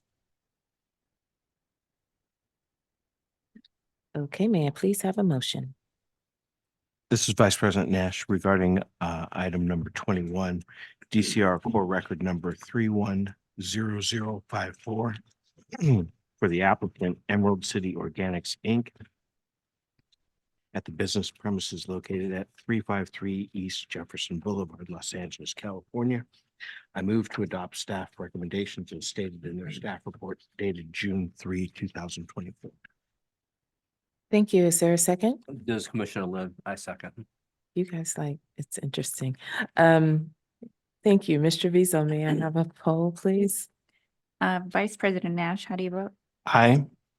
Commissioner Lim, how do you vote? Aye. Commissioner Farmby, how do you vote? Aye. Commissioner Melendez, how do you vote? Aye. President Mason, how do you vote? Aye. The motion passes. Thank you. Yeah, either the first or second is going to happen on my right or the first and second is going to happen on my left. You guys do not cross over. It's hilarious. Okay, so we're on to item number 22, which is DCR Core Record number 310012, which is a request from 12071 Wilshire Retail LLC to approve an annual license for storefront retail commercial cannabis activity within two 5,400 square feet commercial buildings located at 12071 West Wilshire Boulevard. Commissioners, we have a packet of communication from community groups concerning this property. I have been advised that there is a discrepancy about whether or not this property in particular sits within a neighborhood council or if it sits adjacent to a neighborhood council. Department staff has not been able to confirm this situation. And so, because there are some assertions that the proper outreach and notifications were not completed prior to this hearing to inform the community of the hearing or of the community hearing that went forward on this, I am going to move that we do continue this item. My apologies to the representative who is here today, but the department does take community outreach and informing very seriously and does take input from the community very seriously. And if the community believes that their voice has not been heard or has been hindered from being heard, then that's something that we do need to take the time to address. So. May I address that? Representative? No, because the department needs to, if it's not you, it's the department. If the department dropped the ball on this, then the department is going to have to go back and notify the parties as required by the code. If I might make a suggestion, this is Emily Watt from the City Attorney's Office. Perhaps we could put this out to 30 days next meeting. I guess that might be, in this case, the July 18th meeting, since we're not meeting on the 4th. That would probably provide us with sufficient time to, is it the 17th? That's No. right, it is the 17th. You're right. 17th. It's going to be on Wednesday. Yeah, on Wednesday. Yeah, I might suggest that date that you continue it to. Okay. So with that being said, explaining the reasons why I'm going to make a motion that Unfortunately, we continue this matter to July 17th. Question whether the department reached out and notified or whether the applicant. Whether the department. And I'm sorry, sir, but we're not going to be taking a public comment at this time, because if we do that, then we have to open up the floor to potentially anybody that wants to comment on this matter. So this is we're not opening public comment on this item. Okay. Go ahead. Were you gonna comment or? I was gonna second the motion to continue to July 17th. Okay. You guys good? Any questions about this? You know, this is Commissioner Melendez. The same type of things occurred a couple times where the outreach to the community, people have come back to us and said they didn't receive any kind of a message and stuff like that. I was just wondering how we could figure out a way to be able to be more informed whether they actually or what the process is, what the process is for them to be notified, so that way we can make sure that it's either the applicant that either dropped the ball or the city. If I might, this is Emily Water from the City Attorney's Office. Under 104.06B, specifically to retailers, there's a requirement, right, as of today, that notification go out from DCR and from the applicant. So they'll essentially get two pings, right? One from the department, one from the applicant. So that's where things currently stand.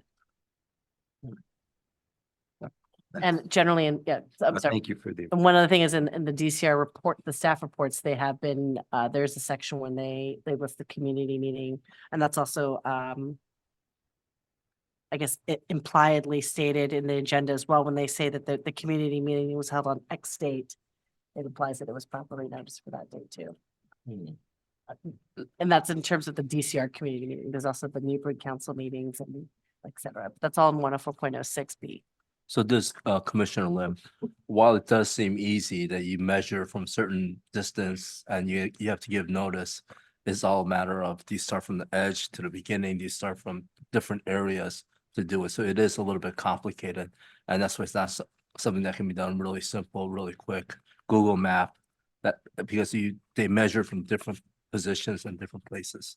Well, I think this question is more about the notice to neighborhood councils, not Right. necessarily the sensitive use requirements. But the notice is within a certain Oh, certain parameter, I'm sorry. and yes, thank and you. depending on how you measure, it may be outside the scope, it may be inside the scope. It's not that easy to figure that out, as you know, we would think it would be, because Right. the measurement is different. Yeah, I think this applicant also presents a unique circumstance, a geographical circumstance, and so the extra time will give DCR some time to probably process things and, Right, right, yeah, that's what I'm getting at. It's not that simple. yeah.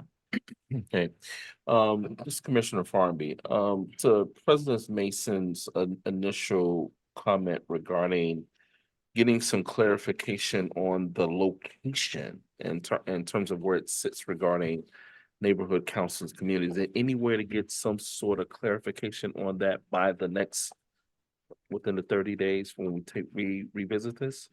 Assistant Executive Director Jason Kleen. Yes, we can provide that. So within that corridor along Wilshire is not within an identified neighborhood council boundary. So the applicant reached out to the closest neighborhood council, which is the West LA Sawtell. Now, the Brentwood Association and the other Brentwood Association are not formal neighborhood councils. So there's no event where they would be notified as a matter of law. They would only be notified as a courtesy. And as part of the documentation that they submitted, claiming that they should have been notified, was a motion that council adopted in 2014, which was specific to city planning cases and having the Department of City Planning notify them if a project fell within that geography as a matter of their process. Of course, DCR didn't exist in 2014, and it was never a consideration to send them a notification. So if it's the commission's desire that, we send them a courtesy notice so that they know when the next, public hearing would be, so they could provide comments for this body to consider. That would be something you guys could do. So let me say that the code calls for notifying the 99 neighborhood councils that are ratified in the municipal code, not by a motion where special privileges have been extended to allow certain departments to interface with community groups. This Commissioner Farmy, that's exactly what I was going to say, and I concur with that. And I do think to the recommendation with city's attorneys that allowing for time with all of these different components, I think would be justified here. Okay, I think we have motions. Yeah, we got a first and a second. Thank you, And a Ms. second. Treviso, if you call the roll. Thank you for the deliberation, commissioners. President, Did someone make a motion? and yes, first President second? Mason, Yes. uh, It's already she moved and called the seconded. motion and, Yeah, yes, second. Commissioner Lim called the second. President Mason, how do you vote? Aye. Commissioner Lim, how do you vote? Aye. Commissioner Farnby, how do you vote? Aye. Commissioner Melendez, how do you vote? Aye. Vice President Nash, how do you vote? Aye.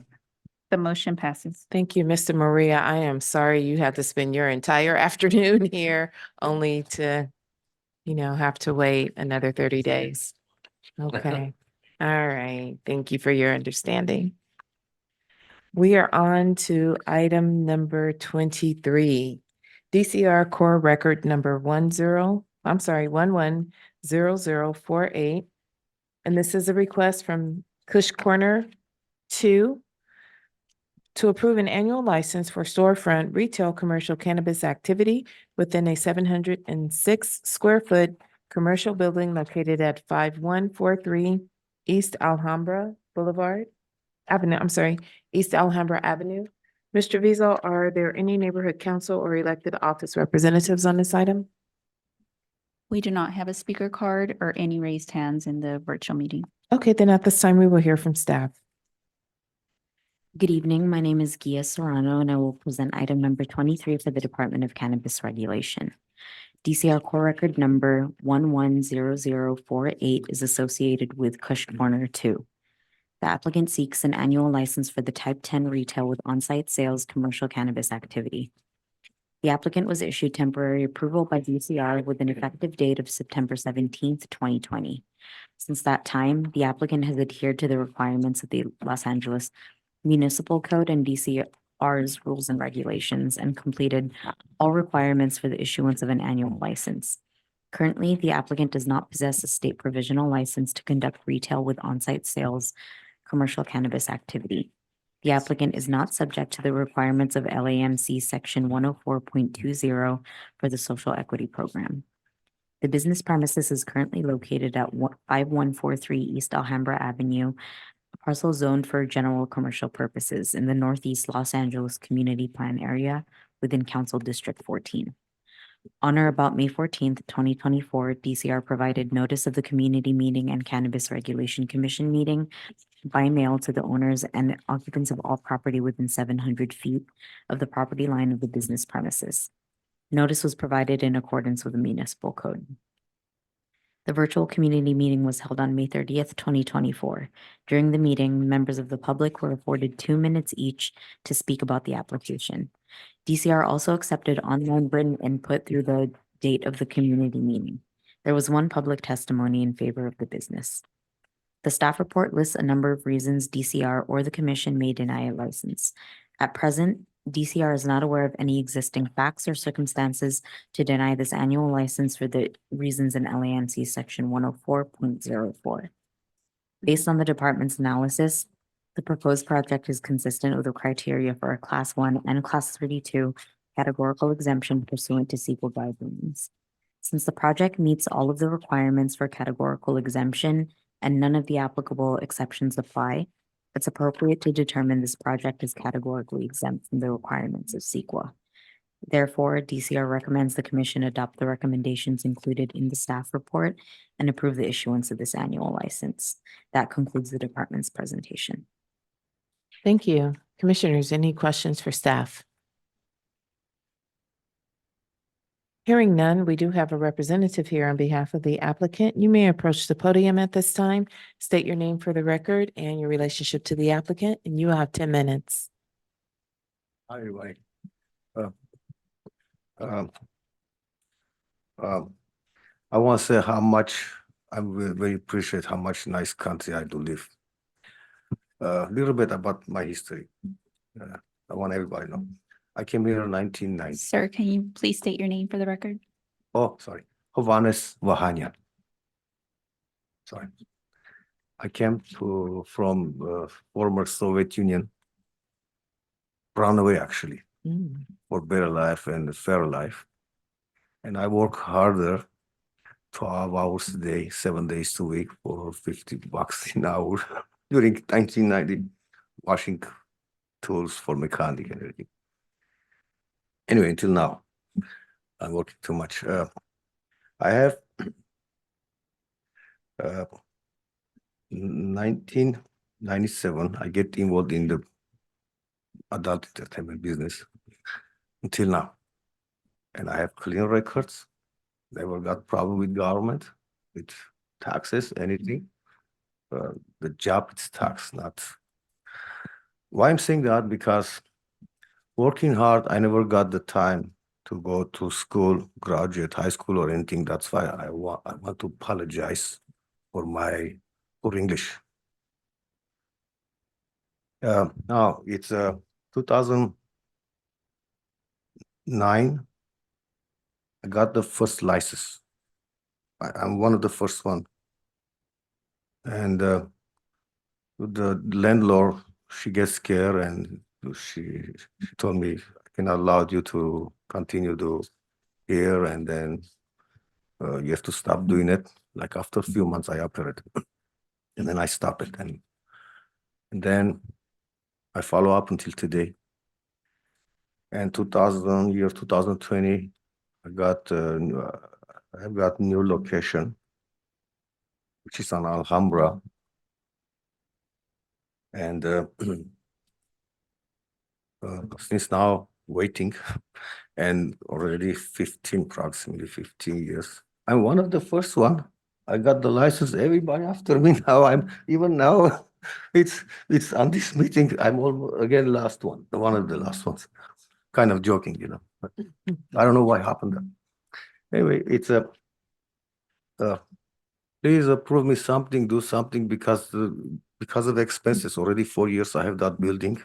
Too much expenses. I got $100,000 beside the construction, $100,000 hard money loan paying, and then that one was been not enough. I take another 180,000 hard money again, and that one finished too, and keep going, trying to finish this project.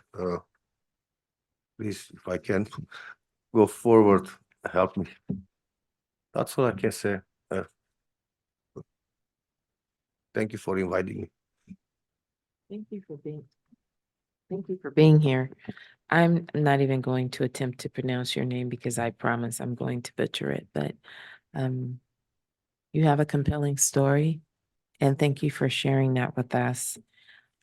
You started off in the medical marijuana side, am I correct? Started with You opened your first dispensary in what year? See, I came to this country, United States, with $20. I forget to tell you that. $20 only. I was used to sleeping in Palm Park 1 week and by myself. Nobody else would. My first business, I started 1997, but that one, until now I have, that was strip club. Sorry, I have to say that. I have that business. I used to have 2 of them. One I sell it because getting older, I cannot run all the places. I kept that, the one in Bakersfield, but I do live in Los Angeles. The marijuana business, cannabis business, 2000, nine. I got the license 2009. Okay. 2009. Actually, I buy it. 30-some thousand dollars. Okay. That time, no organized, nothing. So nobody know what's gonna happen. I just take a chance. And here you are. Yeah. Thank you. Commissioners, any questions for the applicant? This is Commissioner Lim, you're currently open, right? At No, this no. location? No? Still waiting. Okay, when do you plan on opening? Whenever I get license in 2 months, I will rush and open because express is not waiting. Commissioner Melendez, are you under construction or are you just awaiting a license to open? I done construction already 1 year, 3 months ago. Like almost 15 months ago, I finished the construction. So you're just waiting on the license? Yeah. Like I got certificate of occupancy. The report, this is Commissioner Lim, the report says that you were issued a temporary approval by DCR effective September 17, 2020. But I guess this also says that you didn't get the state provisional license. So that was what was holding you up. So you couldn't open in 2020. Because my son usually he's helping me. I know we apply for state and then when passed to the department, other department, other department, and then went to the management, kind of engineer management or something, and then they push it back. They say you need CQA, yeah, you need CQA. That's why we stuck again. So what is your status with this Commissioner Lim? What is your status with the state right now? Status, they're saying it's when you finish with city, city have to issue the CQA. After we can finalize your license. They told us that according to my son, so he says city have to issue that CQA after that, and we can. No, for 2020 though, it wasn't this location. Was it, or was it elsewhere? I got this location in coronavirus was end of the 2020 or 2021. Okay. I don't remember. No, I just caught in there that you did have to move locations because your prior landlord didn't want cannabis business, commerce Yeah. on her property. So understood. Thank you. Any other questions? Okay, do we have a motion? Regarding item number 23, DCR Core Record number 110048, applicant Kush Corner 2 at the business premises located at 5143 East Alhambra Avenue, Los Angeles, California, 90032. I move to adopt staff recommendations as stated in their staff report dated June 3rd, 2024. Commissioner Melendez, I second. Thank you. Mr. Vizo, please call the roll. Vice President Nash, how do you vote? Aye. Commissioner Melendez, how do you vote? Aye. Commissioner Farmby, how do you vote? Aye. Commissioner Lim, how do you vote? Aye. President Mason, how do you vote? Aye. The motion passes. Thank you, Miss and Mr. You're welcome. And thank you for your patience Commissioners. today. And all of you long haulers, thank you. Excuse me, can I add one more thing, please? Or I have to go. Can I add one more thing, please? You won. I pass when I did construction, I pass all departments, they approve it as like nursery over there, nursery 2 beside because of C2 zone. And after I finish construction, they find out, they told me, no, you can grow anything beside canopy. I don't know, I did mistake probably, huh? Mhm. I don't know. don't I know. passed everything on my certificate of occupancy, think nursery and retail. For just like kind of showroom, not like Yeah. big operation. For showroom only, I did it. That's just to be nice. I don't know. I don't know, that's when the department can walk you through. Yeah. Yeah. Oh, thank Yeah. you. So You're welcome. Thank you very much, everybody. You're welcome. We're on to item number 24, DCR Core Record number 101794. This is a request from Vermont Herbal Center to approve an annual license for storefront retail commercial cannabis activity within a 2,202 square foot commercial building located at 919 North La Cienega Boulevard. Mr. Vizo, are there any neighborhood council or elected office representatives on this item? We do not have a speaker card or any raised hands in the virtual meeting. Okay, thank you so much. Then we will hear from staff. Good evening. My name is Gia Serrano, and I will present item number 24 for the Department of Cannabis Regulation.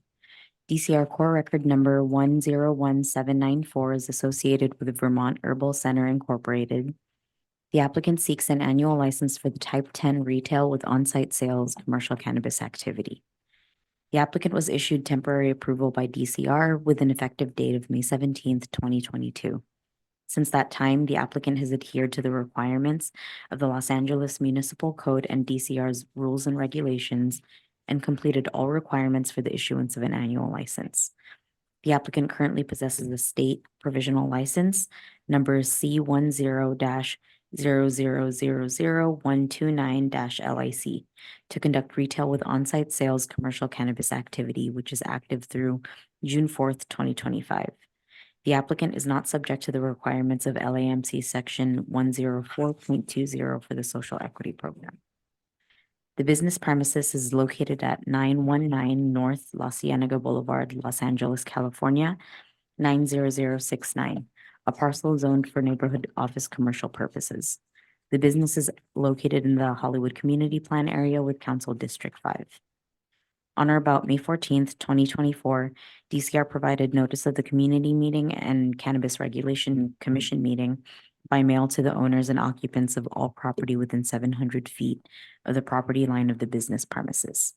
Notice was provided in accordance with the municipal code. The virtual community meeting was held on May 30th, 2024. During the meeting, members of the public were afforded 2 minutes each to speak about the application. DCR also accepted online written input through the date of the community meeting.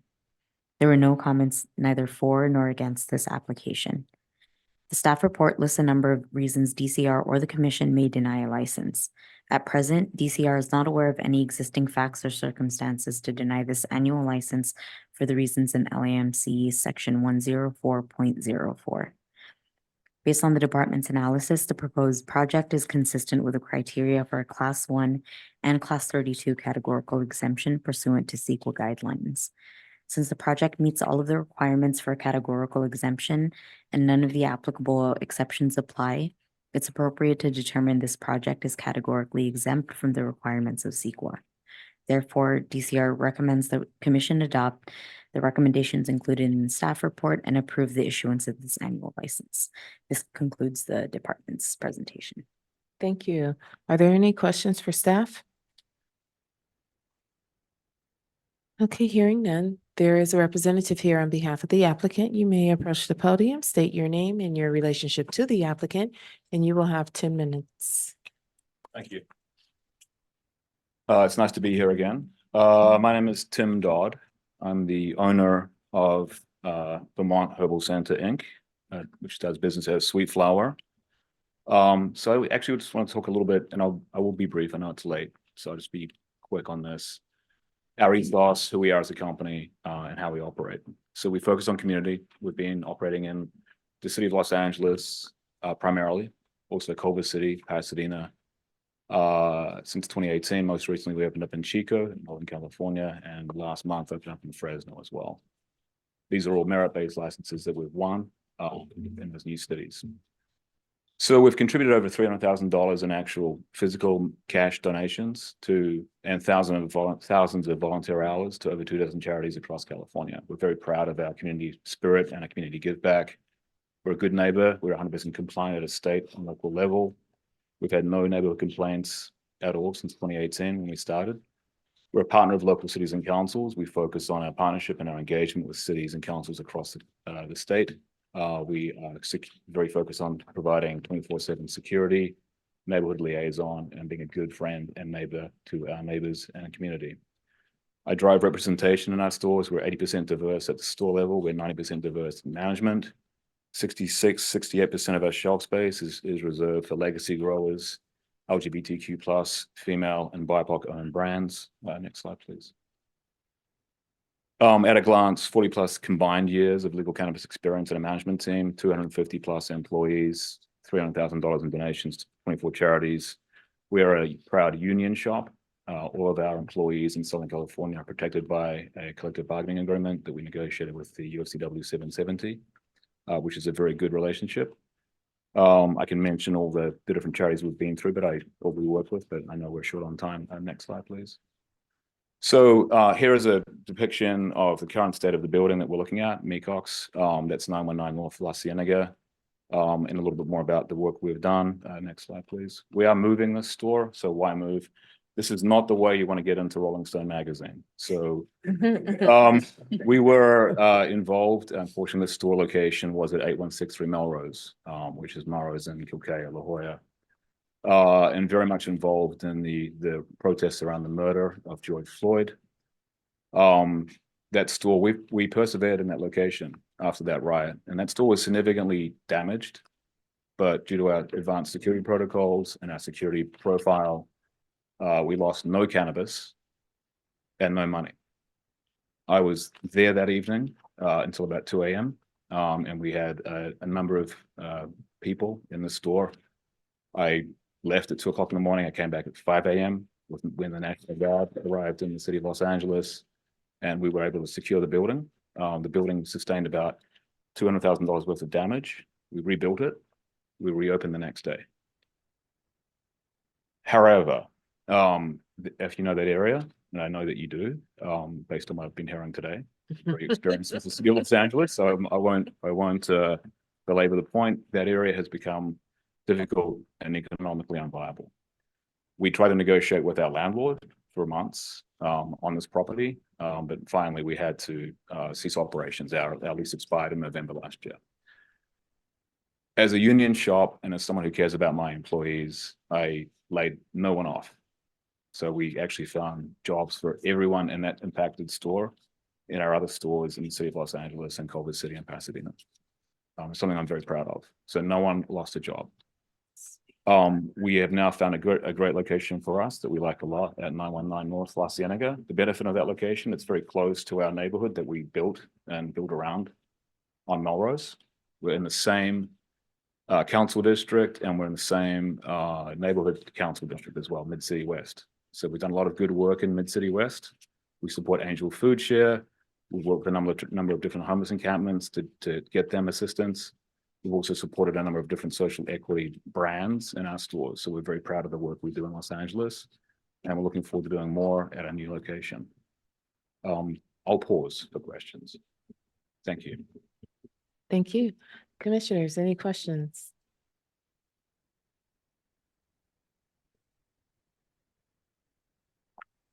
Commissioner Farnaby, during the unrest and the looting, how long did it take you to get back? So, as I mentioned, we were able to physically reopen the store the next day. The next day. It's hard to talk about. We had a lot of staff that were really uncomfortable coming back. So we had a lot of staff who, frankly, and this is COVID too, right? We had COVID, Right. then we had the riot, which became more than that. And I'm an immigrant, so I supported. I found what happened with that situation with George Floyd untenable. It's a lot of complicated emotions. So for me, it took the staff about a month to get to a point where they were comfortable. So we were like, look, if you don't come in, we get it. We'll pay you, come in for a bit, but it was really disturbing for people. The street was still on fire when I got there at 5 o'clock in the morning. Yeah, it was tough. The business recovered pretty well, actually. And we had the benefit, I think, of the stimulus checks and the 2021, 2022 stuff that was positive for the business. However, right next door to us, and LA, so there's a restaurant called Red O, and that restaurant has been uninhabited for 6 years. Became a homeless encampment. But because it was a private building, the city of Los Angeles was unable to do much about it. So we were dealing with a landlord who lives in Texas. And he didn't really care. So we had on any given day, 40 to 50 unhoused individuals living next door to us, trying to maintain a business. And then the street is slowly dying. I had a manager quit, citing his mental health because he didn't want to be around a very active homeless encampment. For instance, we had people calling out. So it was very difficult for us to maintain that business. And, I felt like my colleague who spoke before, I'm pretty hands-on with my team. I go to all my stores at least twice a week. I care deeply about our team. So, it was when I kind of got to the point with this business where we had to move it, it was tough, but I made sure that everyone who wanted to continue to work for Sweet Flower had a job, and they all did 100%. Thank you. Thank you. Thank you. Any other questions? All righty, do we have a motion? On item 24, DCR Core Record number 101794. Applicant Vermont Herbal Center Incorporated, located at 919 North La Cienega Boulevard. I move a motion to accept the staff's recommendation as stated. Commissioner Melendez, I second. Thank you. Mr. Vizo, please call the roll.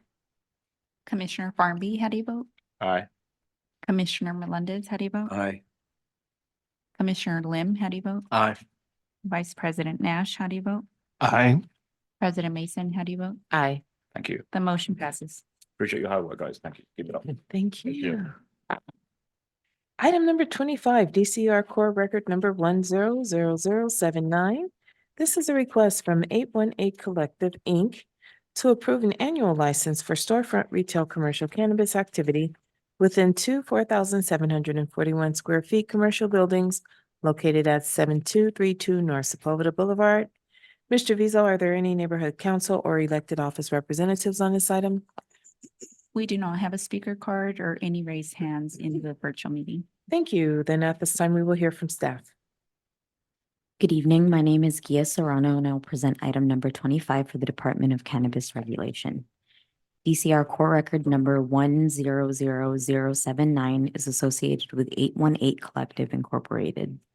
The applicant seeks an annual license for the Type 10 retail with on-site sales commercial cannabis activity. The applicant was issued temporary approval by DCR with an effective date of March 19th, 2019. Since that time, the applicant has adhered to the requirements of the Los Angeles Municipal Code and DCR's rules and regulations, and completed all requirements for the issuance of an annual license.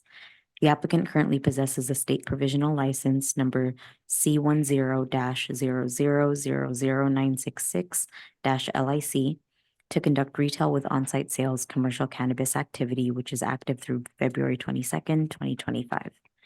The applicant is not subject to the requirements of LAMC Section 104.20 for the Social Equity Program. The business premises is located at 7232 North Sepulveda Boulevard, Van Nuys, California, 91405, a parcel zoned for general commercial purposes. The business is located in the Van Nuys North Sherman Oaks Community Plan area within Council District 6. On or about May 14th, 2024, DCR provided notice of community meeting and Cannabis Regulation Commission meeting by mail to the owners and occupants of all property within 700 feet of the property line of the business premises. Notice was provided in accordance with the municipal code. The virtual community meeting was held on May 30th, 2024. During the meeting, members of the public were afforded 2 minutes each to speak about the application. DCR also accepted online written input through the date of the community meeting. In general, the oral and written comments provided by the public were in favor of the applicant.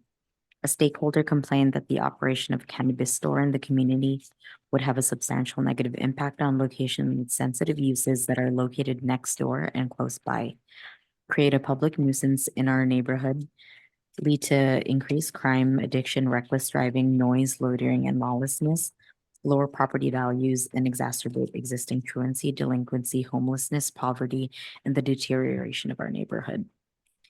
The staff report lists a number of reasons DCR or the commission may deny a license.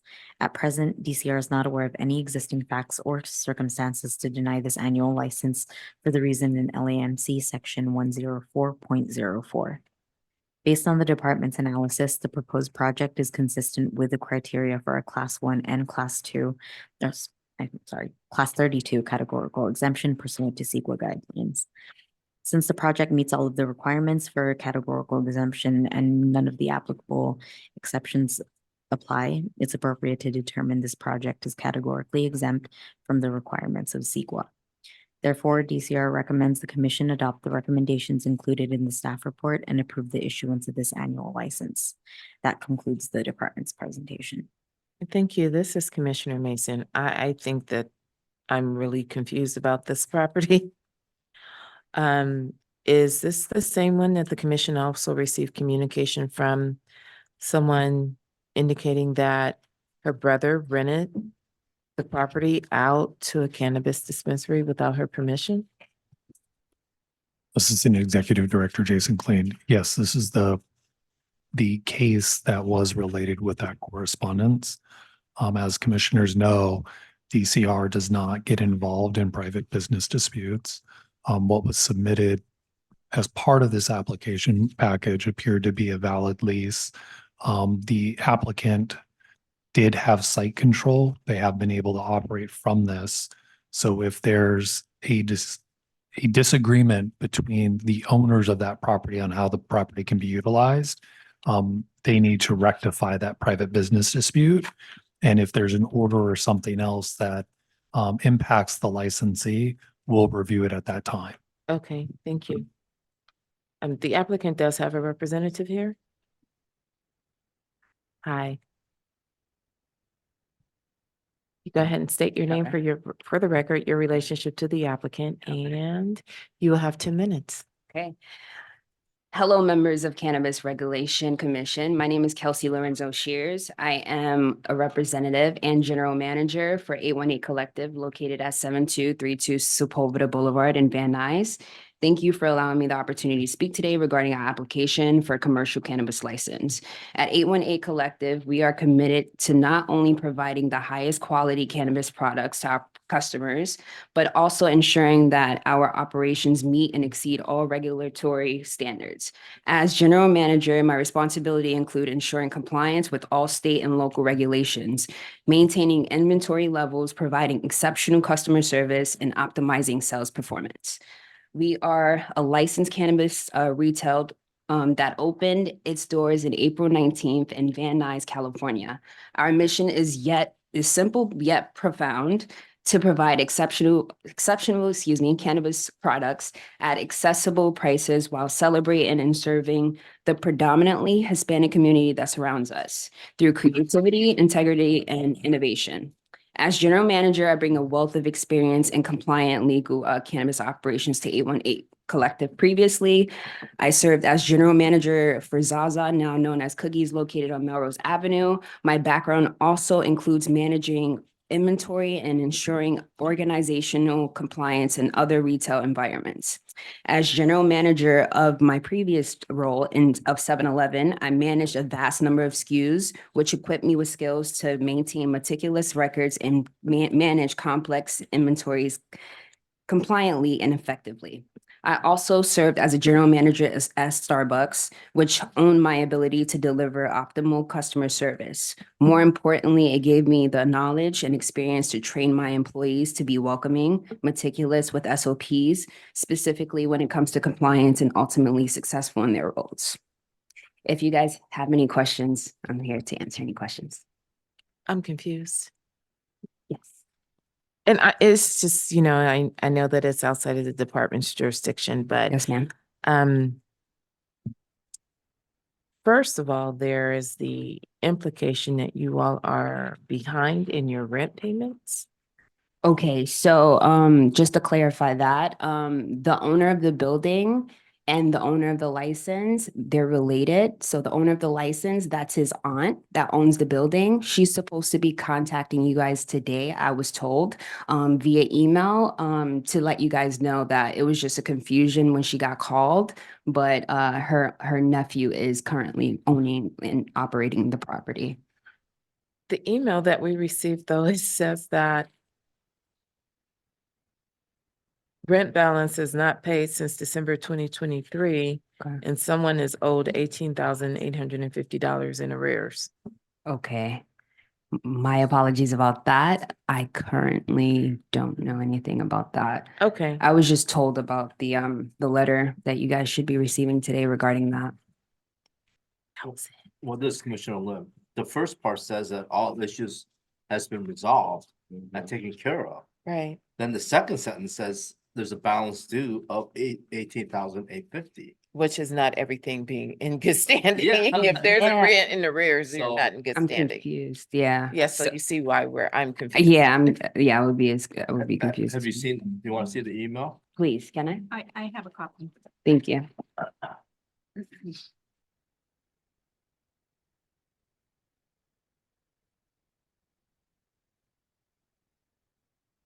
Is Rosa So confusing. Okay, Chassarat, is she the aunt? so Rose is the aunt. Michael is the owner of the application. Okay, family matters. Got Yeah, it. family, sorry. But you all have, the nephew has site control, Yes, ma'am. and there's no discussion about the potential. Are you aware of whether or not she may take action to evict based on past due rents? No, honestly, I was told today that she would be sending out this email in response to the DCR call that she'd gotten. But I wasn't aware of the amount that we owed. But I will get more clarification when I get back, but I don't know about that. Okay. But going back to President Mason's question, are you aware of any unlawful detainer action that's been filed by the landlord? No, Okay. No. If there was an unlawful detainer action, would you have been aware of that? yes, I How's believe that? so. I'm the general manager, so they usually keep me in the loop of everything, so we Okay. were completely blindsided by the family matters. Understood. Thank you. Commissioners, any other questions?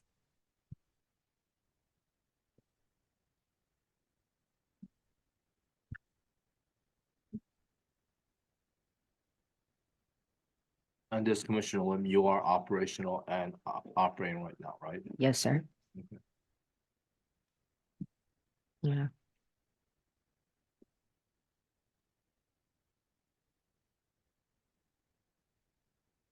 Commissioner Farmby is contemplating. I am, It's Commissioner Farmby. I'm not only, am I confused about the email, from Rosa, I'm really trying to understand what was the intent. Right, I'm not looking for an answer. I'm speaking out loud here, right? Because it is, at least from how I'm reading it, saying two different things. So I really don't understand, and it's not clear what the intent is. I think in some case, if there was like an issue that they may have, then they would say, hey, I don't agree, or I'm taking action not to, whatever. But I don't see that. On one hand, it says that, hey, everything's taken care of, but on the other hand, it says that there's a balance owed. So I'm not clear on what the intention is of the aunt, right? Because then, we sit here and we hear a lot of different things from the community, from the councils. They're very clear on what their position is. I'm not clear on what the intent of this email is. I don't know how much weight we should give the email. And I say that because her first email indicated that it was her brother who leased out the premises, and now we're learning that it's her nephew. It's her nephew. So there may be some, well, I don't know how much weight we should give this? Well, I think if there is no unlawful detainer action, and the first portion says that all matters been resolved, Mhm.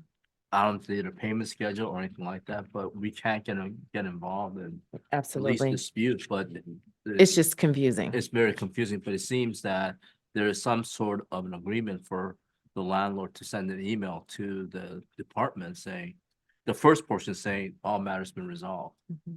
So and it wants to go beyond that. I think we're in a rabbit hole as to, the legal dispute between landlord and tenant. And tenant, exactly. And it almost seems like there's two, this is Commissioner Millis, it almost seems like there's two different people sending it. The first part looks See, like it's I felt Rosa. that way, but I didn't want to say And that. and then the last one is Abraham as well. So it seems like and he's a building partner. So it just seems like and like, once again, if it's, as long as they're open and they can operate, I guess that's good enough for us.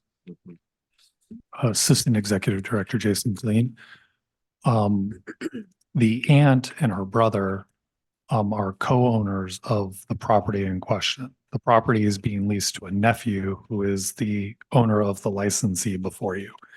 So my understanding of the communication is the licensee has been paying rent, and one of the owners feels that they have not gotten their portion of the Okay. rent, but that is between the business owners. To Commissioner Lim's question, Mhm. we verified that there are no unlawful detainers associated with the applicant entity for this property. Just to be able to answer any commission questions, the Office of the City Attorney did assist us in doing a history check for all of the applicants that were before you today. Okay. Awesome. Thank you so much for the clarity, because I saw that last night. I'm like, I'm so lost right now. So are there any other questions for the applicant's representative? Okay. Then on that note, This is Commissioner Lim. In regards to number 25, DCR Core Record Number 100079 for the business located at 7232 North Sepulveda Boulevard, I move to adopt this staff report as stated therein. This is Commissioner Farmy, a second. thank you, Mr. Vizo. Please call the roll. Commissioner Lim, how do you vote? Aye. Commissioner Farnby, how do you vote? Aye. Commissioner Melendez, how do you vote? Aye. Vice President Nash, how do you vote? Aye. President Mason, how do you vote? Aye. The motion passes. Thank you. Thank you. Good luck. Down to the wire. Item number 26, DCR Core Record Number 100030. This is a request from Sunset Herbal Corner Incorporated to approve an annual license for storefront retail commercial cannabis activity within a 2,930 square foot commercial building located at 11503 West Burbank Boulevard, Unit A and B. Mr. Vizo, are there any neighborhood council or elected office representatives on this item? We do not have a speaker card or any raised hand in the virtual meeting. Thank you. Then at this time, we will hear from staff. Good evening. My name is Gia Serrano, and I will present item number 26 for the Department of Cannabis Regulation. DCR Core Record Number 100030 is associated with Sunset Herbal Corner Incorporated. The applicant seeks an annual license for the Type 10 retail with on-site sales commercial cannabis activity. The applicant was issued temporary approval by DCR with an effective date of March 19th, 2019. Since that time, the applicant has adhered to the requirements of the Los Angeles Municipal Code and DCR's rules and regulations and completed all requirements for the issuance of an annual license.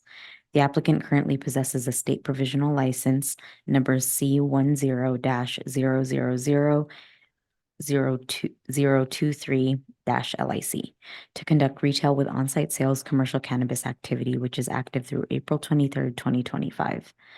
The applicant is not subject to the requirements of LAMC Section 104.20 for the Social Equity Program.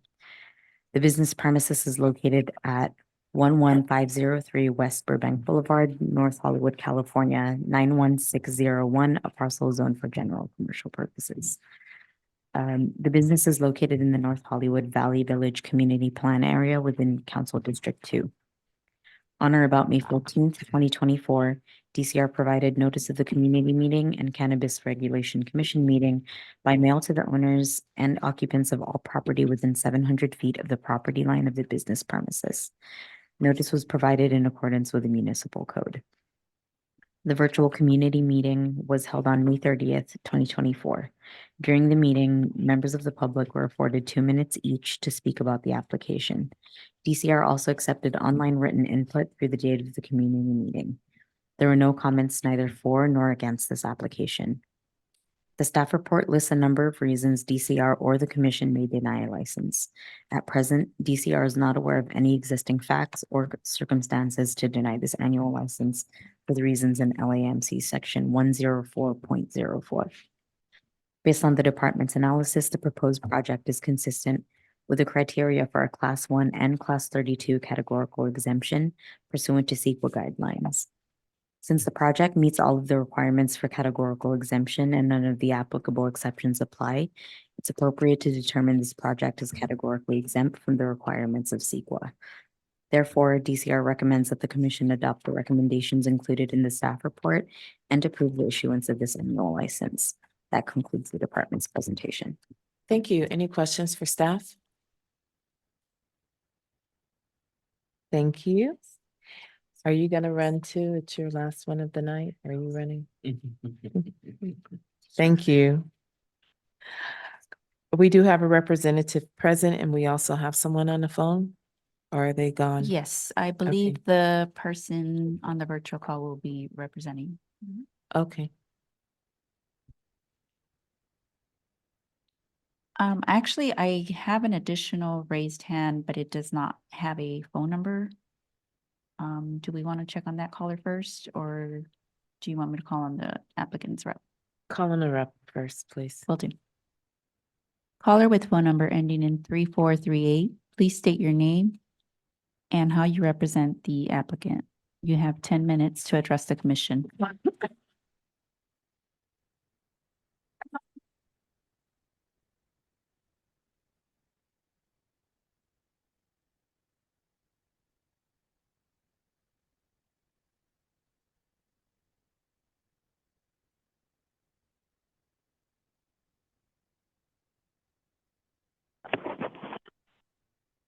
Good evening. Hello, can you guys hear me? Yes, please state your name and how you represent the Um, applicant. My name is Joseph Adefi, and I am the representative on behalf of Sunset Herbal. Thank you for the opportunity to speak today. Sunset Herbal has been a steadfast presence in the North Hollywood community since 2007 as a pre-ICO establishment. We pride ourselves on being a pillar of reliability and compliance, consistently providing quality retail products and exceptional customer service. In operating for over 20 years in this industry is no small feat. It takes resilience, adaptability, and a deep-rooted commitment to excellence. Our greatest strength lies in our past performance, demonstrating our unwavering dedication to serving our community. Throughout our tenure, we have navigated various economic challenges, including the pandemic, without wavering in our commitment to our customers. Our operations have always adhered to stringent environmental and regulatory standards, ensuring we minimize any impact on our surroundings. Our ongoing compliance with CEQA reflects our dedication to maintaining a negligible footprint on our environment and community. Over the years, we have built strong relationships with our customers and patients, providing them with high-quality products and personalized care. We understand the importance of maintaining a safe and welcoming environment for everyone who visits us. So I would also like to then highlight a few key points regarding our operations that I believe is the strength of our business operations and our application. One being our operational excellence. We strictly follow local and state regulations, ensuring no significant impacts on the environment, traffic, noise levels, or water quality. We have also taken proactive steps to enhance energy and water efficiency and maintain a comprehensive recycling program to minimize waste. Number 2 is our community engagement. Sunset is deeply embedded in our community. We strive to provide a safe, welcoming environment for our customers while supporting local initiatives and fostering positive relationships with our neighbors. We also take pride in promoting and supporting social equity cannabis brands within our store, ensuring inclusivity and representation in our offerings. Number 3 is one of the key aspects of our operation is our commitment to security and safety. We are located close to the police department, which enhances the safety and security of our dispensary and its surroundings. Additionally, we have a professional security guard on duty from the moment we open until closing time, ensuring that all our customers feel safe and protected during their visits. Number 4 is that we are in good standing with our neighbors and neighboring businesses and never received any complaints from anyone. We pride ourselves on being good neighbors and contributing positively to the local community. Our team is dedicated to maintaining a clean, respectful, and peaceful environment, both inside and outside of our store. We respectfully request your support to continue our operations at our location, allowing us to keep providing essential services to our community. Thank you for your time and consideration. Thank you. The speaker who is the second caller, are they still there? The second caller, yes. Do you want me to call on them? Sure.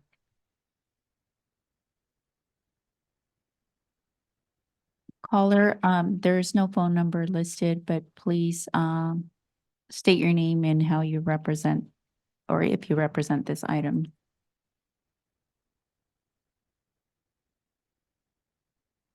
Hello, can you hear me?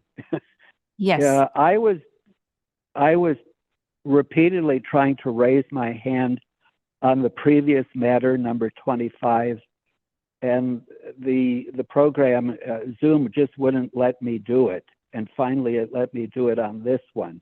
I do not wish to speak on this one, but I had comments on the prior one. And I've been here for several hours trying to make them. Very interesting discussions, by the way. Hello, sir. This is Emily Wada from the City Attorney's Office. Are you at all related to the application for agenda item number 25? Or are you seeking to do public comment? I'm doing I'm a adjoining property owner in opposition. Right. Unfortunately, sir, agenda item number 25 has already been handled. And in addition, the time for public comment was at the beginning of the meeting. So. Well, no, it's not public comment. It's specifically on that matter. Right. And it but says on your notice. I know. Pardon sir. me, ma'am. Pardon me, ma'am. Pardon me. And it says on your notice that you can raise your hand during the item. And I need to make my record to bring my action for writ of mandamus because errors were made in that proceeding. And I want to have an offer of proof if you're not willing to let me speak on some technicality as to what I would have shown. It's You your can decision, ma'am, submit a how commission you go correspondence, up. sir, but at this time, we're not Really? reopening the public comment period. After I've waited here. Yes. I'm very sorry, since sir. 2 We will have o'clock, and to it was cut you a off very deep- shortly. it The was time a- for public it was a comment has been deep- closed since the beginning It of was this a meeting. defect in If you would your like to address the program. commission, you can certainly is a send it any denial. commission correspondence. This Just is please mute him. this is a Thank you. Welcome.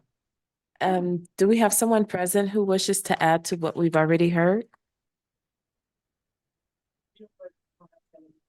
Okay, I was like, I know you're not just hanging out here just to be here. Okay. Okay, are there any questions for the applicant from the commission? Yeah. Yeah. No. Nope. Alrighty then, I'm gonna stop saying that. I'm on my own nerves. Okay. Do we have a motion? On item 26, number 26, DCR Core Record number 100030, Sunset Herbal Corner Incorporated, located at 11503 West Burbank Boulevard in units A and B. I make a motion to accept the staff's recommendations as noted in the report. Commissioner Melendez, I second. Thank you, Mr. Vizo. Please call the roll. Commissioner Farmby, how do you vote? Yes, aye. Commissioner Melendez, how do you vote? Aye. Commissioner Lim, how do you vote? Aye. Vice President Nash, how do you vote? Aye. President Mason, how do you vote? Aye. The motion passes. Okay. Thank you all for being here with us today and throughout the evening. The time is 8:18 p.m. Great job, commission and department staff. This meeting is considered adjourned.